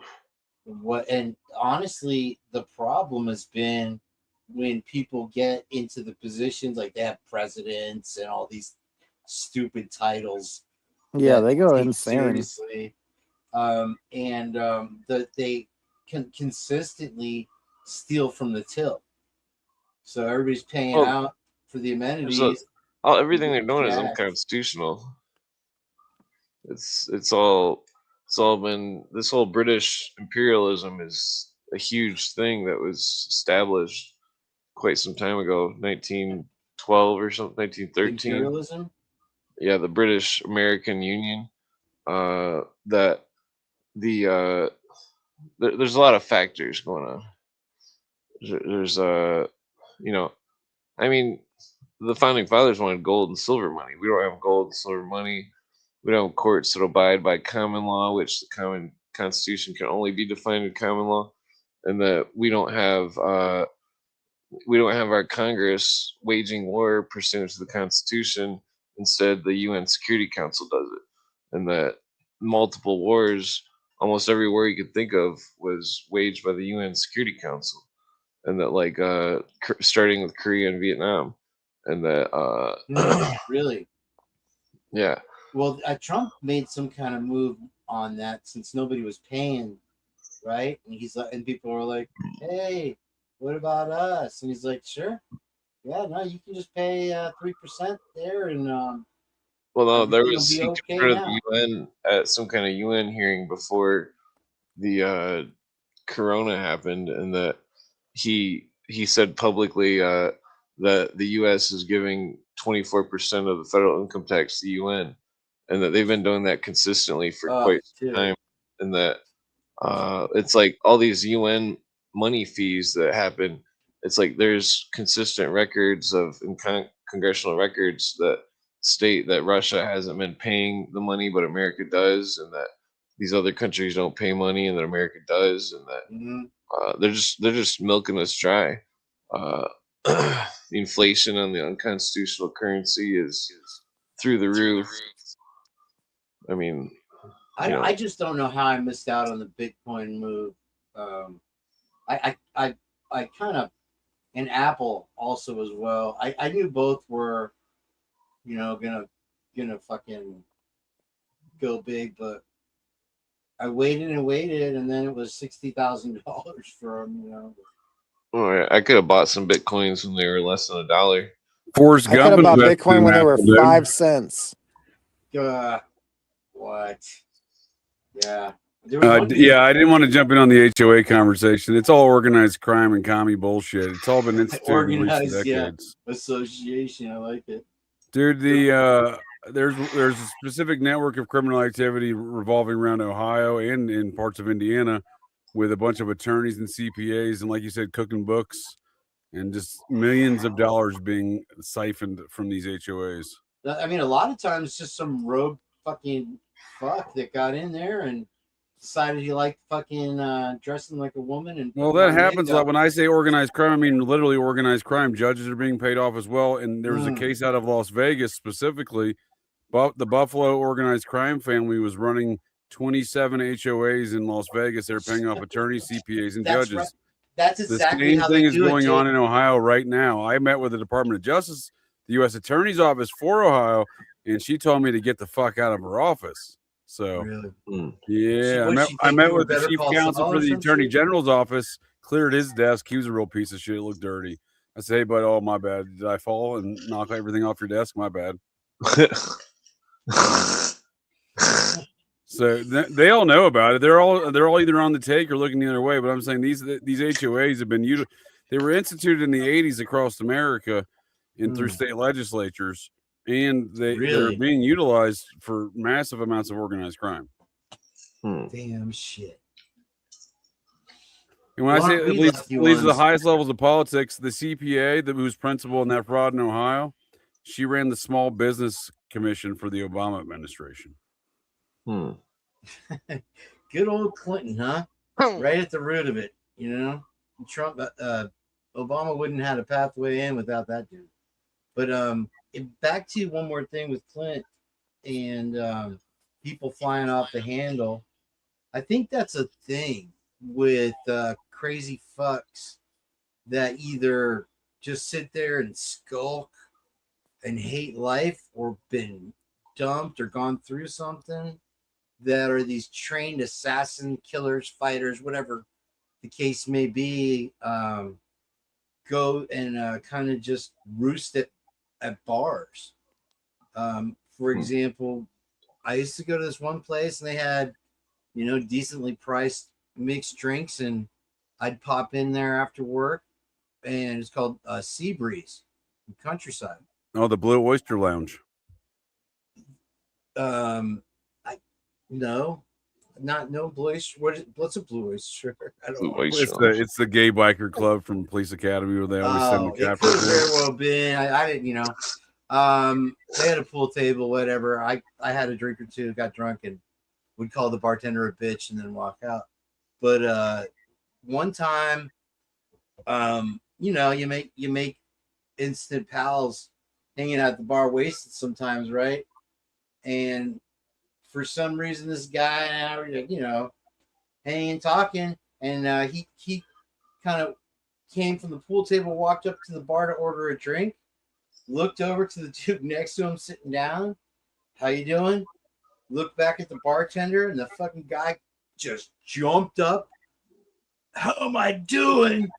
And grabbed the fucking chair, bar stool style thing, up over his head and swung it at my homeboy like death throws out of nowhere. Was he I don't Irish? see what the problem is. Was it his form? Was may his have been form from bad or Boston. something? That's what I'm trying to put out there, because from what I understand, there's some kind of dram shop thing ish that you lose 75% of your constitutional protections by walking into a business that is based in chaos kind of situation by being in a bar. So if somebody kills you, the worst they could actually get is manslaughter, and it's even hard to convict on that.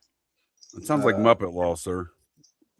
We live in a Muppet world. We do live in a Muppet world for sure. Hello. But yeah, I mean, I this bet your guy was a ex-girlfriend ghost fucking- story, dude. Is that her in the background? these are two girls I knew working at one of the restaurants I did. And we, for some reason, hung out with them one night, and they were very accommodating. All right. Yeah, that was my first digital camera. I had a nice, either a Fuji or a Sony, and Oh, 1997, huh? it was around those years. Sure, if that's what you think. No, it was like 2006-ish, something-ish. And The MySpace era. Was this on your MySpace? Did you have this this photo was on your right MySpace? at the cusp of befriend Tom. Tom was probably my first and only friend at that point. Dude, Tom's an agent, dude. Bro, listen, I wish we had stuck with just Tom. Look at what we got stuck with, thinking how cool Zucky Boy was, Oh, the college kids are doing it. Let's fucking NWA up. Here we are. Well, that's all. It's all a DARPA program, and it's all DARPA, right. mass surveillance. All Harvard based with Epstein over there. No, DARPA created something called LifeLog. LifeLog. There we go. And then suddenly they close that down. The next day we get Facebook. Right. Yeah, 'cause like LifeLog February wasn't, 4th. catching on, right? Is that right? February 4th, they closed it down. February 5th, Facebook popped up. Well, if you think about it, they made a whole movie about this. Not the Facebook movie, that last Bourne movie. They had a program like Facebook, and the NSA and everybody else was trying to force the CEO to do all sorts of surveillance shit. Dude, I said that when I first saw that movie. I'm like, this is just fucking Facebook in a fucking For movie. sure, dude. It's absolutely. Okay. I think yeah. But Rip Torn was in that one, wasn't he? He was very. I think Zach Galifianakis was the bad guy. Zach Galifianakis me once, Jage.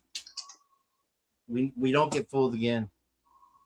Yeah, you Galifianakis me once Piper already, down. buddy. Piper down, sir. What would the Colonel say with his wee beady eyes at this point? Say, give me some more cocaine. That's what he'd say. I love me chickens.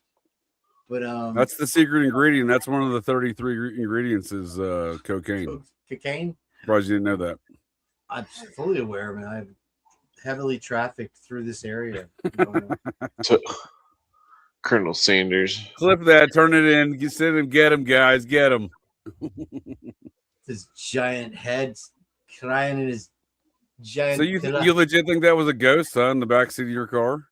I do you want to look at the picture again? I'll be happy to share it. I do because I stepped away from it. And I was making some more. I'm eating like a pregnant person, dude. Let me You get can't out say of your way, woman. sir, and That's look at racist. my head, bro. Look at the I see skin Clint's head. ailment. I suddenly No, I saw that, developed dude. I at that thought you got moment. attacked by a zombie or something in that Isn't it photo. wild, bro? I mean, I don't have blemishes. Are we seeing like is this in the usually like middle that. seat? What are we seeing, dude? Like a face in Yeah, the middle seat? It's like it's projected on there, and to her Yeah. right, to our left, it's almost as if there's like a kind of angelic guide, if you will. At I mean, it does look strange. this is before Dude, I saw a ghost once. My associates and I were investigating a haunted New York library, and this old like in librarian lady came and haunted Ghostbusters. us. Very like. Oh, my mistake. Did I get my life conflated with Ghostbusters again? My bad. I think you were thinking of Slimer, and I heard that kind of creepy intro coming in, Ray Parker Jr. But JJ, I he wish actually stole Kane's that from face Huey wasn't in Lewis. that picture, because then we could say it was Brian's fucking Elantra selfie from that night. I can Photoshop that right out. I'll just have Skull Mackay do it. I mean, that guy's a genius at that shit. I say we leave it as is, make him look more like a zombie, dude. Make zombie. Do I need to contrast it or anything? Do you any opinion on that photo there, Jake? Bust out the Ouija board. It's creepy, dude. I guess it's. I do see some weird stuff going on in the back, aside from whatever's growing on your face in that photo. I did not notice it myself when I sent it to her. She, apparently she cannot help but analyze and correct everything she sees and gets her hands on. So she sent it back right away. Like, usually it takes about 3-4 days to get a reply from her, regardless of what it is. For some reason, within 2 minutes, I got a reply text on that, and like, holy shit, is she right? I waited till I got home to kind of look at it. So yeah, maybe. Well, I mean, it is weird driving by the scene too, like that, right after someone dies. I've been around death enough that there is a different energy around death for sure. I mean, there's one time my friends and I were investigating some ghosts in the New York Public Library. Was it old dead lady jumped out at us, man? It was real crazy. The fucking marshmallow. Anyway, Kane, if you're asking if you're a god, the answer is yes. Stay puffed. At Camp Wanashinaki. JJ's just forgetting about that plasma he found in his pants. This is the plasma I found, Twiz, remember? On your face there in that picture. Listen, bro, I had a bad breakout. It was when I first got that skin sucker thing, and I was trying to get rid of all the, how much fucking mucus you have rolling around. I think the demon entered your body like that Denzel Washington film. Dude, and do you think he left? They don't. Once they're in. Well, you were in close proximity. If you remember, traps. the demon can't travel that far. It's got to inhabit the closest body, dude. You just happen to be driving by, dude. You're cursed. I got totally fucking jacked, didn't I? Yeah. I need some holy water for fuck's sake. Hey, I can tell you, I can get you uncursed. Travel down to Key West, Florida. Go visit the Robert the Doll. Talk to Robert. He'll let you he'll get you hooked up. That's what I'll do. I'll when I get a headache, I'll just kind of slice open my cerebral cortex and remove a portion that's bothering me. Yeah, Robert's into that actually. I did. Is that what he told you? Robert is, don't speak. I think I've gotten rid of Robert. Hopefully, thankfully, at least hopefully. That's what they told Thomas Fulton. That's what Robert wants me to believe. Twiz knows of another ghost tale of mine that we call Ghost Tree. Do you remember, bro? From one of my, not by the name. It was one of my famous nighttime bike rides there through the streets of Seminole, the mean streets of Mobile Home Park across the street. And I was, kind of babbling on as I do about the case, rolling towards trying to find alligators, as a matter of fact, late at night. And I went down a road that wild. Dude, to this day, I cannot find the live where it happened, even though I clipped out a portion of it and sent it to Slap Tam. your favorite gay porn production company, the paranormal channel there with Callan and Figgis, but they never responded to it. But what it was a disembodied voice, my voice, or disembodied blue avians, huh? Listen, man, I will not be interrupted. Do I look like filth to you, sir? I have a my apologies. Please continue on with your Ripley's the Believe It or Not. elderly are your victims, sir. I know. But no, I forgive you, Jake. It's all good. Just keep the facts coming. We're on a wild alligator hunt, filming some gay porn when you stumble across the ghost. It was it was an extended stag film that we were working on as a collective. And no, I would ride. I got it. It's Gonzo Skits porn. I got you. Gonzo Schizo porn. You could make up your own little story. We'll just sit back and wait for you to finish. It's a very niche genre. I understand it has a market, though. I understand. A market? Did you say? It's America. I feel like a nut, but yeah, no. Twiz, do you remember it all on that one? Nope. Damn, really? Do you remember when I met that girl in the parking lot, and you were texting like, "Run, lady, run." That was my favorite all-time chat, dude, for real. But no, I wasn't gonna kill her.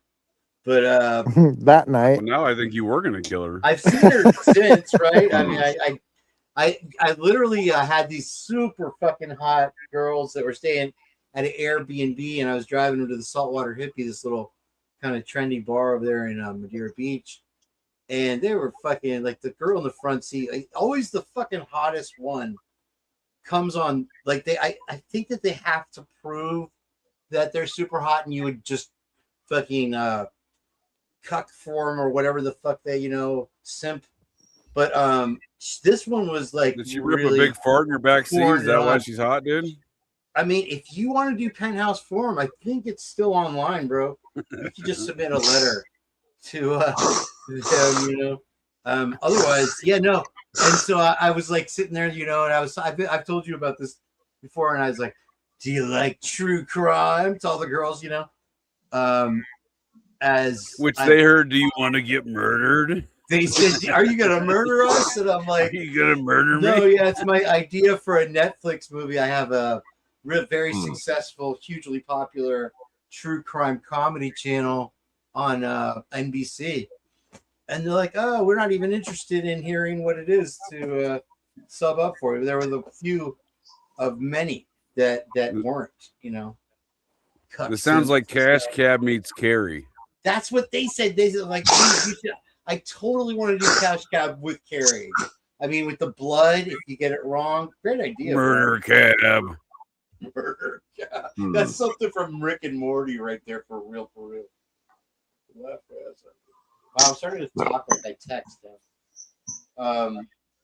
Cash Cab was the shit, bro. The greatest host of any game show beside Roger Lodge, which he wasn't. I don't know if he was technically a game show host or whatever. But, yeah, but it was all rigged, dude. It was all rigged. Very rigged. Not the question. Most game shows are. All the guests. That was all like, oh, do you want to be a Cash? They already signed up for it. It had a real feel to of one of the few reality programs that came off as authentic to me.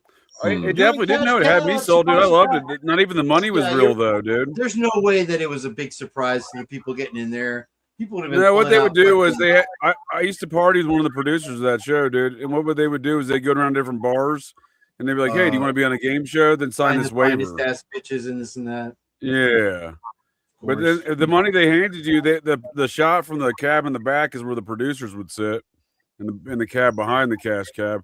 And they'd get out and write you a check if you wanted any cash. So that cash was fake too. The cash was fake. I was real disappointed to learn all these things. You ruined everything, dude. Yeah, I remember watching TV back in like 1999 with the that supposed improv show. I can't remember, like Drew Carey or something. Oh, whose line is it anyway? Yeah, and we seen him. We seen the reflection of the words in one of the glasses, in the teleprompter or whatever. Yeah, we were pretty Yay. disappointed. I never That watched the is show after bad, that. damn. Yeah, no, I never liked Drew Carey. I never thought he had any talent. He belongs on Price is Right. That's about his skill level, to be honest with you. Yeah, I mean, you have to come with it. You know, talking if you about? want- Bob if you Barker wanna is a be in the legend. Fucking true crime comedy jam fucking game, Jage. I mean, look at this. I mean, my success is immeasurable in if you break it up over time, right, Twiz? The lives I've Name changed. one other game show host that sexually assaulted more women on camera than Bob Barker. Assaulted Richard Dawson. He sexually assaulted women for like 4 decades on camera, dude. No one even gave a shit. He's a long termer. Then there was the He's one out that there always- he's out there grabbing ass, getting some boob shots in there, dude. Who He knows? was That's when the camera's definitely- going, dude. picking and choosing which ones he banged. He was friends with Hogan, bro. They had the original. That's what I'm saying. Cam. Richard Dawson ain't got shit on Bob Barker, dude. Bob wasn't a player Richard like Dawson, that, the bro. He Family didn't- Feud guy who he would didn't like do the fucking stick his tongue wrestling down every mat with other female's people's throat. wives, all that weird shit. Yeah. Bob was legit on the level. Spay or neuter your pet. Come on. I guess the truth's come out now, right? I'm The saying, worst. dude, there's no way, dude. The shit he would get real comfortable with a lot of ladies on the camera there. You know. he's Hey doing man, some when weird you're shit. in that situation, wouldn't you put out for a fucking to get a hole in one on that mountain I climbing don't game? understand your euphemism, sir. A new car. It's a fucking Yugo. Yay! You know, Dodge Dart. Congratulations. You have to pay $10,000 of taxes for California emissions. Get the fuck out of here. No, the worst one that I'm aware of was one that had a kids terrific magic happy hour. I think Twiz appeared on it a couple times. Oh, Bozo the Clown, dude. Captain Kangaroo. No, it was a game show where they had like little kids as the contestants. You know, so it Yeah, was you throw the fresh ping pong in the drop. bucket, dude. on the Bozo would rape weekly. you after the show. I'm not sure how you did it, but this guy That's not how that worked out. had the kids, and he was he was very creepy. Like you would think he was a Vance in some form relation. Bozo the but- fucking clown, dude. That's creepy as fuck, dude. Are you kidding me? Bozo, yeah. I was on the Romper Room show as a child. That's my claim to fame. It's a I've kindergarten. I've romped a couple Play, rooms in my time. Duck, What's Duck. that show though? Who's a what? What's a romper room? Now that I say it out loud and I see the look on Clinton's face over there, I take it all back. He's judging the shit out of me right now. But no, yeah. Let's just forget about that. That was here in Largo Romper Room, from what I recall, over there on East Bay and US 19. Yeah, they used to film a lot of kid stuff down there in Orlando too, right? It's some kind of you call it- Nickelodeon thing or something. The Yeah, Nickelodeon, was is huge down guy, there, dude. Yeah. right? This dude was. Well, yeah, it's just a hop skip away from Epstein Island. I think there's sure, probably a dude. lot of Epstein Islands happening. I was about to say there's a lot of worldwide. Epsteins in Orlando, dude. I bet. Sure, you have Celebration, the city, which is adjacent to Disney World itself. Was it which the is- Nickelodeon like symbol, Epstein's Island? Yeah. I think, Oh, was it? Remember, Okay. remember Barf? Man, you can't show that on television. Like it was just kind of a fucking. That one where they freaking network. splooged all the kids with green stuff and pretend like it was normal. Well said, bro. I like it. I like the cut of your jib, sir. No, from what I'm told, it may have been Twiz that told me what was happening. They separated the kids like Drake and Josh, iCarly, and this and that from the parents, and it was a fucking fuck fest party down. Well, Amanda 92. Barnes as well. The who? Amanda Barnes. Amanda Amanda Bynes Bynes, as yeah. fucking banged up as you could All possibly. that. I think she's the leader of a neo process cult. Hmm. She's And got also that show you're thinking about, JJ, was you can't say that on television. That was the one where they got Whoa, you slimed, can't and say that was on the filmed Clint's in- podcast. You can't say that. Yeah, I know that was filmed in Universal Studios. Barf. Yeah, they used to do Double Dare down there, dude. Right? No, Double no, Dare. Yeah, Never Double been- Dares. Yeah, with Mark Wasn't Summers. there a killer that was on Double Dare? Yeah, Mark Summers. I There think was he's an a actual vampire, dude. murderer. Right. Sick. That was Orlando on Nickelodeon. Yes. Was it for real? Didn't know that. Yeah. Universal Studios. I mean, here's the thing. When it came out, I was way beyond that level of television. You know, I could read at that point, 15, 16 maybe, but it was one of the few only different things presented in 42 years on TV on the 12 channels we got, even with the cable box. So I watched, you know, maybe a program here or there. Oh. Where'd he go, man? Oh, looks like he's I back. feel like they were trying to make it Hollywood, Florida, right? It was like Hollywood era. That was the same era, right? Hollywood, Florida is way too backward ass fucking beyond redneck fucking. Didn't they try to make a bunch of? They try to make that like the Hollywood East, though, right? They tried to make Florida the Hollywood, and they've actually succeeded. But yeah, the whiny ass bitch actors could never fucking hang here with the humidity and hot for a minute. They filmed scenes of Ocean's 11 here, and You this both and are that. Scientologists. Clearwater. Yeah.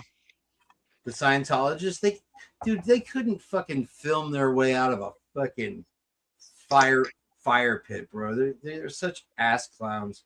They're more worried about how much makeup they have on and what kind of They own the most advanced movie studio, all production studio in Dude, Hollywood I will today. agree with you there. They have the best technology in the fucking world. They have the biggest they're awards up show. They have, you know, Xenu demands the best. to life that, you know, it winds up that every single one of your body parts is a different being, and you need to learn to talk to them so that you can get to Xenu. And until you accept that, and Are whether you like it or telling me not, I don't have invisible body things all over my body, sir? Is that what you're trying to tell me?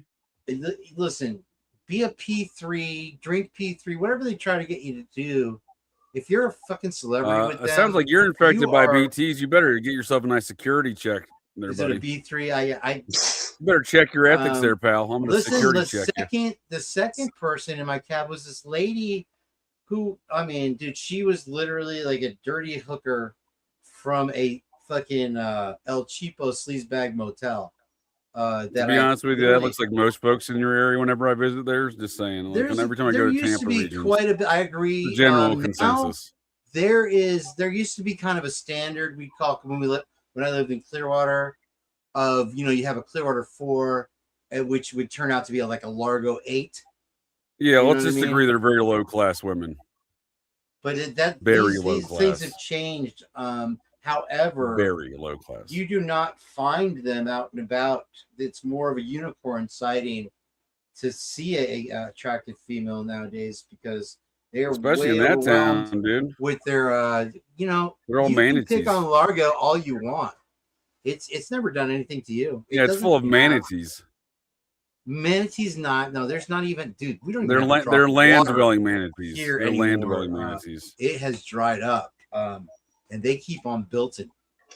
Regardless, the greed just fucking proliferates.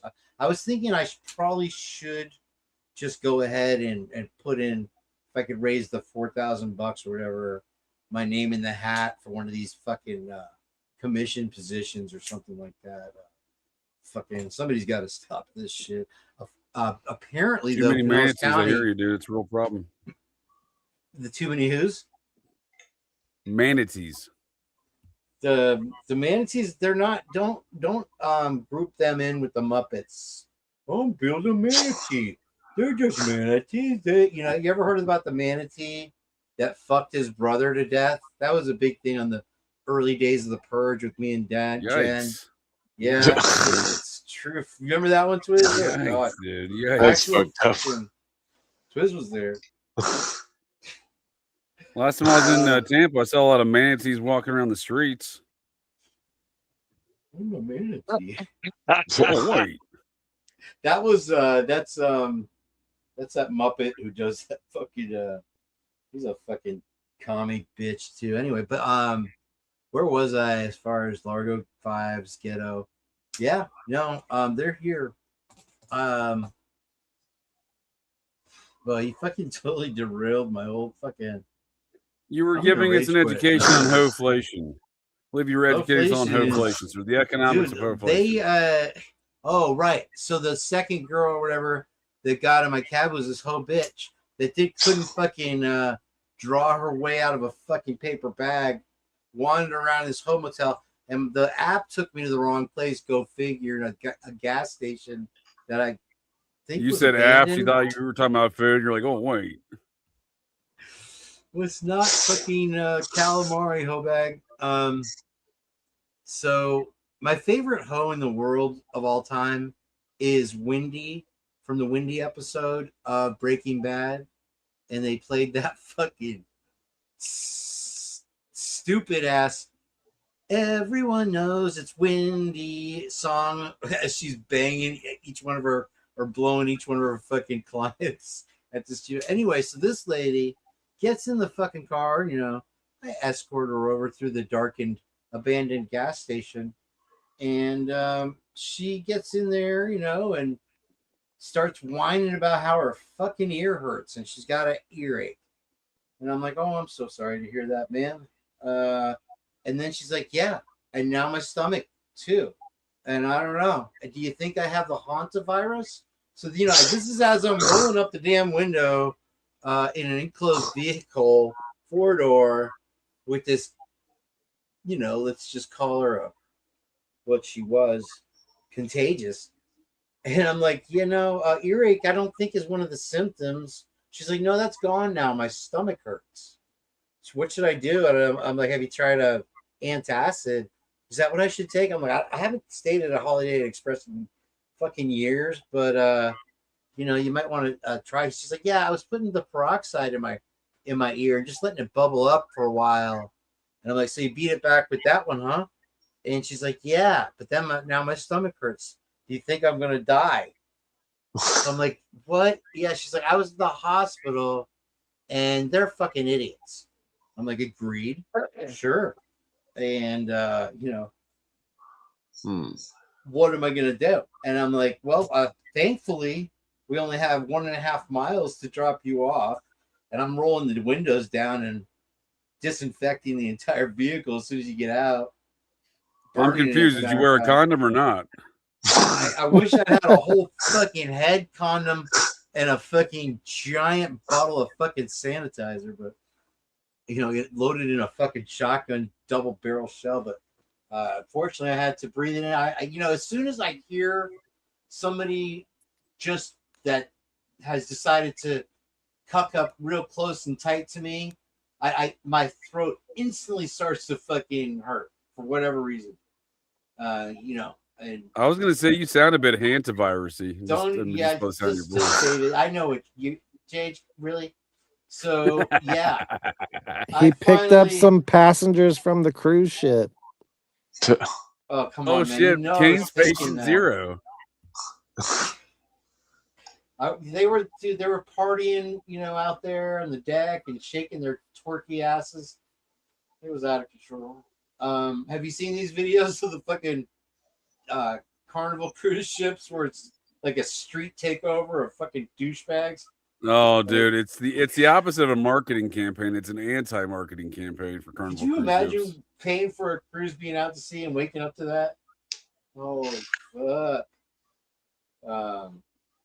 But yeah, so you know, halfway through the fucking drop-off apartment complex that she apparently had never been to, had no idea where she was going. I cracked her the fuck up, and she fucking lightened up and stopped dying on me and being contagious all of a sudden. But yeah, very. She probably smoked some weed to cure it. Yeah, weed. Sure, that on your show. Got it. We'll censor it. And there's a lot of good white weed or whatever it is called available in this area, I'm sure. Well, I was saying to cure your sickness. Or just wear a instantly, condom next time, for shit's sake, old man. dude. What I mean, what do they sell them that large? Really? I mean, it's like, I mean, I've seen some vaginas before, but I've never witnessed a big, huge, giant douche walking around like on South Park or some shit. I think we started this conversation. I was going to be a city commissioner. So I thought you were giving us an economic lesson on hoflation. Well, that was your sidetrack. Oh, the whole real point of the story was that it appears Amber Vance is not interested in us, whether you guys are sister and brother, and she refused your invite, huh? She completely fucking ignored it. I commented in one of her videos, and then I actually included her name in one of my posts, reminding her that I put myself out there to be embarrassed by her ignorance. But well, no, we she's are a busy girl. we got a true crime comedy isn't for everybody.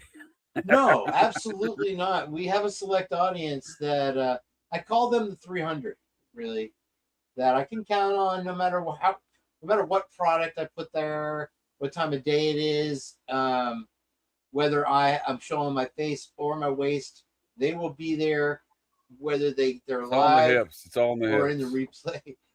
I'm pretty sure that there's a good chance, even on YouTube right now, you could still get away with whipping it out, helicoptering around. Well, maybe. let's not test it. I mean, I'm not, if I was to do it, it would probably be banging the 25-year-old strawberry blonde from the dollar store up here, not dollar store, but the Dollar General. I like your style, friend. On Kick or something like that. You're scamming on Dollar General girls, dude. I like your style, my friend. Oh, she's absolutely redhead dollar store girls with daddy issues. I like your style, my friend. Let's fucking be clear on that. Let's decisively, because I know you and this ginger rant of your processing Will Smith. That fucking Will Smith fucking whatever the fuck his name is, Chris Rock slap was fake as fuck, dude. 100%. I saw it the other day and I knew right away. Of course it's fake, dude. Those folks are friends. They're out of ideas in Hollywood. They got to come up with, that's the best thing to come up with. They're Muppets. I mean, Scientology Muppets. They are not even worthy of the Muppet title. Are you fucking Ice Cube and Dr. Dre? I'll give credit, some more credit to. Maybe who was in Pac-Man? Was that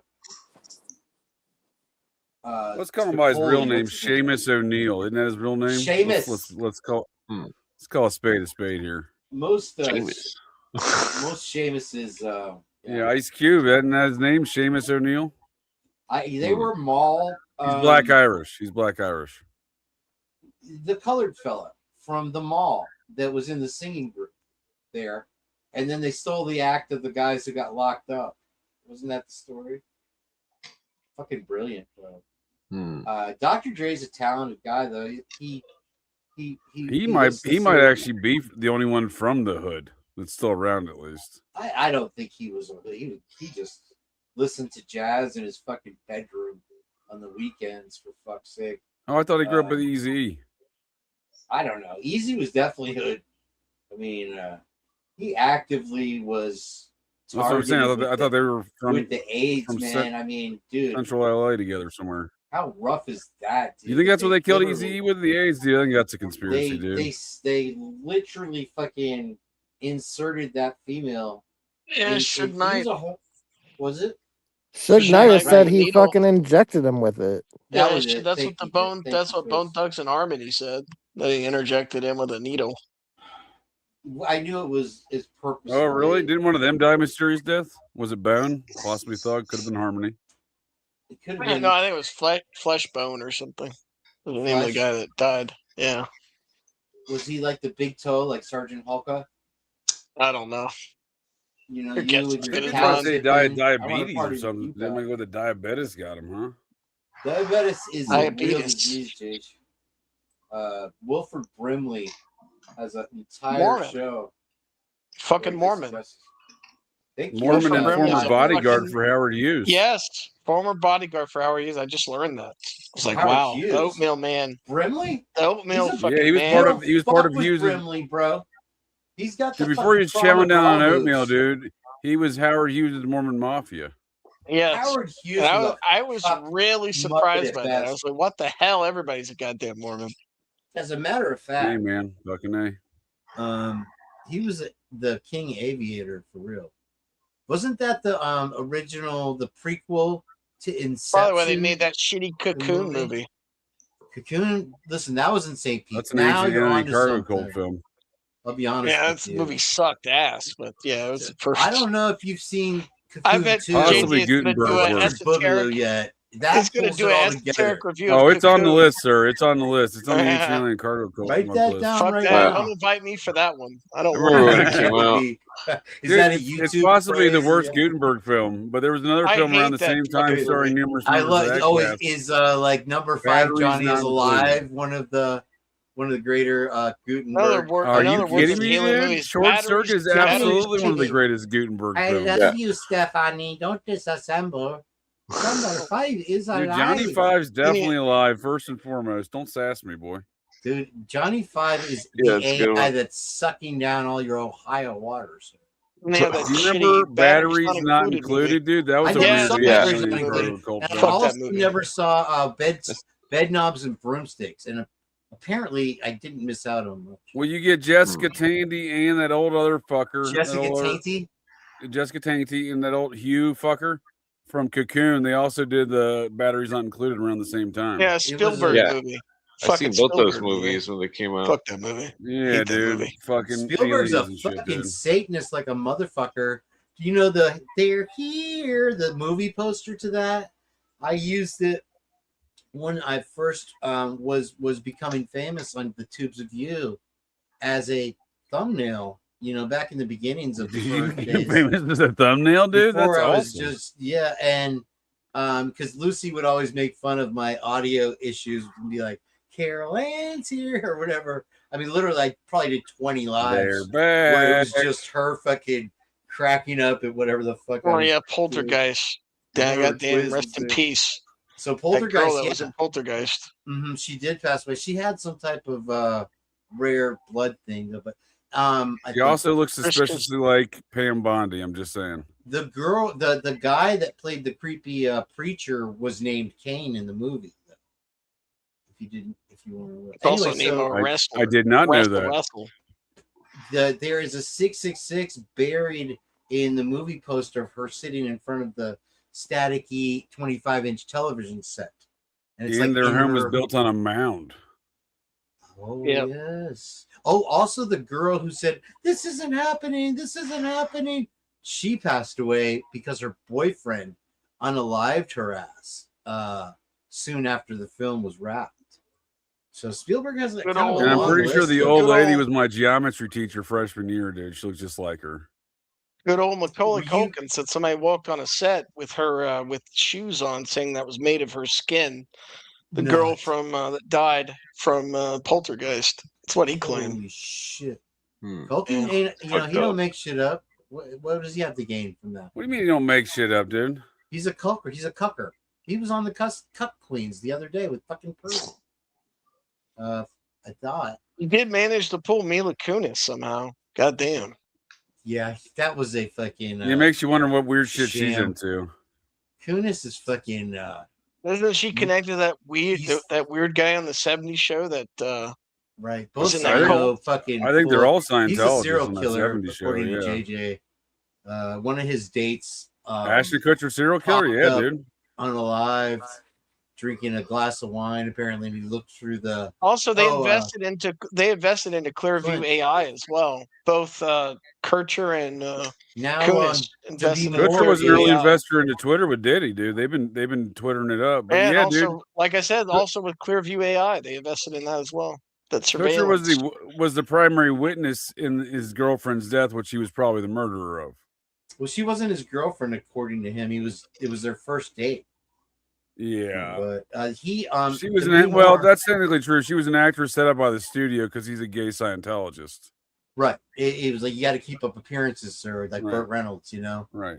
And but yeah, to me, more apparently is telling people to shut the fuck up and quit complaining about the AI data centers. Well, that and just murder let it came up in the fucking happen. Masterson trial. One of the Danny Masterson Masterson rape Did it victims really? was Yeah, that's the on one the I was couch with talking about. Masterson that What's the night. connection there? Kutcher was texting Masterson to come help him out that night. Whoa. Listen, bro. According to the remember- rape victim's testimony that came in that trial, she was on the couch with Masterson that night. That was Masterson's Worse. girlfriend back then. Danny, nobody says no to Danny, bro. Well, apparently not, dude. But Well, that was new information in that case. No one knew that Kutcher had been texting Masterson that night. Kutcher the Butcher, bro. I see it. I don't like it, but if you've ever heard the story of the guy, who's the guy from Robot Chicken? Not Seth Green. Is it Arnold Seth? Schwarzenegger. The guy who played in Schindler's List, Oscar Schindler. This watch. No, this Liam Robot Liam Chicken. Neeson? Liam Neeson? The Neesons. Liam the Neesons. Neesons. You got Hmm. it's all in the it's guttural. It's all in the hips. Liam the Neesons. All in the hips. Twerky. But yeah, Seth, whatever the fuck that redheaded fucking stepchild Green. is. Don't correct me, JJ. Seth There's no room Green. for this kind of a hostility. So aggressive. He calls his traffic, because you got to think, in Hollywood, you probably have a wide selection of runaways at any given moment in time. If you're wandering around that area with a pocket full of fucking cash beyond Is this how you ended up in San Diego? I knew people that like that, but around here, not in Oh, San okay. Diego. I ran. I thought this was the elbows Kane with them. files. Kane went out west. This there was some high hopes of making it in I Hollywood. did have the wealthiest Daddy Kane. people in the country I lived with, but all they wanted to be was normal. They weren't interested in taking advantage. He Seth went to Green a needs- studio nearby Hollywood. Right. No, I a said, porn drop your pants, theater. boy. A He guy goes, I thought this was offered an me audition. They said, bend over. $20 for my Citizen, fake Citizen Rolex Kane. and to stay at his porno theater Based on a apartment. Hearst. And there was nothing Based on weird Hearst. about it. It wasn't a scene It's from totally Pulp legit, Fiction, dude. the gay They porn. bring your own oil. It's totally legit. No, oil was provided, I'm sure. It was either that or go home. So, I slept in a school bus that night. That's neither here nor there in a third. But what I'm trying to tell you, you fucking did it again, JJ. Yeah, they probably got Seth Manipulative. Green. If you think about it, they probably raped him on that rollerblading movie back in the Thank 90s. you. Yes, Seth Green and Graping. Rollerbladed. That's You don't remember what that, the dude? hardest- Oh, dude, it was filmed in Yeah. Cincinnati. I don't remember the name of it, but I It'd played be soccer with a TRP, dude the in high school rollerbladed years. who he thought he was the guy from that film, dude. He would wear them stupid fucking shirts Pink like ones? that guy, grew his hair like that guy, dude. My He aggro would days of rollerblade to downhill fucking soccer summer skiing. practice like that guy, dude. I'm like, get out of here, dude. If you had a soccer goal in your backyard. Anyway, so yeah, the hardest part about learning to rollerblade in San Diego was telling your parents you were gay, from what I understand. But that was. I thought that was assumed when you purchased the rollerblades, dude. I thought it came with a free butt plug. rollerblades were free at that point. I was a skateboarder, luckily. I had one of those Santa Cruz, pink, green, glow in the dark boards. We would downhill on the what do they call them? The drainage. Yeah, they're like, hey, ditches. these are my inline skates, and here's my free butt plug I got with them. That's kind of, I feel like that's where the story's going. Dude, you know what? I was actually a background extra in Bosom Buddies, the opening credits. This is starting to compute.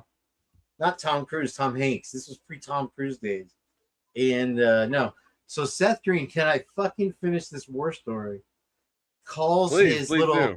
collection of street trafficked underage females chickens, and they have their, I guess they're given accommodations in his basement that are like pens, they're like cells, and when guests would come over, he would offer them the tour. You want to see my chickens?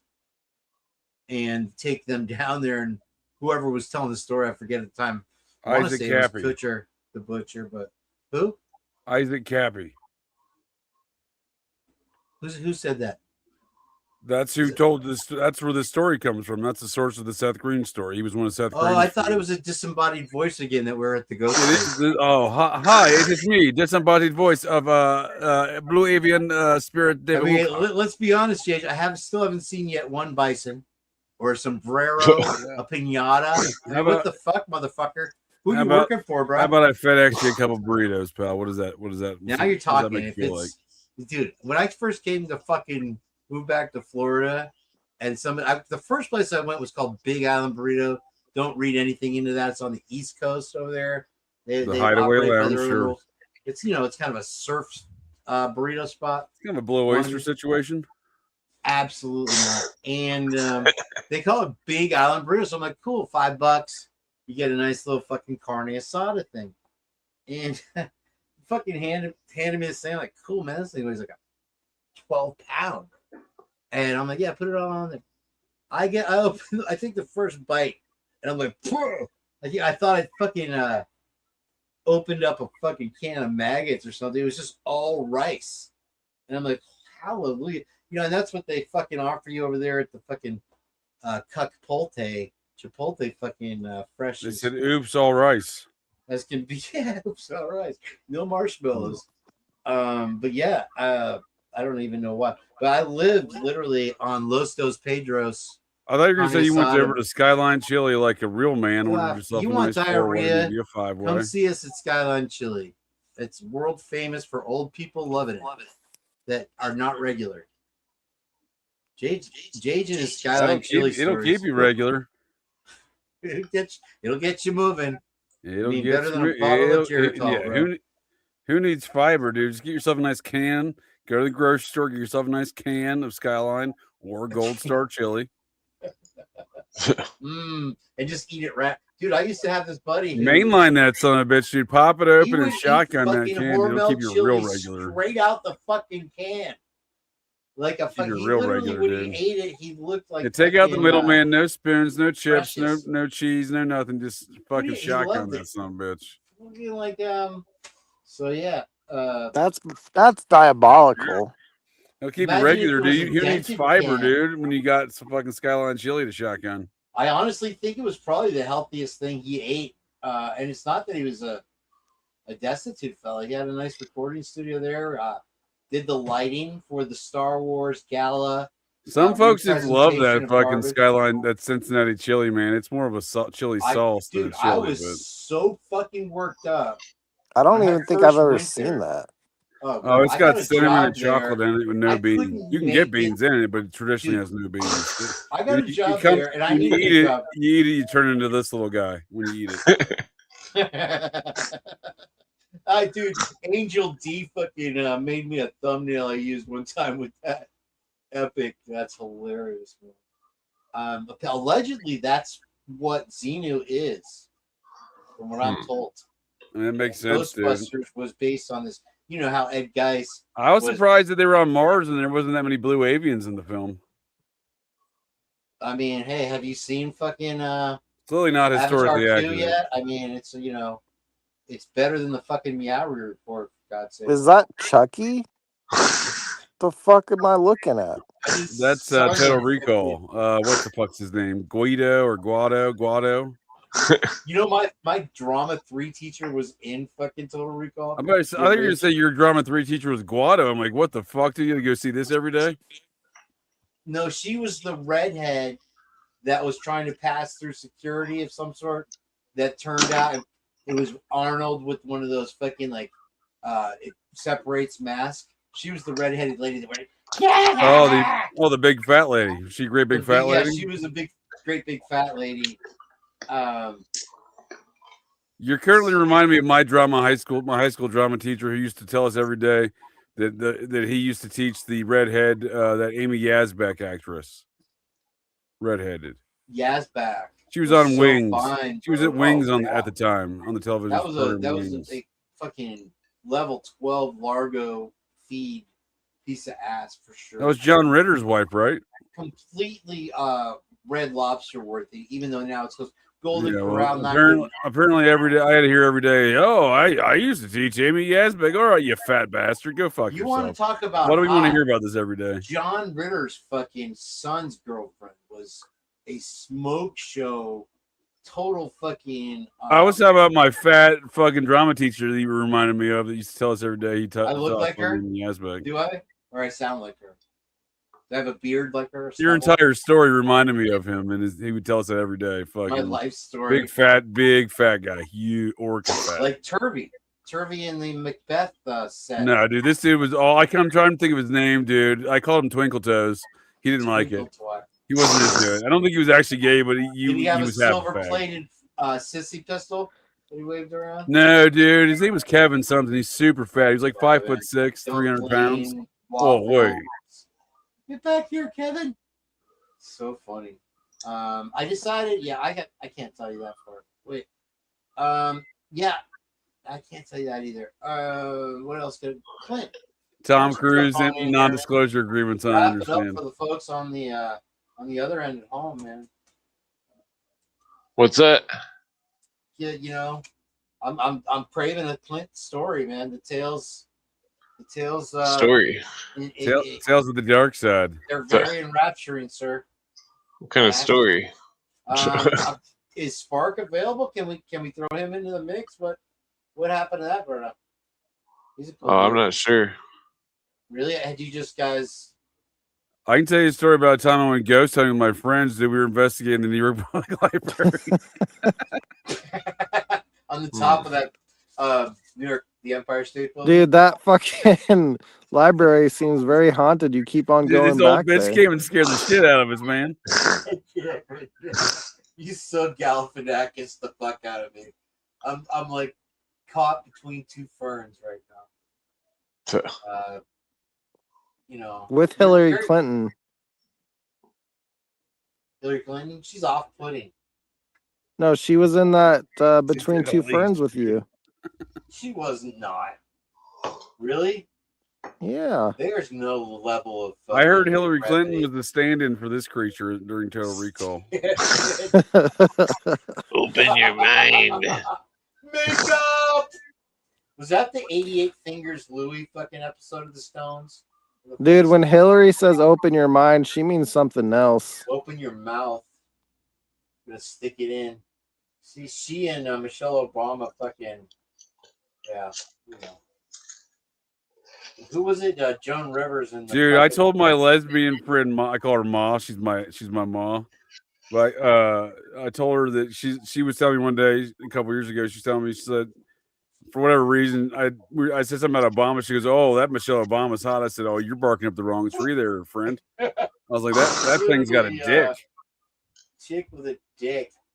She had never heard those conspiracies. She was utterly stunned to find out that news. They sold us a whole tale with that family. Dude, Oh I yeah, realized dude. If you objectively look at that individual, like not knowing it's the first lady or something, it She looks was like on that the one original, linebacker dude can't turned do that actor. on television. She played the original Barf. Makes sense, dude. I just realized that the mattresses, the tags have been removed from the mattresses here. I may have to go for a moment and check with the authorities. You do that, sir. I'm You sure what the alert the ramifications- authorities on that one. I Call saw Tom Cruise. I also- said hello. I have not received my huge government tax issued refund check yet via the post office Pony Express yet. Has anyone other than I received a large portion of donation from the Trump administration yet? I'll put a good word in for you with the Blue Avian, sir. That's Oh, I'm about sure the you best I can do could. for you. Yeah. Why don't you run down the fucking shooter and set Erica Kirchhoff? Well, you can't say that word on here, sir. You can't say that. What shooter? I was like Shooter McGavin. Whoa, Shooter whoa. McGavin. It's a character, sir. How dare You you? can't say bomb on an airplane. Jackass.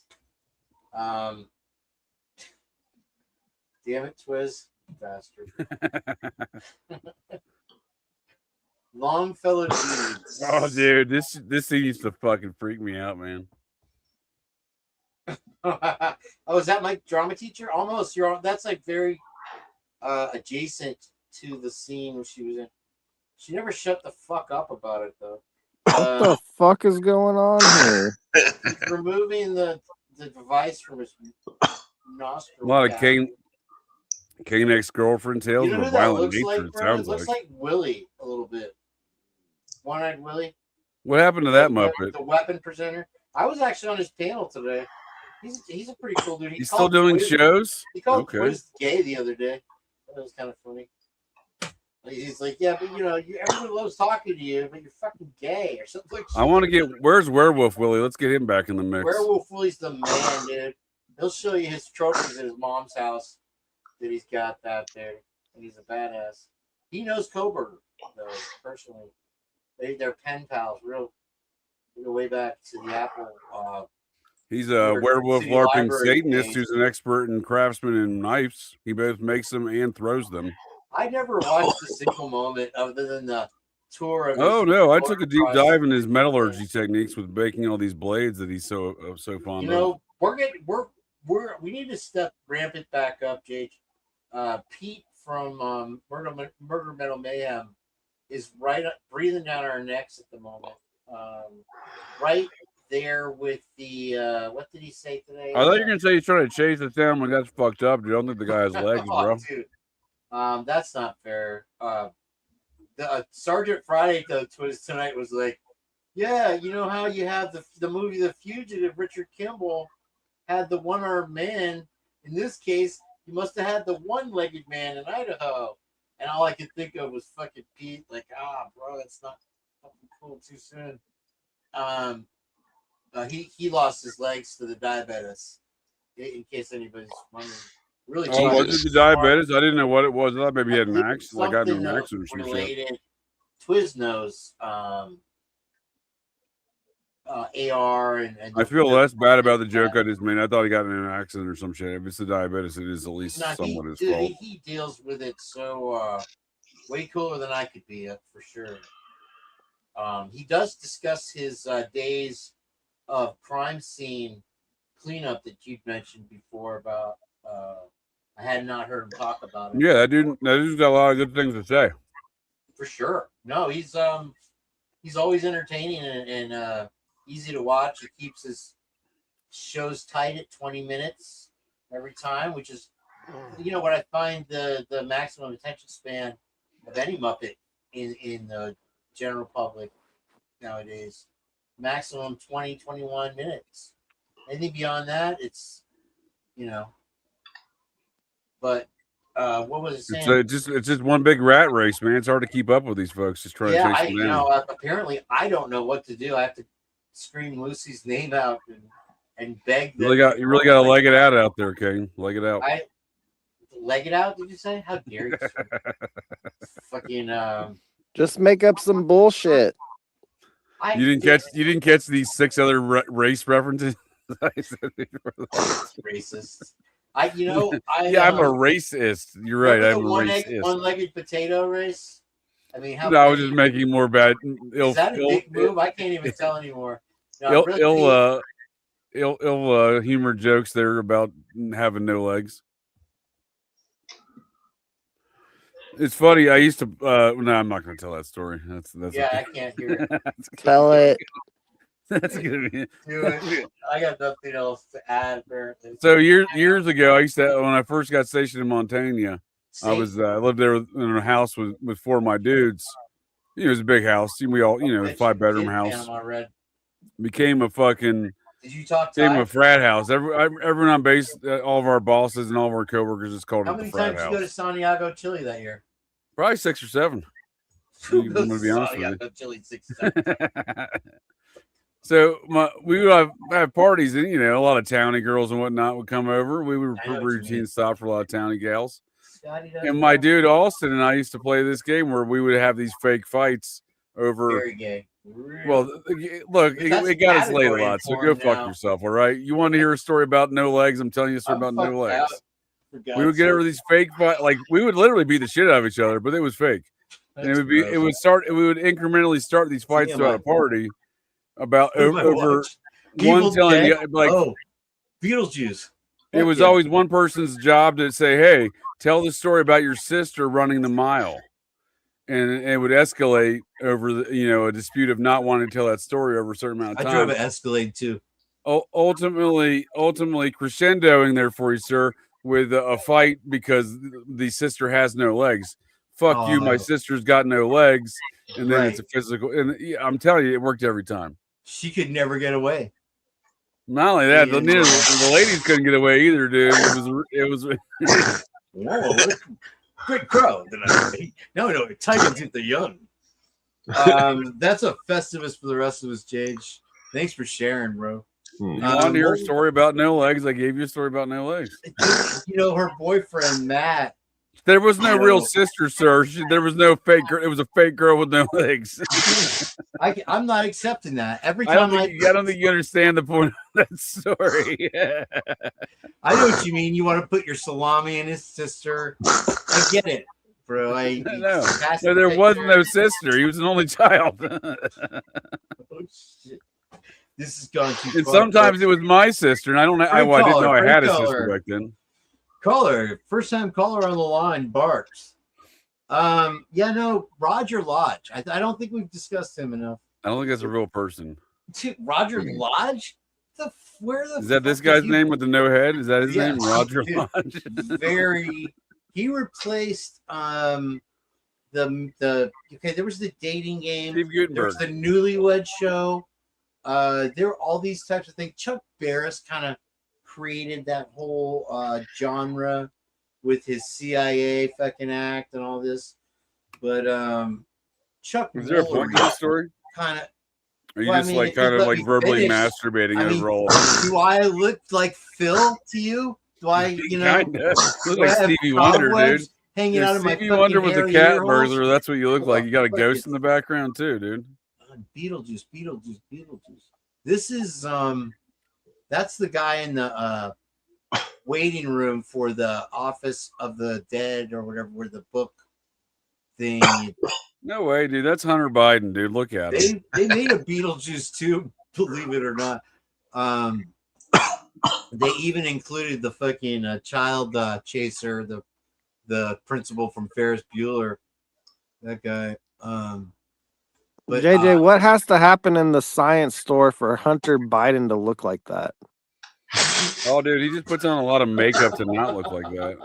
No, I mean, like, he looks left. Like, what the fuck is going on over He's there? got testicles for a neck, dude. I think he's got a little testicle action going on. It's a couple Dude, I was just JJ, wondering about guys. that too. He's got balls in his eye sockets, and his eyes are in his ball sack. Pretty sure. No, that's just a regular shrunken head pygmy, right out of Africa for sure. You know, a hunter that went a step too far with his elephant gun. He's a big dude. Goes. Is this to the Kane darkness. Geographic? You want to play by play? I'll Val Kilmer your ass right up and down the fucking Serengeti, sir. You actually know your African geographical locations. Good for you. I also know karate and 14 other Japanese words, so challenge me sometime. Are you secretly an African spy? Como diseñate. Not secretly. Ha ha. Gotcha. You're right in your face, an African spy. I knew it. I walked right into that one. What's wrong with me? Clint, we're waiting. Come on, bro. Don't fucking hold out on the stories, bro. You know the fucking 14-year-old shovel tail is Yeah, let's get a prison Dave tail in the mix. Digging holes in the fucking woods. Go on. Was there toilet paper involved, JJ wants to know? I don't know if I can. One time I was, okay, so when I was younger, I would get really stoned and I would drive on the opposite side of the road and pretend like I was in England. What? What? That strikes home real, but I'm not even gonna. That's wild, dude. That reminds me of the time when I was younger. My friends and I were investigating a ghost at the New York Public Library. We had these yellow and black striped like traps passed that we out. put on the floor. You passed out doing it? Were you like huffing fucking? No, paint thinner or JJ anything? just took off. JJ gets tired. He's getting older, man. Let's not judge. You know, go on with your pepperoni tails. Yeah, I was We can definitely judge him. living in the city, and but I had to work in the country and construction, and my friends were all my roommates or whatever were drinking like fucking maniacs. I couldn't get a fucking any sleep, and then they're like, "Oh, when you go to work, drive us." Blah blah. JJ just drop them off. bounced. Well, I was super tired, and then like whatever. Fucking, I'm driving on the road, and like fucking I don't know what happened, but I fell asleep. But You're fucking kidding me, dude. Your roommates were fucking well, hold on, I'm not partying done. down in the vehicle, and you're fucking No, they were in the vehicle. They were all hitching a ride when I went to work, and fucking I was super tired, and like they'd kept me up fucking hollering and stuff, and it looks like that fucking I'm driving. I'm on my way to pick up a rider. My friend he woke me up, and I'm driving. He's like, "What's his name? Tet?" No, my friend he woke me up, and he's like, he's like, "Oh, dude, the joke's over. This England joke is going too far." Holy shit! You're on an interstate freeway system here, or it was like an empty road. It was country. It was the only time I ever had something like that happen. God, dog. It's pretty scary, but it was like over 20 years ago. Bro, literally have fallen asleep driving 8 times in a row directly after the Northridge earthquake in LA. We went to go to Anaheim skate park, or Anaheim, the one that's on Family Matters at the beginning, whatever it's called, Six Flags. And the freeways looked like a fucking, you were looking at a giant ant world farm or something, because they were determined to fucking fix these collapsed different raised levels of the freeways, right? So it was a 24-hour op. Well, here's the thing: I'd been up all night fucking tripping on acid, allegedly, and we, the show must go on. We had her hot ass fucking brunette friend in town chaper, and the tickets were bought, and we drove, and I was the one who was doing it at 5 in the fucking morning, hell or high water. And so the what was left of the freeway sections was this narrow ass fucking lane that, if you were going under 80 miles an hour, you were run over in a split second, right? That's just how they are in Cali with these freeways, whether it's fucking whether you're on a mouse trail or a hobbit run, and so I fucking am driving for fucking how many hours, I don't know, from San Diego, driving up there and just nodding off, man. And you wake up, dude, it's terrifying. Oh yeah, it's best to just pull over and go to sleep. There was no exit for the entire time when I was, after, it was funny because we went to Denny's or some shit after, and I was fine the rest of the way and the rest of the day. But for some reason, when you hit that crazy fucking repair area of whatever part of LA it was in, I was just good. And when it happens once, it's like, okay, you survived. After the 6th time, you're right. Nobody to blame but yourself. My girlfriend was fucking falling asleep too, for fuck's sake. There was nobody to wake me. Sorry, I didn't mean to try to one up your dad. I was trying to embellish on it. That's fucking crazy, because here in Tampa there was a rash of idiots that they had to literally redo the entrances to the interstates, because either by hook or by crook or on purpose, or because they were wasted drunk ass idiots would enter the freeway going the wrong direction and cause fatalities. And so Jesus. the state troopers or whatever were on alert and literally would have to crash into the vehicles to prevent them from taking somebody out. Dude, there are wrong way drivers in the Phoenix area so often. I could see that because there's a lot of dumbasses in Phoenix, For sure. and the freeways are kind of fucked up, just kind of regular Yeah, road like that the requires no thought to get on. So of the course you're on going the ramps and wrong stuff way. are weird. Yeah, no, the same thing in Bradenton over here. Where one of our shows family members lives. I drove somebody there the other day, and it's a very up and coming area. Like there's a lot of growth in this and that, but it's like they almost like remember the Hot Wheels tracks that you had as a kid and the loop loop and shit.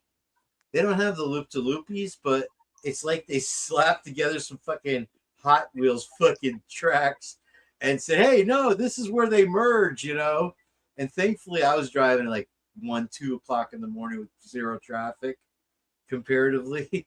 But if you've never been on that road before, everything's a surprise.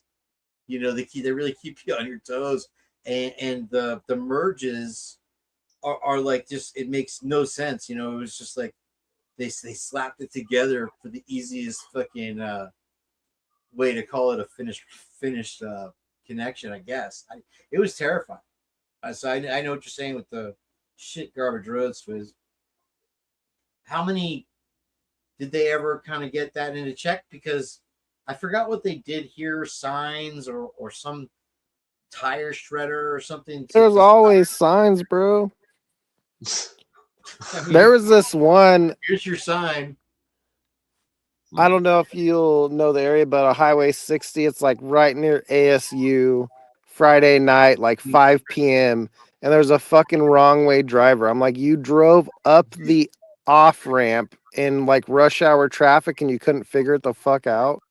Rush hour. That's the good time to do it. Isn't that the freeway where they started putting the signs of the illegals running across the road with their children on the interstate? Like it was I a don't lot know. of people just this fucking pizza thing is just rushing. It's just amazing because like it was one of the biggest off ramps and they drove the wrong way during rush hour. I was like, how?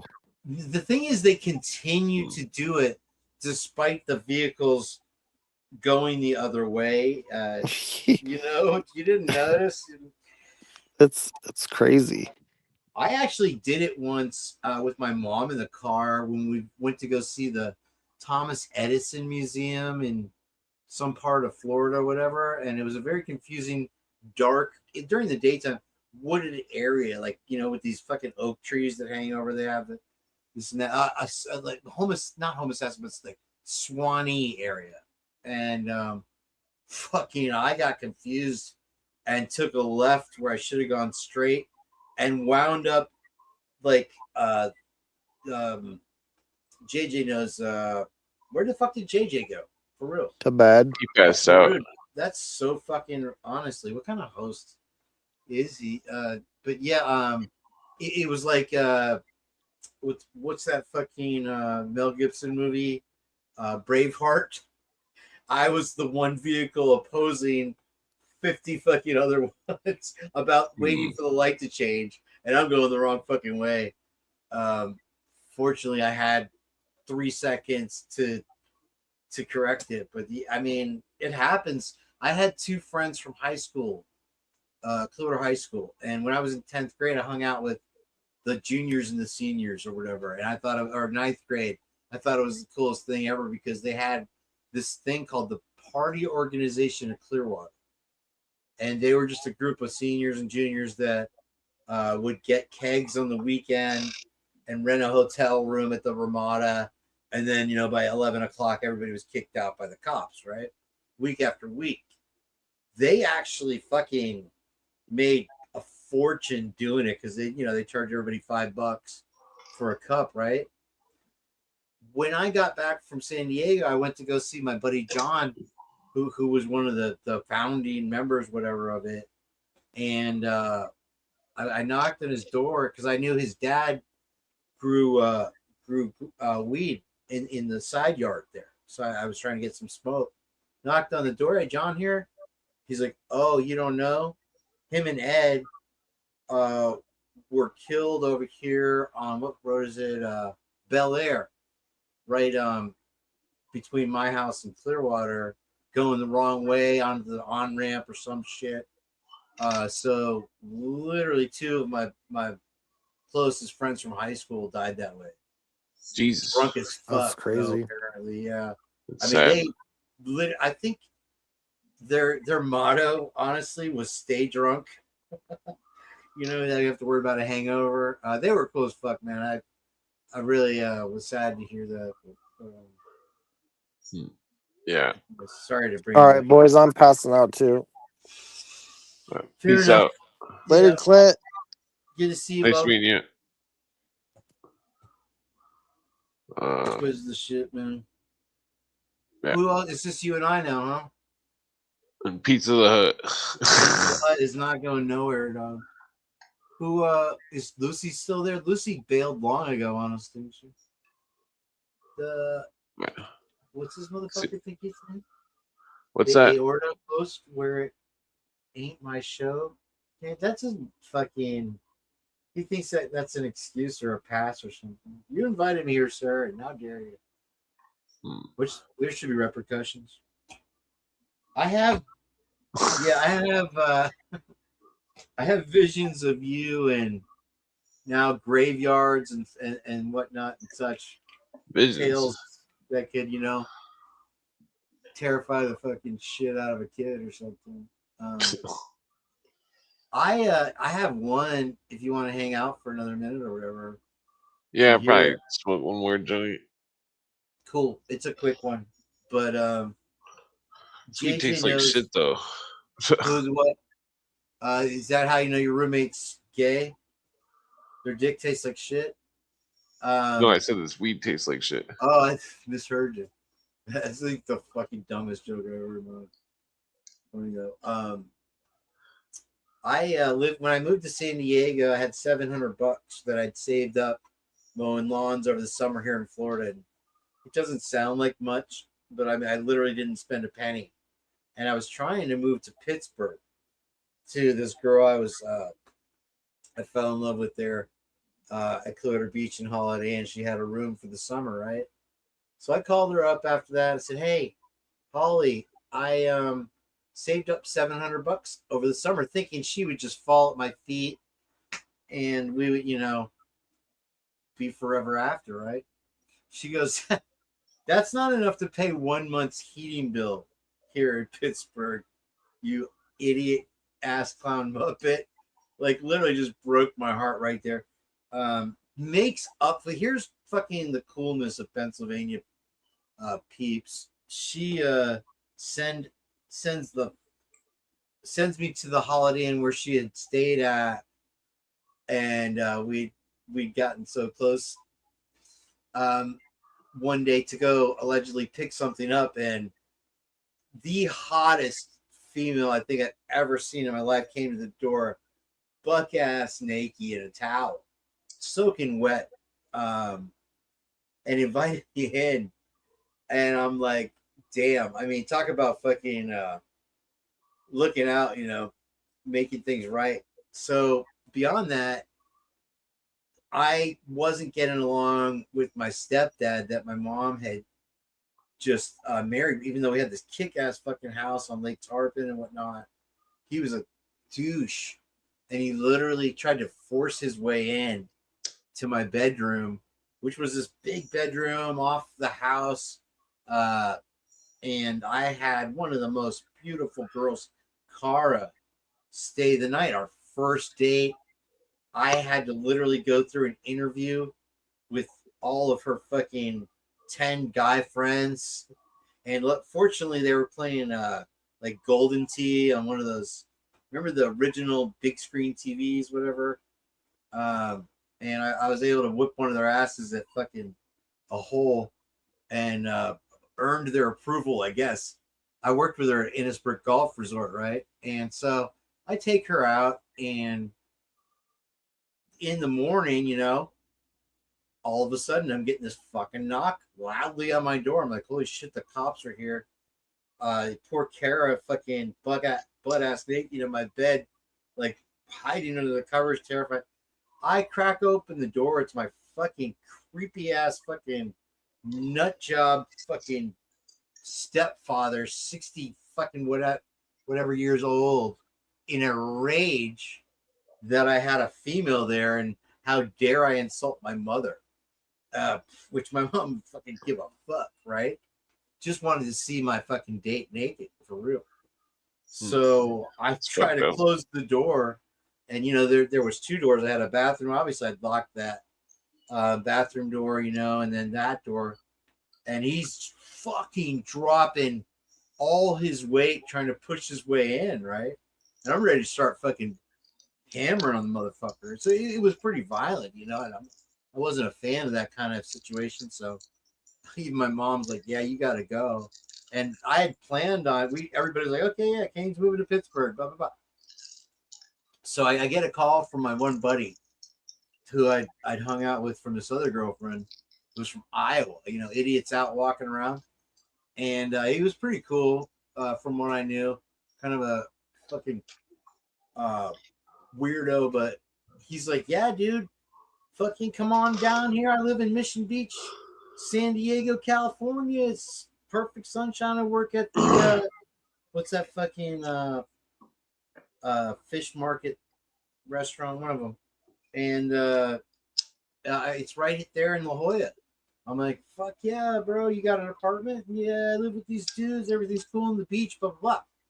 So I'm like, fuck it, all right, I got $700, fly out there for 150 from the classified ads in the newspaper. Arrive in LA not realizing how far it was from San Diego. So he's driving me, picking up. I go there, and we're planning on staying at the apartment where he was at for a couple months, and then getting this cooler place that was brand new. So meantime, I lose the money that I worked all summer for, the $700, right? Gone. Sure that one of the roommates stole it. They were really cool as fuck. They were also not from California, and they did nothing but help me out, loan me money, take me to the beach, this and that. One guy drove down to fucking what is it, Imperial Beach to fucking get some blow and shit. Like, cool as fuck. And first trip on the PCH highway. So anyway, long story short, I finally find my money. It was in the back pocket of my khaki pants, hanging behind the door when we moved out, which blew my fucking mind, right?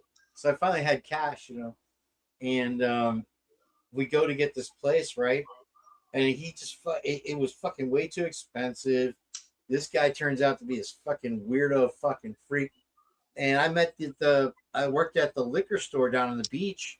So I met all the local surfer dudes, and I was like, oh, surfing sounds cool. And the first time I went out, I got a fucking really big fucking wave that was actually, kind of rare for that area. And the dudes knew these guys that like hung out. And the way La Jolla is set up there where I lived, there's all these houses, like Charlie Chaplin's old house. And at that time, there was a construction something, and there was all these motherfucking abandoned houses there on the little hill that led up to the beach, the shores. And this dude, fucking Carlos and Fred, bro, I'll never forget, used to come in the liquor store. They were a couple longboard guys, and they're like, dude, bro, what are you worried about? Come stay with us in this abandoned house. It's directly across from the beach. We have running water, this and that. There's no power, but over there you don't need it. It's not hot. There's no bugs, nothing. So I'm like, all right, okay, yeah, why not? Let's test out the homeless fucking situation, dude. I got a job. So I'm in the interim. I meet this girl who is the founder of Ray Kroc. There's seeds in this weed. Oh no, yeah, you're gonna get a headache. That's bad news. So I'm literally becoming willingly, by my own choice, a homeless surfer guy now. 2 months into my San Diego experience, and I start dating one of the wealthiest people in the world, daughter, right? And she was cool as fuck. I mean, literally all she wanted to be was normal. Money meant nothing to her and all this shit. She's, no idea who your friends are. We fucking hit it off like peas and carrots, right? So she had no fucking problem that at this point, when I started really hanging out with her, I found my own house that was like literally up the hill overlooking the water, like $1 billion view, no lie.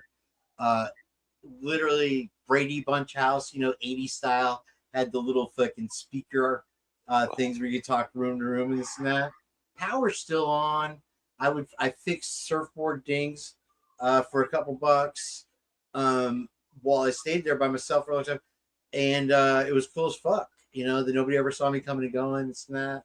Had it to myself, and so we started hanging out. She had no problem sleeping there with me, staying there, and I only occupied this one little laundry room area, which was plenty big enough for me. Right when you walked in the side of the house. I mean, because somebody sees you, these are fucking wealthy folks that, they're not going to hesitate to shut that down, terrify them. And so she starts staying over there for the first week. And like I said, I was in that area. There was a whole nother Brady Bunch part of the house that I guess was the parents' master bedroom thing. And on the third week I'm there with her, we started hearing these fucking, like, I can't describe it other than bloody murder screams coming from the other end of the house. But it wasn't like people fucking with me. It was like a recording or something, like a disembodied voice, I guess now is how I would say it. And we both were like, you hear that shit? And it was like a whisper at first. Oh, you heard a ghost? We heard it. I mean, obviously the logical answer is there was another set of homeless folks that were occupying the house that I didn't even ever enter that area of those rooms, because they had these open windows, no drapes. Had I walked in there, there's a good chance the neighbor would see me, and there was no point in going there because I didn't need the space. So yeah, I mean, I heard ghosts, bro. We both did, but it wasn't overwhelming. It was like, but if there was people, there was like 17 of them. It sounded like listening to a hole in the ground that, went down 18,000 miles and led to hell. Literally scarier than terrifying as fuck. So, this is my first paranormal experience, period. And so she was cool. We fucking slept right through it, right? You still there? And so we're like, yeah, hey, that was fucking weird last night, huh? I had like a little sleeping bag in that thing. And we did whatever we did that day, got in the car. We parked out front, she had one of those Chevy Jimmys, a white one, Chevy Blazer. First ones with the fucking digital readout and shit. Cool as fuck. And I was like, hell yeah, I made it. Looks like we made it, And so a couple days later, she comes by, stay the night. And I'm like, man, I hope we don't hear that fucking bloody murder scream thing again going on. Because there's no, actually, this house had no power, so it got real fucking pitch black as fuck at night. And this time it did happen again, a little bit louder. And it never got closer. It just kind of stayed in that one bedroom-ish. You know how you'll have the hallway, there's no door kind of thing. And it's a large living room. And so we're like, holy fuck, this is weird. But, what else are we going to do? It wasn't like she wanted to go introduce me to her mom. I just met her more or less. And I didn't have any other options. And it never happened when I was by myself. So I think there was 2 more times. And each time it got progressively just a little bit louder. You know what I mean? Like, I feel like if it had been people, it would have gotten closer and louder within, a day or two, if they're trying to scare us. Do you ever have sleep paralysis or anything? Nah, negative. No, Lucy, our friend Heather claims that she has the on more than one occasion, right? There was a picture actually somebody took of their sleep paralysis demon that was on one of these compilation shows the other day, and I was just like, oh shit, that is that's a real thing, bro. Apparently, I have you experienced anything along those? I mean, I Nah, guess maybe I used to a long time ago when I didn't smoke weed. you didn't So smoke weed, or you did. when I was younger, before I smoked weed, even into like my 20s and stuff, Like a sleep real paralysis. shut you down, can't move, something staring at you kind of shit. Only like twice or 3 or 4 times something was actually there, but most of the time it was just you could see the room; it was empty, and you feel paralyzed. You couldn't move, look around, but you couldn't move. Uh, it's like you could look with your eyes, but you couldn't like turn your head or anything. It felt like there was something that was draining you or something that was like on your chest. Dude, Uh, that is I pretty mean, spooky. Yeah, the German ladies, she's came in here discussed it as well. Ellie. you know, she's been through it. Wait, oh, Ellie L. There's not really too many L's that aren't hot as shit, right? Am I right or wrong? I find certain names are kind of attached, like Claire, typically a great big fat lady, right? If I see a name pop up on my computer there on the screen when I'm going to do a pickup, I know instantly what I'm getting into. You know, Breeze. Name one Bree or Bella, or maybe not a Bella, but a Bree or a Brittany. You can count on there being opportunity there. But that's anyway. Yeah. So, like I said, it's progressively beautiful sunny weather, San Diego days. Horrifying fucking Camp Crystal Lake nights with this girl. I mean, we were fucking in every other aspect, like growing up together, best friends. You know what I mean? That we were inseparable. Okay, and it was freaking her fucking friends out because she'd never really had a boyfriend. She was a soccer player, tennis player, and this and that. She was still in high school. I was when I moved out there, 18. So one night we were like, okay, you know what? It's gotten too loud for us. It got too loud for us. We couldn't like just bang each other's brains out and just crash out like we had. We didn't smoke weed or anything like that at that time. So we were stuck with reality, more or less, right? No escape. And this is how fucking crazy we were trying to make it work. We're like in the daytime after that, really as it got loud, unignorable. We're like, oh well, let's just go to the pharmacy and grab some NyQuil, and then we'll crash, we'll pass out after drinking that. And so that's exactly what we did, and we drank it, bro, and we both were like, gone, fucking 100% tongues through eyelids back. And boy, a motherfucker, if that shit didn't get fucking House of Horrors, Ted Bundy fucking loud, like just outside the fucking door to the living room, bro, and nobody there. It was banging on the door, or was it? No banging, just screams of like double-digit people without them. You heard screaming ghosts? It was bloody murder screams from the very get, but it started as a low volume annoyance. Never tell you this, or have you seen my show before? I can't remember. This is the second time. I mean, I'm a fan now. I'll be your Whenever I know Well, I you're live, subscribe to your sure, for sure. channel. What? My friend used to. Well, actually, he still works at it. My friend was the maintenance dude for his school or some shit. Oh And no. in the school What that back in the what 20s. school? I don't Like remember a which one, high but school or just a small private school? well, Just wondering well, how it's big it was. relevant. But it's the old school, and like Right? Okay. back in the 20s or something, there was some kind of fire that where in the Uh-oh. where the theater thing is, and Oh like man.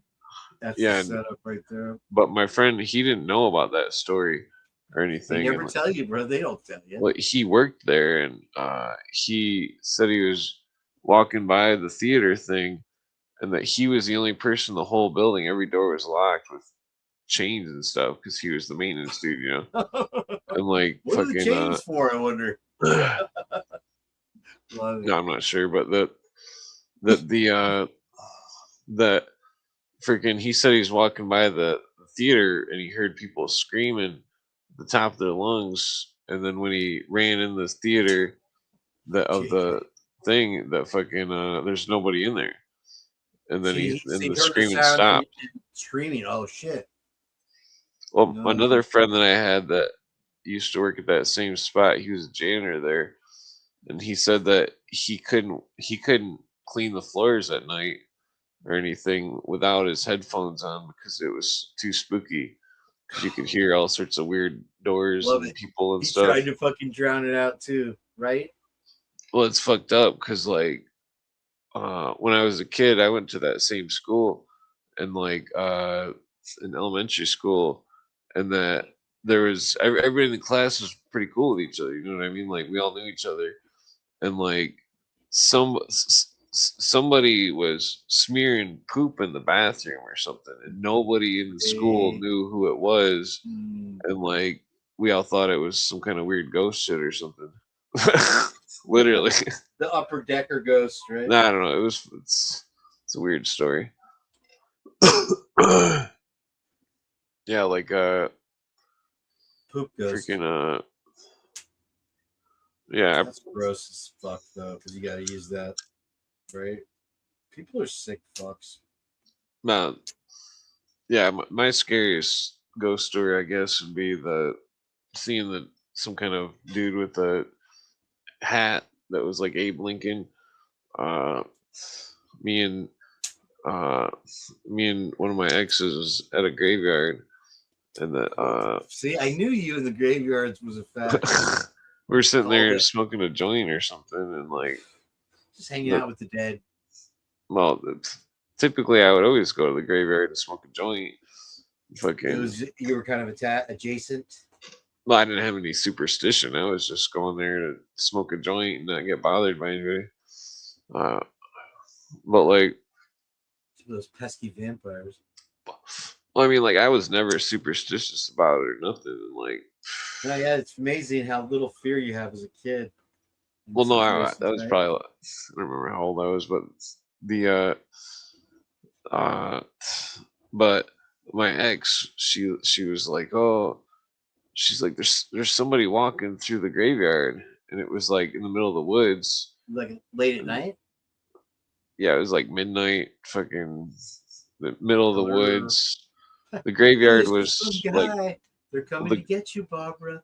well, the graveyard was 15 miles from a town, and then it's Dude. like nobody was in that graveyard. I've smoked weed in that graveyard a million times. No reason to be there. And that like but we're sitting there, she points out something, and I thought she was full of shit, and then Probably. like she wouldn't shut up, and it's like, whatever, I'll look, we're smoking a joint or whatever, and fucking the basically I'd seen somebody walking that had a big tall top hat that was like a stovepipe hat, and I was like, whoa. And then fucking like, and then I started my car, and then this is like quite some time ago, but like You were sitting in your vehicle the whole time? it was like over 10 years ago or something, probably like 15 years ago. But like then I turned lights on, and I didn't take my eye off the thing, and then I start going around, like idling through the graveyard and looking at it, and then I had to turn left towards it, and it was walking towards me, and and when I got close to it, I could see it clear as day with my headlights, and it was it was to the left of my headlights, but I could still see it clear as day, and I roll up on it, and didn't look at me, and it was like, Just kept like walking, looking for it. but it didn't have no legs, it was floating. Those are my That's when I was favorite. like, that's when I pushed the gas. It was like, what Holy the fuck? shit! Out! I'm out. Yeah, What? it was pretty spooky. How close were you to this thing? I'd say about 15, 20 feet. I'm glad we had this talk. To be honest with you, man, I was last live out at the end of it. Lucy and I were convinced you and Spark were reanimated, and for some reason, because you were just telling these tales in this cold, deep, dark voice. Oh, I'm talking about DMT trips and stuff. Yep, all that shit.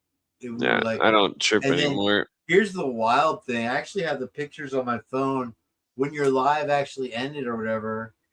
These fucking, I guess probably AI advertisements with these for makeup came on. It was these large zoomed in shots of these ladies.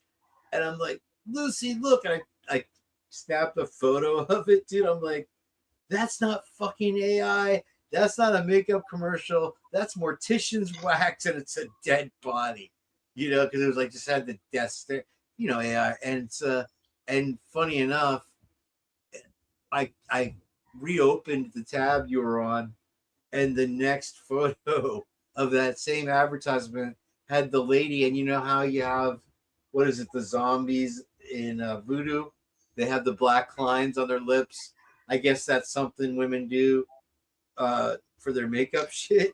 That was literally another creepy ass dead looking white pale face. I'm like, I knew it. They're ghosts and shit. Anyway, that is fucked. But how did your girlfriend ever want to go back to Abe Lincoln Park over there? And yeah, I never really went back. Went back a couple times during the day, but nothing was really spooky or anything. One of my friends, I told him the story, and that he was at the same graveyard before smoking weed, and that he said it was like they were sitting there, they were claim making the car, and that they said something. All of a sudden, it sounded like 100 people were tapping on the car all at the same time. And he said that it wouldn't stop, and that they drove out of the graveyard as quick as they could, and it stopped. And then they never went back. It really is amazing what you'll tolerate, though. Like as far as the fucking voices, and if you see something at first, and fuck it, because I imagine that was the one spot as a young adult or kid or whatever that you had where nobody's gonna fuck with you, right? You're alone and drink beer and do this and that, smoke weed, which was such a fucking crime back in the day, right? And you get banged or whatever the fuck it was, right? So you're like, fuck it, I ghost or not, this is happening. Am I right or wrong? Well, I mean, it's like if you've seen a ghost, it's not like you could do anything to not see it. I mean, I've only seen one like once my whole life, besides tripping on psychedelics. And that was way over 10 years ago. Thing or what's that? No, I was fully sober when I seen the Abe Lincoln thing. What other one are we talking about here? No, I mean, you want to get into it? Well, I guess there was another time when I was sober and I seen something. I couldn't get a good view of it. It was like it was when me and my friends were hanging out, and there was some kind of there was some kind of thing walking upstairs in his house, and we could all hear it, and me and my friend are like, "Oh, there's somebody up in your house," And he's like, there's nobody up there, and we're like, dude, we're Nobody's like, home. No, we're like, there's somebody up there, bro. but it's like we could clearly hear him stomping up there and shit. And fucking my friend's like, yeah, I hear it too, and he's like, there's It was his nobody up house? there though. Well, then he said there was a ghost, and we're like, what?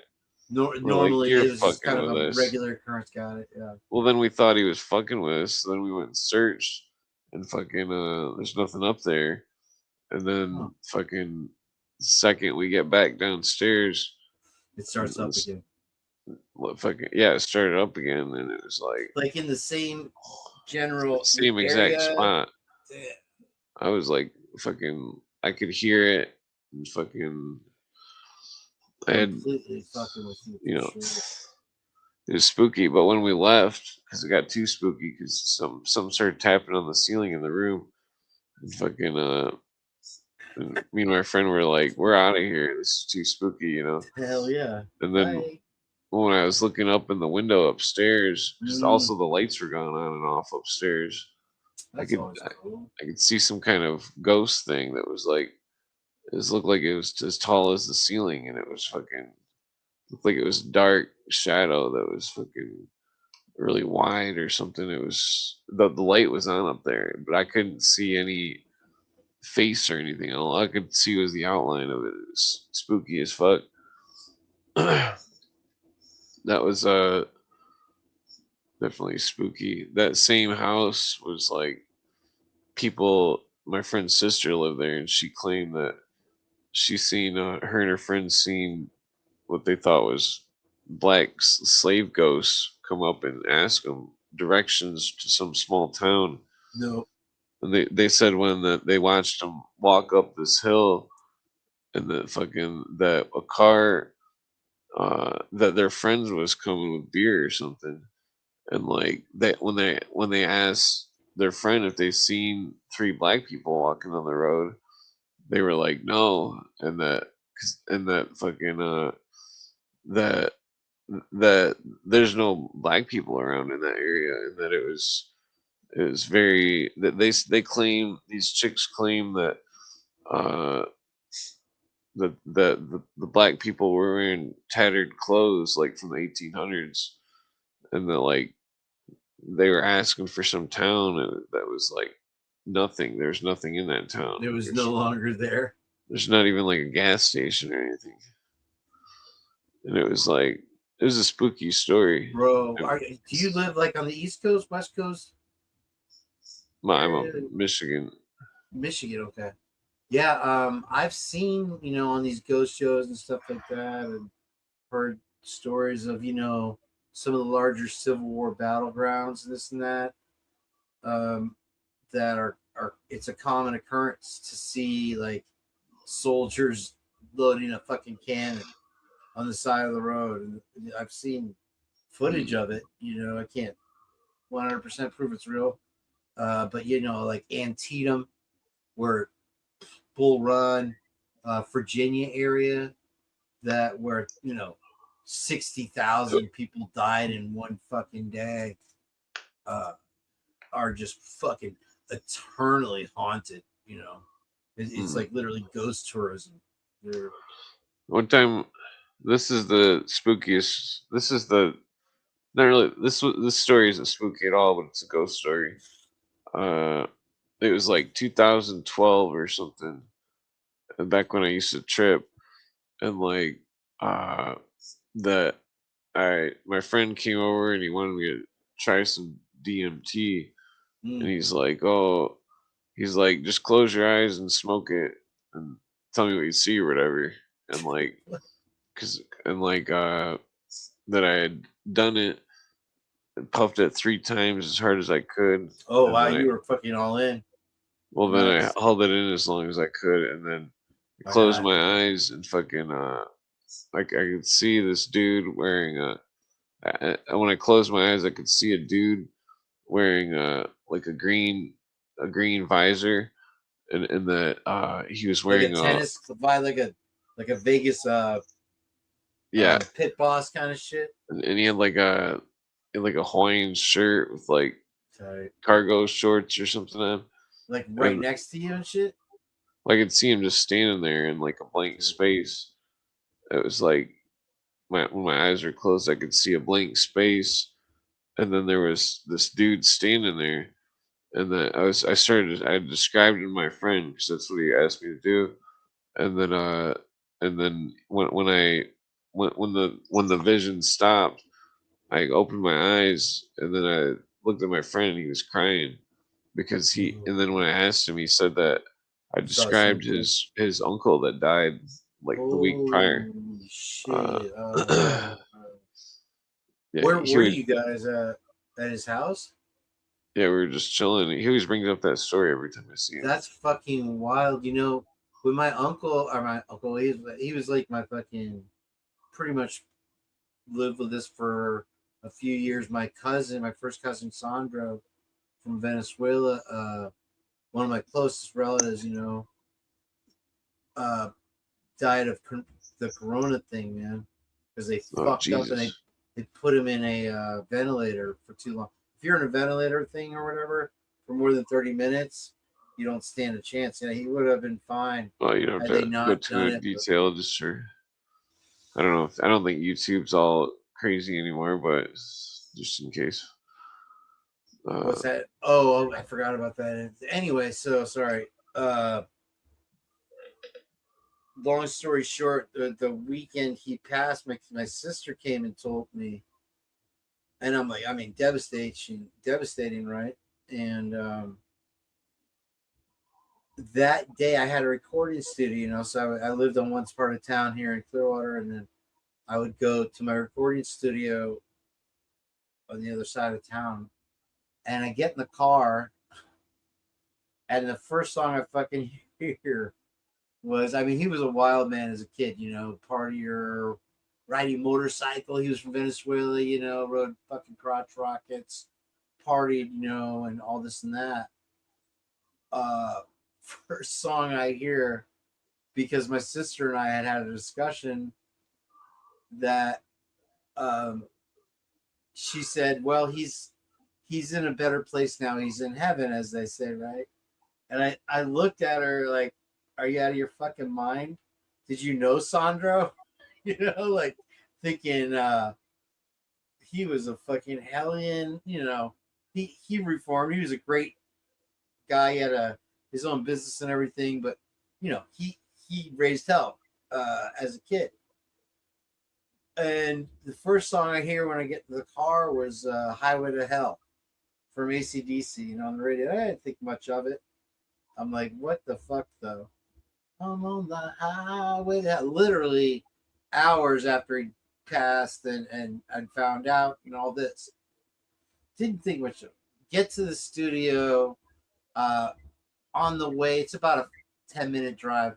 I heard the next song that I remember hearing came on. I don't know if remember it was in the car or in my studio as I opened it up, was Hell's Bells. And then right after directly was Highway to Hell again. And I mean, I don't even think I was changing the station, maybe a couple oldies stations, right? And it was, dude, literally at that point, it was like he was sending me a message, you know, just like he was listening to our conversation, you know, just to fucking crack me up. That's just how he was, you know. He was wild, but you know, when you have such a tight bond, close bond with someone, you know what I mean? Like you just feel it. And I'm sorry. There was another part of that there was a couple things for the life of me I can't remember exactly, but anyway, to finish up the San Diego tale with the McDonald's girl, we're on our last night at this Brady Bunch house in the laundry room, passed out on NyQuil, and we're gone, you know, dead asleep, and woke up like, honestly, it felt like they were hovering over us, trying to fucking instill the fear of God. I mean, You could just hear him, or you could see him. No seeing, nothing. But I mean, this was 1989, early 1990 at best. there wasn't like spatial sound where you could focus a fucking Yeah. multiple fucking terror horror screams at somebody and make it believable. It was real as fuck. You ever seen that cave video?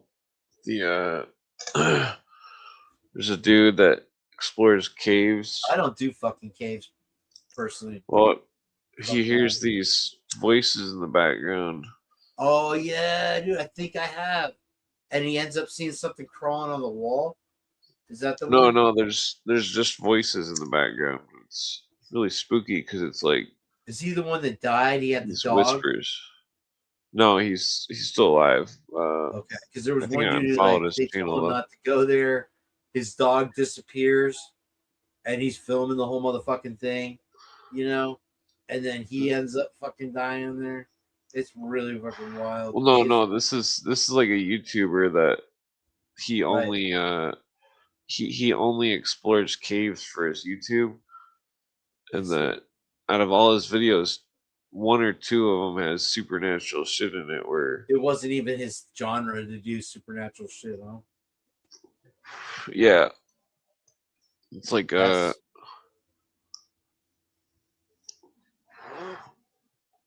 I mean, 50s like, and 90s.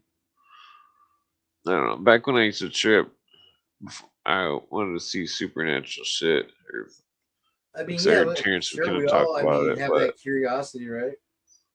well, I used to sit in the Absolutely. dark and I would smoke Oh, the DMT and trying to like, draw it out. well, I'd just sit there by myself in the dark, smoke it, and see all sorts of weird ghost shit. I mean, what I understand about DMT though, most people that get to a certain level with it see the same thing, right? Is it common for that? No, some of my friends that had some of it when we smoked it together, we seen the same ghost shit. Really, at the same time, you motherfuckers all saw the same fucking thing. Yeah, it would all appear. I've seen it many times. Everybody always acts so surprised when they see it for the first time, and they're like, "Oh." It's like, yeah, it's some weird ghost shit. I'm never tripping again. Fuck you. Hell's nah, I'm done. I just remembered another one I have when I lived on the golf course. But anyway, so yeah, dude, it was like we woke up from a dead ass motherfucking sleep here in this dark house, middle of the night up on Rich People Hill in La Jolla, San Diego, and fucking grabbed whatever keys, her purse, maybe whatever t-shirt, get the rest another day. Fuck it. Just hauling ass into the fucking car, peeling out, never coming back once we gone, right? She goes, because literally she said, fuck this, we're going to my house, let's get the fuck out of here. You know, I mean, if I had planned it, I couldn't have planned it any better. Like, oh hey, I'll fool her into let me live with it. I ended up living with her for a couple of years. We had like the Fonzie apartment, which she already had over the garage type of deal, 2-bedroom deal, away from the main house, you know, giant fucking mafia house actually, where 2 maids were killed. They were away on vacation and they put a hit out on the guy, and they had the mom replaced the bulletproof glass of the windows, you know, because it was unsightly to her. The only fucked up thing that ever happened there was one of her little sister's fucking friends would hang out, and they ended up stealing a bunch of her jewelry, and they blamed that on me for a while. And they're like, "Oh no, it was the other guy."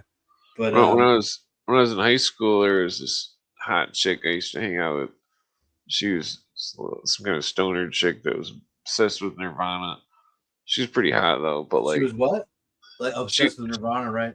Yeah, she was obsessed with bad music, but the A real but class act. she lived in this house, and it was like in some year, I don't remember, it was like the 1930s or something, that there was some kind of murder that was in the house where like some housewife or something had like murdered her 2 children, and then like the Oh housewife wow. got Shutter hung Island. herself or something, Fuck and that. like but like the housewife hung herself and stabbed herself in the neck while she was hanging, and that so she like double offed herself.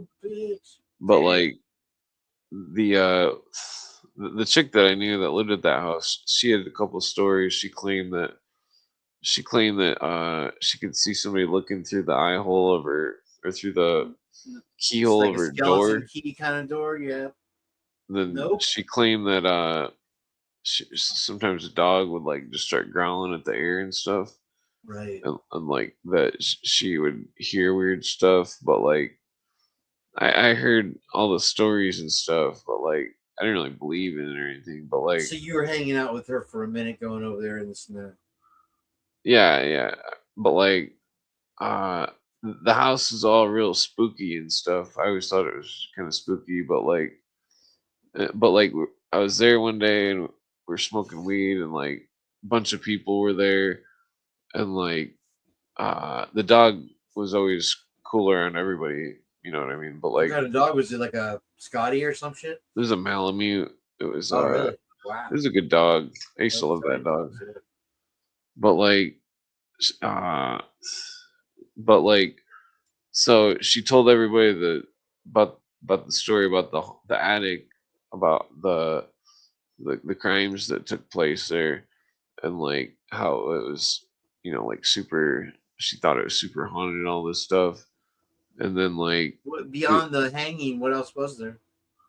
the lady that killed herself there The also backstabber? killed her children. Oh, Like, right. Got you. well, the lady, according to the for my basically the lady split her kids' heads in half and put them on a table or something. That's what I heard. And like that's because my friend had dug up the newspapers and stuff. But like uh the I never really thought it was haunted or anything. And like we all go up to the attic as a joke, just to like smoke a joint in the attic and get everybody all spooked out, and fucking You were begging for it at that point. but like the spot where the lady had done the crimes and stuff, there's the boards were stained, they were black, Right. and the Sure. with but like the it was but like I remember I was like joking and I put my hand on the spot and it No. was like, oh, the ghosts or something, Portal, and just portal. making some kind of dumb joke. And like then the dogs started acting all weird and stuff, and like You or poked the bear with nobody it. noticed the dog Oh, till like we were all gonna go down from the attic. But then the dog was in the corner of the room at like the far corner. It was like a huge attic, and like that the dog wouldn't go out of the corner when we called it, and we're like, what the fuck? That's when you know. What's that? Say that's when you know, right? Well, Something then, right. well, then the chick, it was her dog. She tried to go grab the dog by the collar and stuff, and it snarled at her. And Really? fucking that, Wow. yeah, like and then like I went to go grab the dog because it was like the dog knew me and like me more than anybody, and like the dog snarled at me too, and that's the only time the dog have ever snarled at me, and like the dog's whole life, like because I used to hang out all the time, and fucking the dog was like there's no way that dog it was looking at something in the room that wasn't there, that it would not take its eyes off it, and fucking it was creepy as fuck. The dog would just not, you couldn't get the dog to move. If you tried to touch it, the dog would freak out. And like so we just left the dog in the attic, and fucking it was some spooky shit. Eventually he came down. I'm not Was he sure. alright, or Well, I guess I got another ghost story if you like ghost stories. Me and my friend used to know these chicks, damn, and they rented this you like are fucking, you're half this fucking realm and half the other. 100%. I'm feeling it. These chicks. Well, I'm the one time my ex, she demanded I see a shrink, so my ghost stories, and like Max stories are the best ghost stories.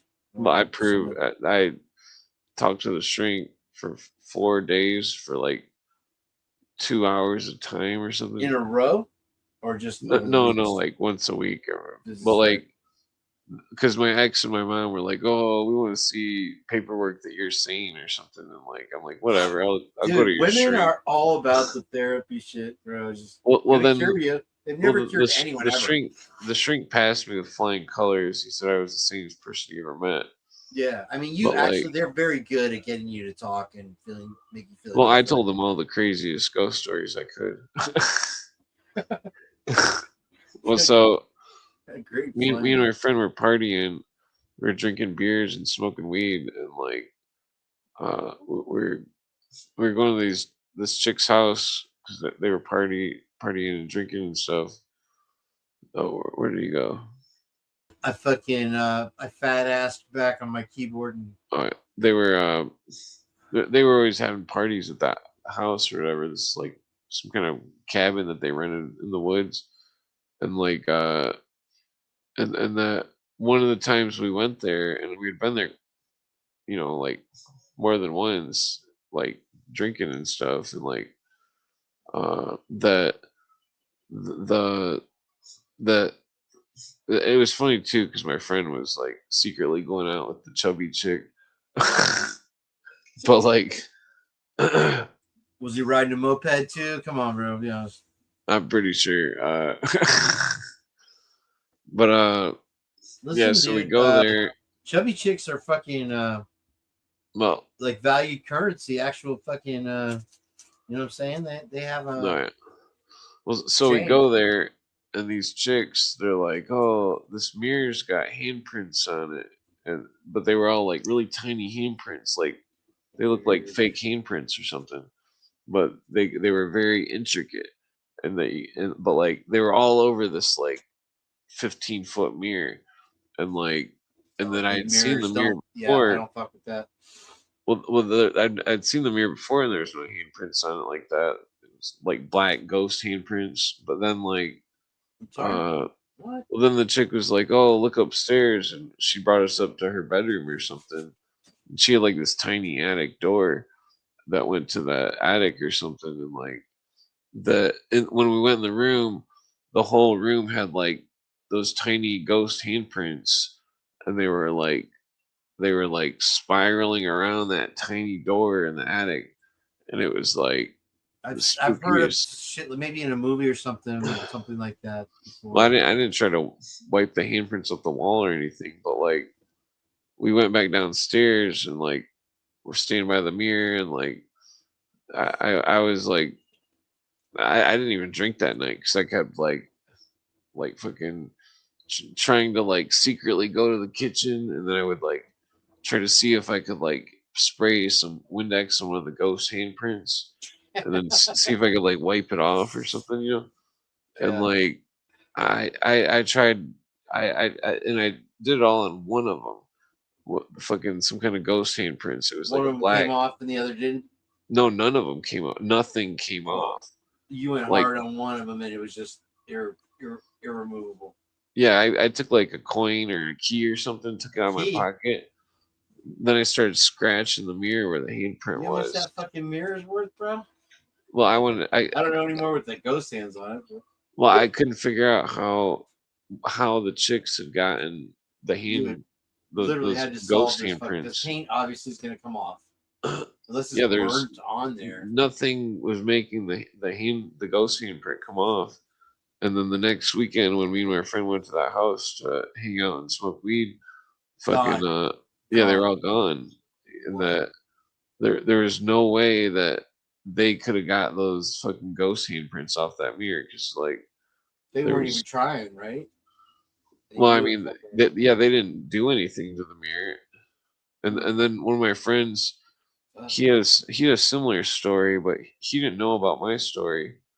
And fucking he was telling me, because my friend, he lived in Mackinac Island, and then Dude, now you got me fucking freaked out about all the mirrors in my house. For real. well, Like, well he lived on Mackinac Island, and that he was he told me a story, and that he didn't know about my ghost story about that, and like he said that that he was renting this room there, and he kept seeing these tiny ghost handprints all over the walls and the windows. But like he said only one or two at first, and then over time they kept getting more and more, and he kept hanging magazine pictures over him or something, and like fucking there it is. The cover up and the ignore and the tolerate. Unreal, right? That's when you know it's fucking real. Like when you're just like, oh no, it's totally livable with. I mean, screens, well, it's definitely spooky. ghost hands. Fuck. Yeah, he quit his job on Mackinac Island because he couldn't take renting a room there anymore. What are you gonna do, bro? So yeah, there was probably, I'm guessing, more than just the handprints were only a fucking visual reminder of what that place really was. Fuck. Well, that hotel there is haunted too. Was it like an old wooden hotel? No, there's like there was a movie made in that hotel with Christopher Reeves on Mackinac Island. What is that? Lake Superior, Lake Michigan? It's on Lake Michigan, I'm pretty sure. It's like right by the bridge, kind of. I've never been to Michigan, so I have no idea. It's pretty nice. Freaky. I've been on the Oh, island sure, yeah. twice, I think. It's pretty creepy. Well, not really creepy. I don't know. They say it's a haunted island. Everybody fucking everything at night is creepy. You know, I mean, even the most populated, developed area at night turns into whatever it becomes. Oh, yeah. Right? When I was a kid, we used to camp out on Lake Superior. And like at night, it'd be like you'd hear all the waves crashing, and Yep. fucking like it seemed like it was pretty creepy. Like fucking, it was really dark, and like something about that lake is creepy. Is that the one where the Edmund Fitzgerald went down? Probably. Right? That lake by square mile is taking down more boats. Yeah, I was gonna say total combined more than as much as like any ocean is claimed, because it's such nasty fucking cold ass nor'easters and shit that blow through there, right? Yeah, we'd camp there like 2 weeks every summer. And you'd have to get the fucking shit through that shit. Like, that's so fucking wild to me. It's like dead center in the middle of the fucking country. There's ocean, more or less. One time I was there, and like I don't know what my dad was doing, but I was like, it was just me and him, and I went on Lake Superior swimming, and I wanted to see if I could go until I couldn't touch the ground, or the lake bed or whatever. Oh no! And fucking you get a pulp on your leg. Yeah, I went out, and I was just kind of looking in the middle of the lake. I thought I was in one spot, but the whole time I was being pulled out. And then by the time I turned around, I was like fucking like super far from shore. And then I was swimming, and like it was like I couldn't swim fast enough. I kept moving further away, and then fucking like so then I held my breath and fucking like breathed tiny breaths and fucking like floated on the very top of the water and swam like a frog or something. It butterflied it out. Yeah, like I had to keep my body at the very top of the water to swim because it was. You were smart, dude. Yeah, you fought that current. You were good. Yeah. Well, then even when I got to shore, you know, fucked, my ear is starting to hurt right now. Fucking, I just thought of that fucking crazy. Even when I got to shore, it was like the undertow was so strong. Like I was up to my waist in water, and I couldn't walk. I could barely walk. Couldn't get your footing. Yeah, because it was the undertow was so heavy. It was fucking Dragging, right? scary as fuck. Oh, yeah. Yeah, there's nobody Where's on your the dad at beach. this point? It's like gone. I have no idea. He A was just memory. yeah. Oh, He he wasn't wasn't even around. paying attention to your ass? Fuck. Yeah, I was only That's like horrifying. 10 or something. Right. It was crazy. It was like You know, I as a surfer, I can relate 100% to that. yeah, I never knew such a thing existed. I've been in Lake Michigan. And it I wasn't honestly like have never experienced this undercurrent, this in the undertow people talk about, as many times as I've been in large ocean waves, whether it's Victory at sea where it's choppy as fuck, you know, just because you want to paddle out and catch some kind of fucking wave, you know, you become an expert on reading what's going to do. But there have been days where it's completely, you think you know everything, and it's looks perfect or whatever. Absolutely, a monkey could fucking do it, and make it look like a magazine, right? yeah. And you paddle out there, and you learn a fucking lesson real fast. You know. Yeah, when the day I was out in Lake Superior and it almost sucked me in the lake, it was like 0 waves. Really. Like, yeah, totally fucking deceptive as fuck. Yeah, because I was just walked out real Tidal. casually. Totally tidal, right? The water was so cold, it was like fucking Yeah, I was gonna say super the cold. surfers in the Great Lakes wear dry suits because the water is way too cold to fucking let touch your skin. For fuck's sake, man.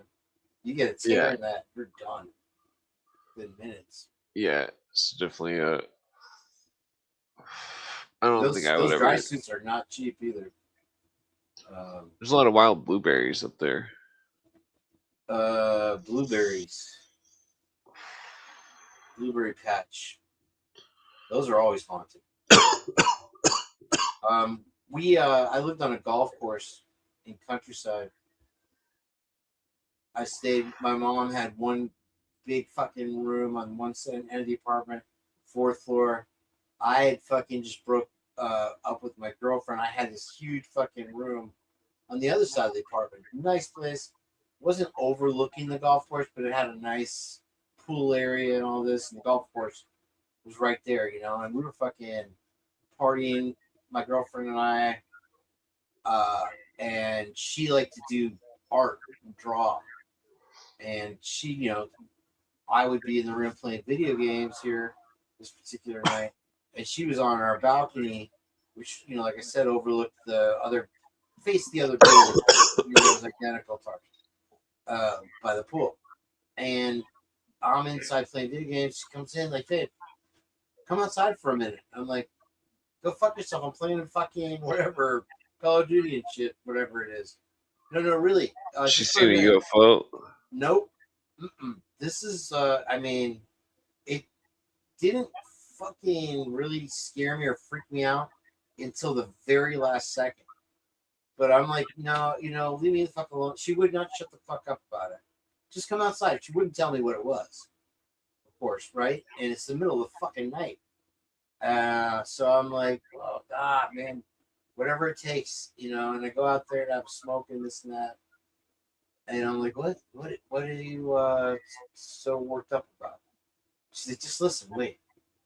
So, I mean, she had some type of thing, connection, or she'd done witchcraft or something. She was from Colorado, who knows what, right? I never really questioned that.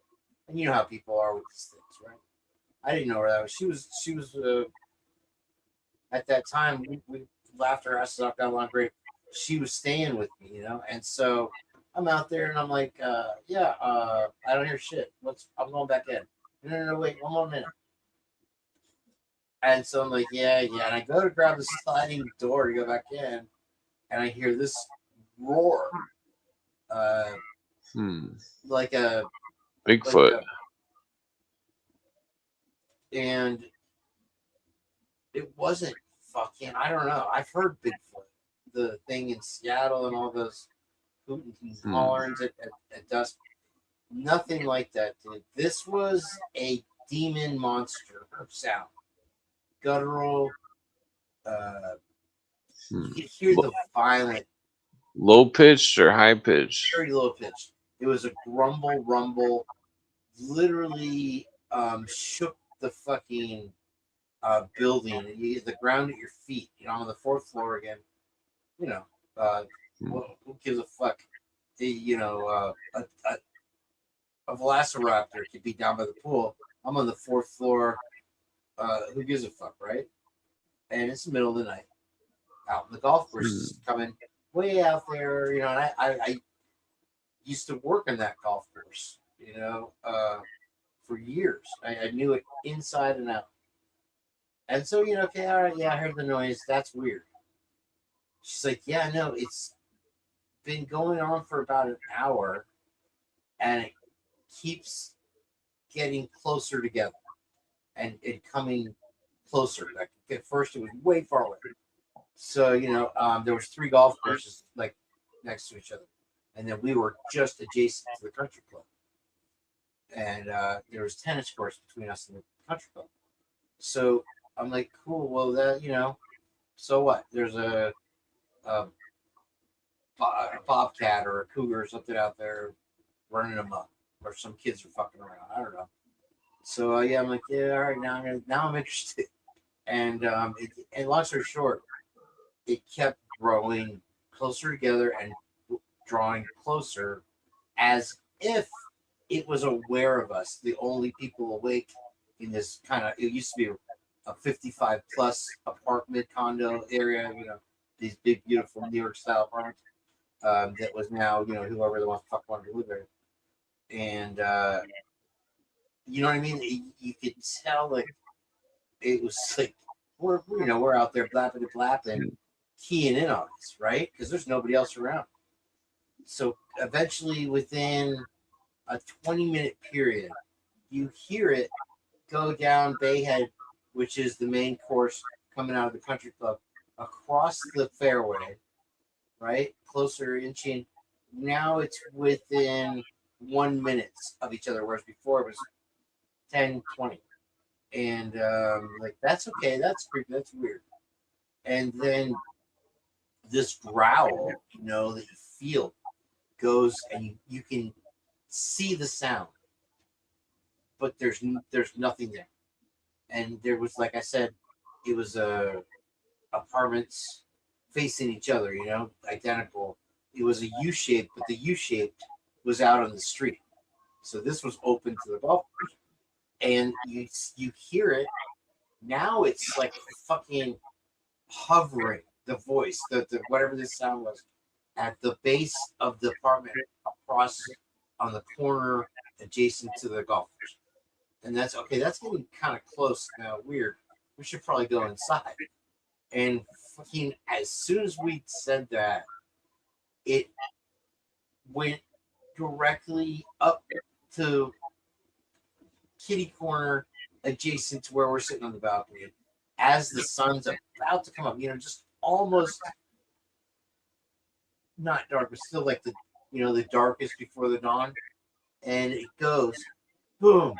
And it was like it fucking connect forward from one side to the fucking other end of the apartments to the one at the very beginning of our building, back over to the middle to our left, and then right fucking toward at us. Like it was like it was a plasma phantasm that fucking shot its nut right onto my balcony on me and my girlfriend. And then it was gone. The fucking like unexplainable. Yeah, I forget about these kind of shits. Unexplainable thing. You know what I mean? It was 11 years ago now. I mean, who knows? Maybe it was a CIA experiment, but how else do you explain that weirdness? One time, like 14 years ago, I think it was. I guess that's the last ghost story. So I gotta go my back. Yeah, I'm almost about cash. Yeah. Me and my friend and his girlfriend they wanted me to trip. I didn't want to trip, and I tripped with them. It's freaking, they're assholes. But yeah, You didn't want to be tripping with assholes. Hell no. That's well, no, they're cool. I didn't want to they were trip, peer and they're pressure. like, oh, Yeah, they're dicks. yeah, I love and it. like the but we tripped. We seen all this crazy shit, all sorts of weird ghost shit and stuff. You Then were the trip talking was about like, tabs or some shit? there was some kind of mushroom extract or something. I don't know what Oh, the hell. true. Yeah, you guys up north have access to much more psychedelics. Well, I don't really know where From what to I understand. get anything like that, but You just, I mean, the only thing you would see here would be mushrooms on the occasion, I guess. But not even yeah, really that. no, I've only smoked weed for like the last 10 or 12 years.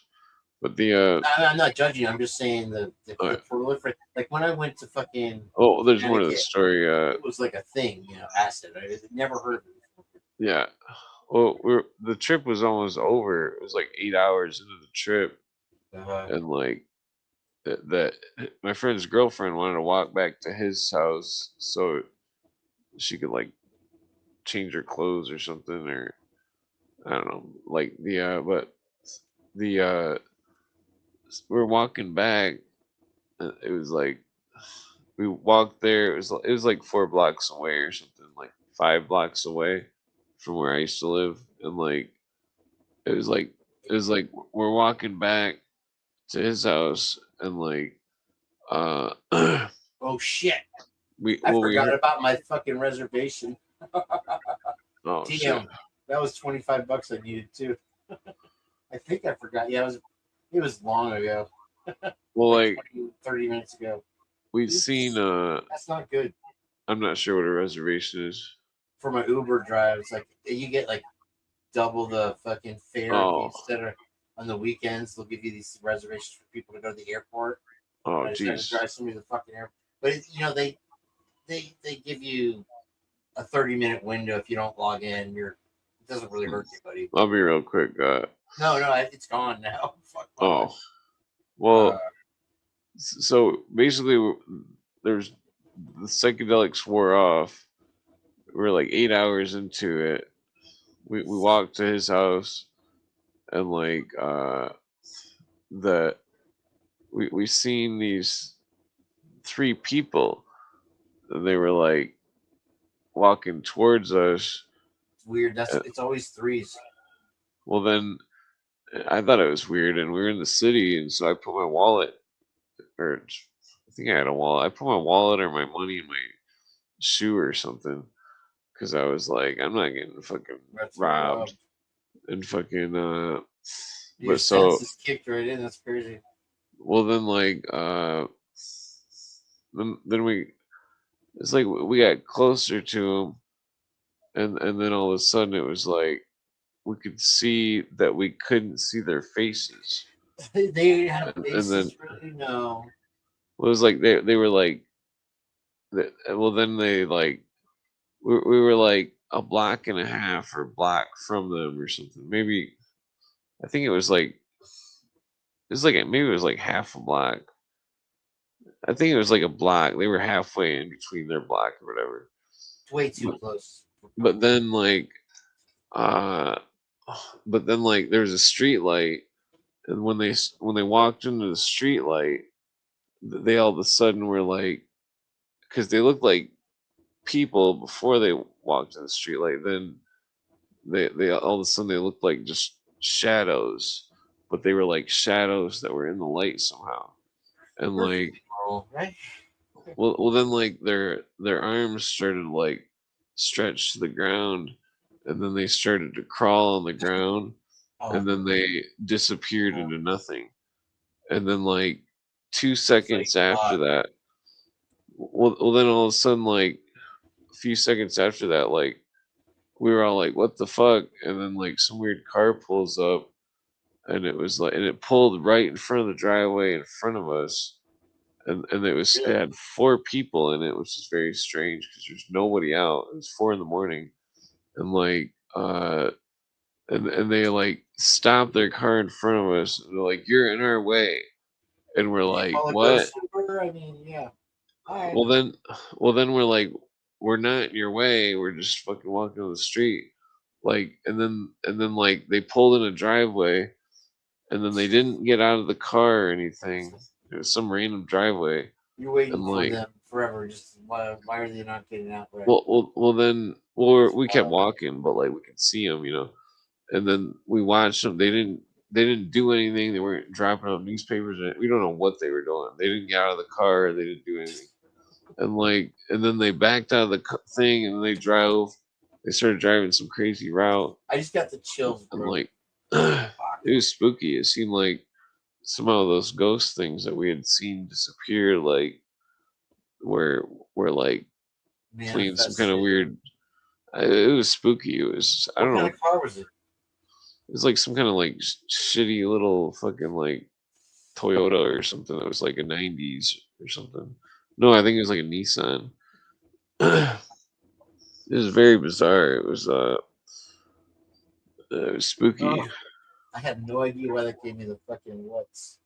Oh, it was spooky. One of my friends that's seen it, he's been on this show, and he testified that what he's seen, that the three people had turned into like You're in our way. What the fuck are you talking about?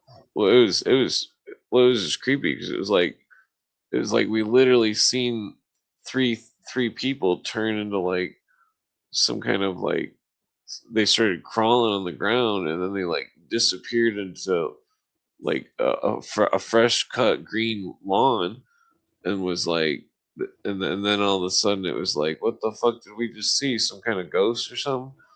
And then fucking like 2 seconds later, some kind of weird car that we had heard driving all over with like a broken exhaust or something, like Oh wow. pulls up on us, and it was like, Yeah, there's no maintenance on ghost vehicles, ghost rides. well, I don't know. I don't think it was a ghost car. It was just, it seemed like the people were really creepy or something. Chasing the fucking ghosts, maybe. It was all just a Demons really weird synchronicity. No, I mean, yeah, because if they're showing up at that moment out of nowhere, really wild, dude. I mean, why don't you get out of the car? What do you do in these people's driveway for real? Yeah, my friend came on podcast before and told his viewpoint of the story, and it's What did he basically the say? same story. That basically, I want to see that video sometime. basically that we had seen these three people that were like walking, and then they like it's like their arms started stretching and touching the ground, but they were still standing all the way up.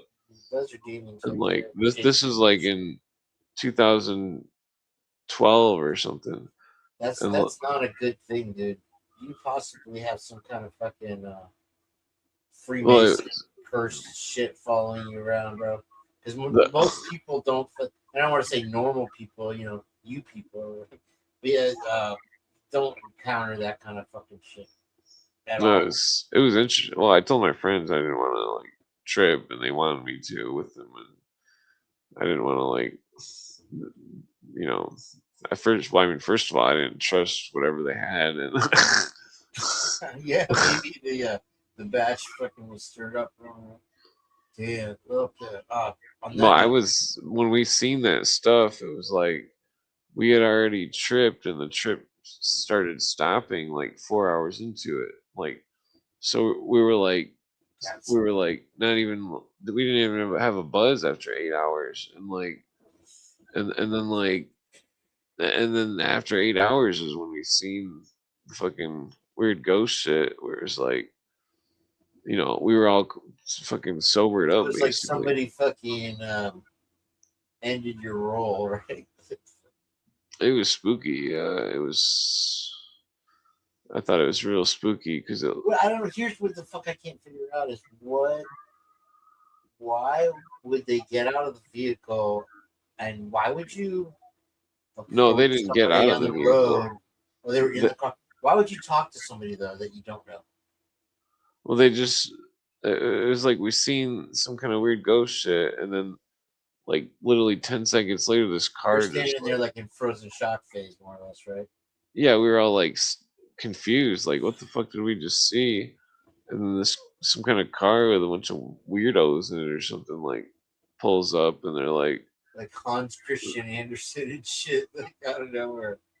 it looked like some kind of like degenerates or something. They were like you're in our way, and we're like I don't know. It was weird because we were just walking on the Exactly, dude. street. Like, no, that's absolutely not fucking. Well, it was acceptable. like they purposely wanted to pull in the driveway that we were walking in front of, not for any purpose, but to try to make some kind of weird interaction with us or something. It was very bizarre because they didn't get out of the car. They didn't like throw a newspaper out or anything because it was like what are they, newspaper people? Like why are they driving 4 people deep in a car? Right. Like That's my question. Is do you feel like they were real for real, or was it? they were real. I They I were real thought they were like some kind of criminals or something. It was like They probably, yeah, of course. You know who's out at night? Fucking cops and criminals. Like, yeah, stoners being dumb walking around. you know, what are you doing? You're out there. Not like you're robbing banks or nothing, but that was, you know. Yeah, it was just a spooky story. Yeah. No, that's why I don't like to trip anymore. See spooky ghost stuff. Really touch that because I mean the strongest thing I've ever tried was probably I would say ketamine once. And that doesn't last very long, but boy, does it take you to another place, man. Nah, I don't really like anything like that. That's Very short, yeah. but it's very that's a euphoric as motherfucker thing. You know? Well, I tried it once 25 years ago. I didn't really care for it. Yeah, it was probably along those lines where I did. I instantly wanted more. I'd be broke dead and living under a bridge now had I been able to get it. No, I was gonna say I'm gonna pass out here. I'm getting pretty tired. Yeah, But if you follow me on Twitter, I can send you an invite if you want to hang out again. Sure. I mean, I'm mostly probably here for now because am I on Twitter? I think I have the Twitter now. Oh yeah, just follow me. Yeah, no, I think Twitter's better, huh? As far as like millions of views, better stuff. I can't. I don't know anybody much that's gotten over 10,000 views in their lifetime on YouTube. So weird. It's like on YouTube, right? I mean, personally, that I know. Well, some of my videos got a bunch of views, but they were just uploads they weren't actually videos of me or anything. They were like this 10-minute Terrence McKenna clip I had like 400,000 views or something, or 600. On YouTube? Yeah, it's still up. But then like it got all those views right when I first started my YouTube in like 2008 or something, and like 2008? No. Yeah, and like and 2014, isn't it? Or 2006, I think, right? Yeah, you're right. I think I started in 2007 or 2008. Well, it was like after the first time I uploaded a Bill Cooper audio, it was like I never got views again. Who's Bill Cooper? The conspiracy dude that. Well, here I'll put a link in the chat for you. Listen to there's a whole bunch of audio of it. There's I'll put it in the private chat. The link hourthetime.com. He talks about the I'll put it in another chat too. I'm literally like hugging my keyboard about to drop. No, yeah, I'll definitely check it out. Yeah, I put it on. That's the special audio sets. I listen to those first, or listen to if you go to the more section, it's got like 93 through 97. They're all like about conspiracy shit. Yeah, like a George Webb kind of conspiracy, or like real shit. Well, Cooper was a retired naval intelligence dude or some shit. Okay, I know him. Yep, I know exactly what I was saying. Fair enough. Yeah. He had like some kind of clearance. He talks about the Masonic conspiracy and the Illuminati conspiracy. That he talks about all sorts of stuff that's I think is relevant to modern times. Oh All yeah, right. it's all relevant. But hey, Yeah, well, listen you to know, the sometime maybe you could chill with us on the Purge too. Come over there and just do a fucking whatever if you're into it. I'll excuse me. see if you can't All get right. Spark to fucking come back too, man. That guy was pretty chill. All right. He'd be a guest. So yeah, thanks, man. All right. Take it easy. Have a good one. Good night.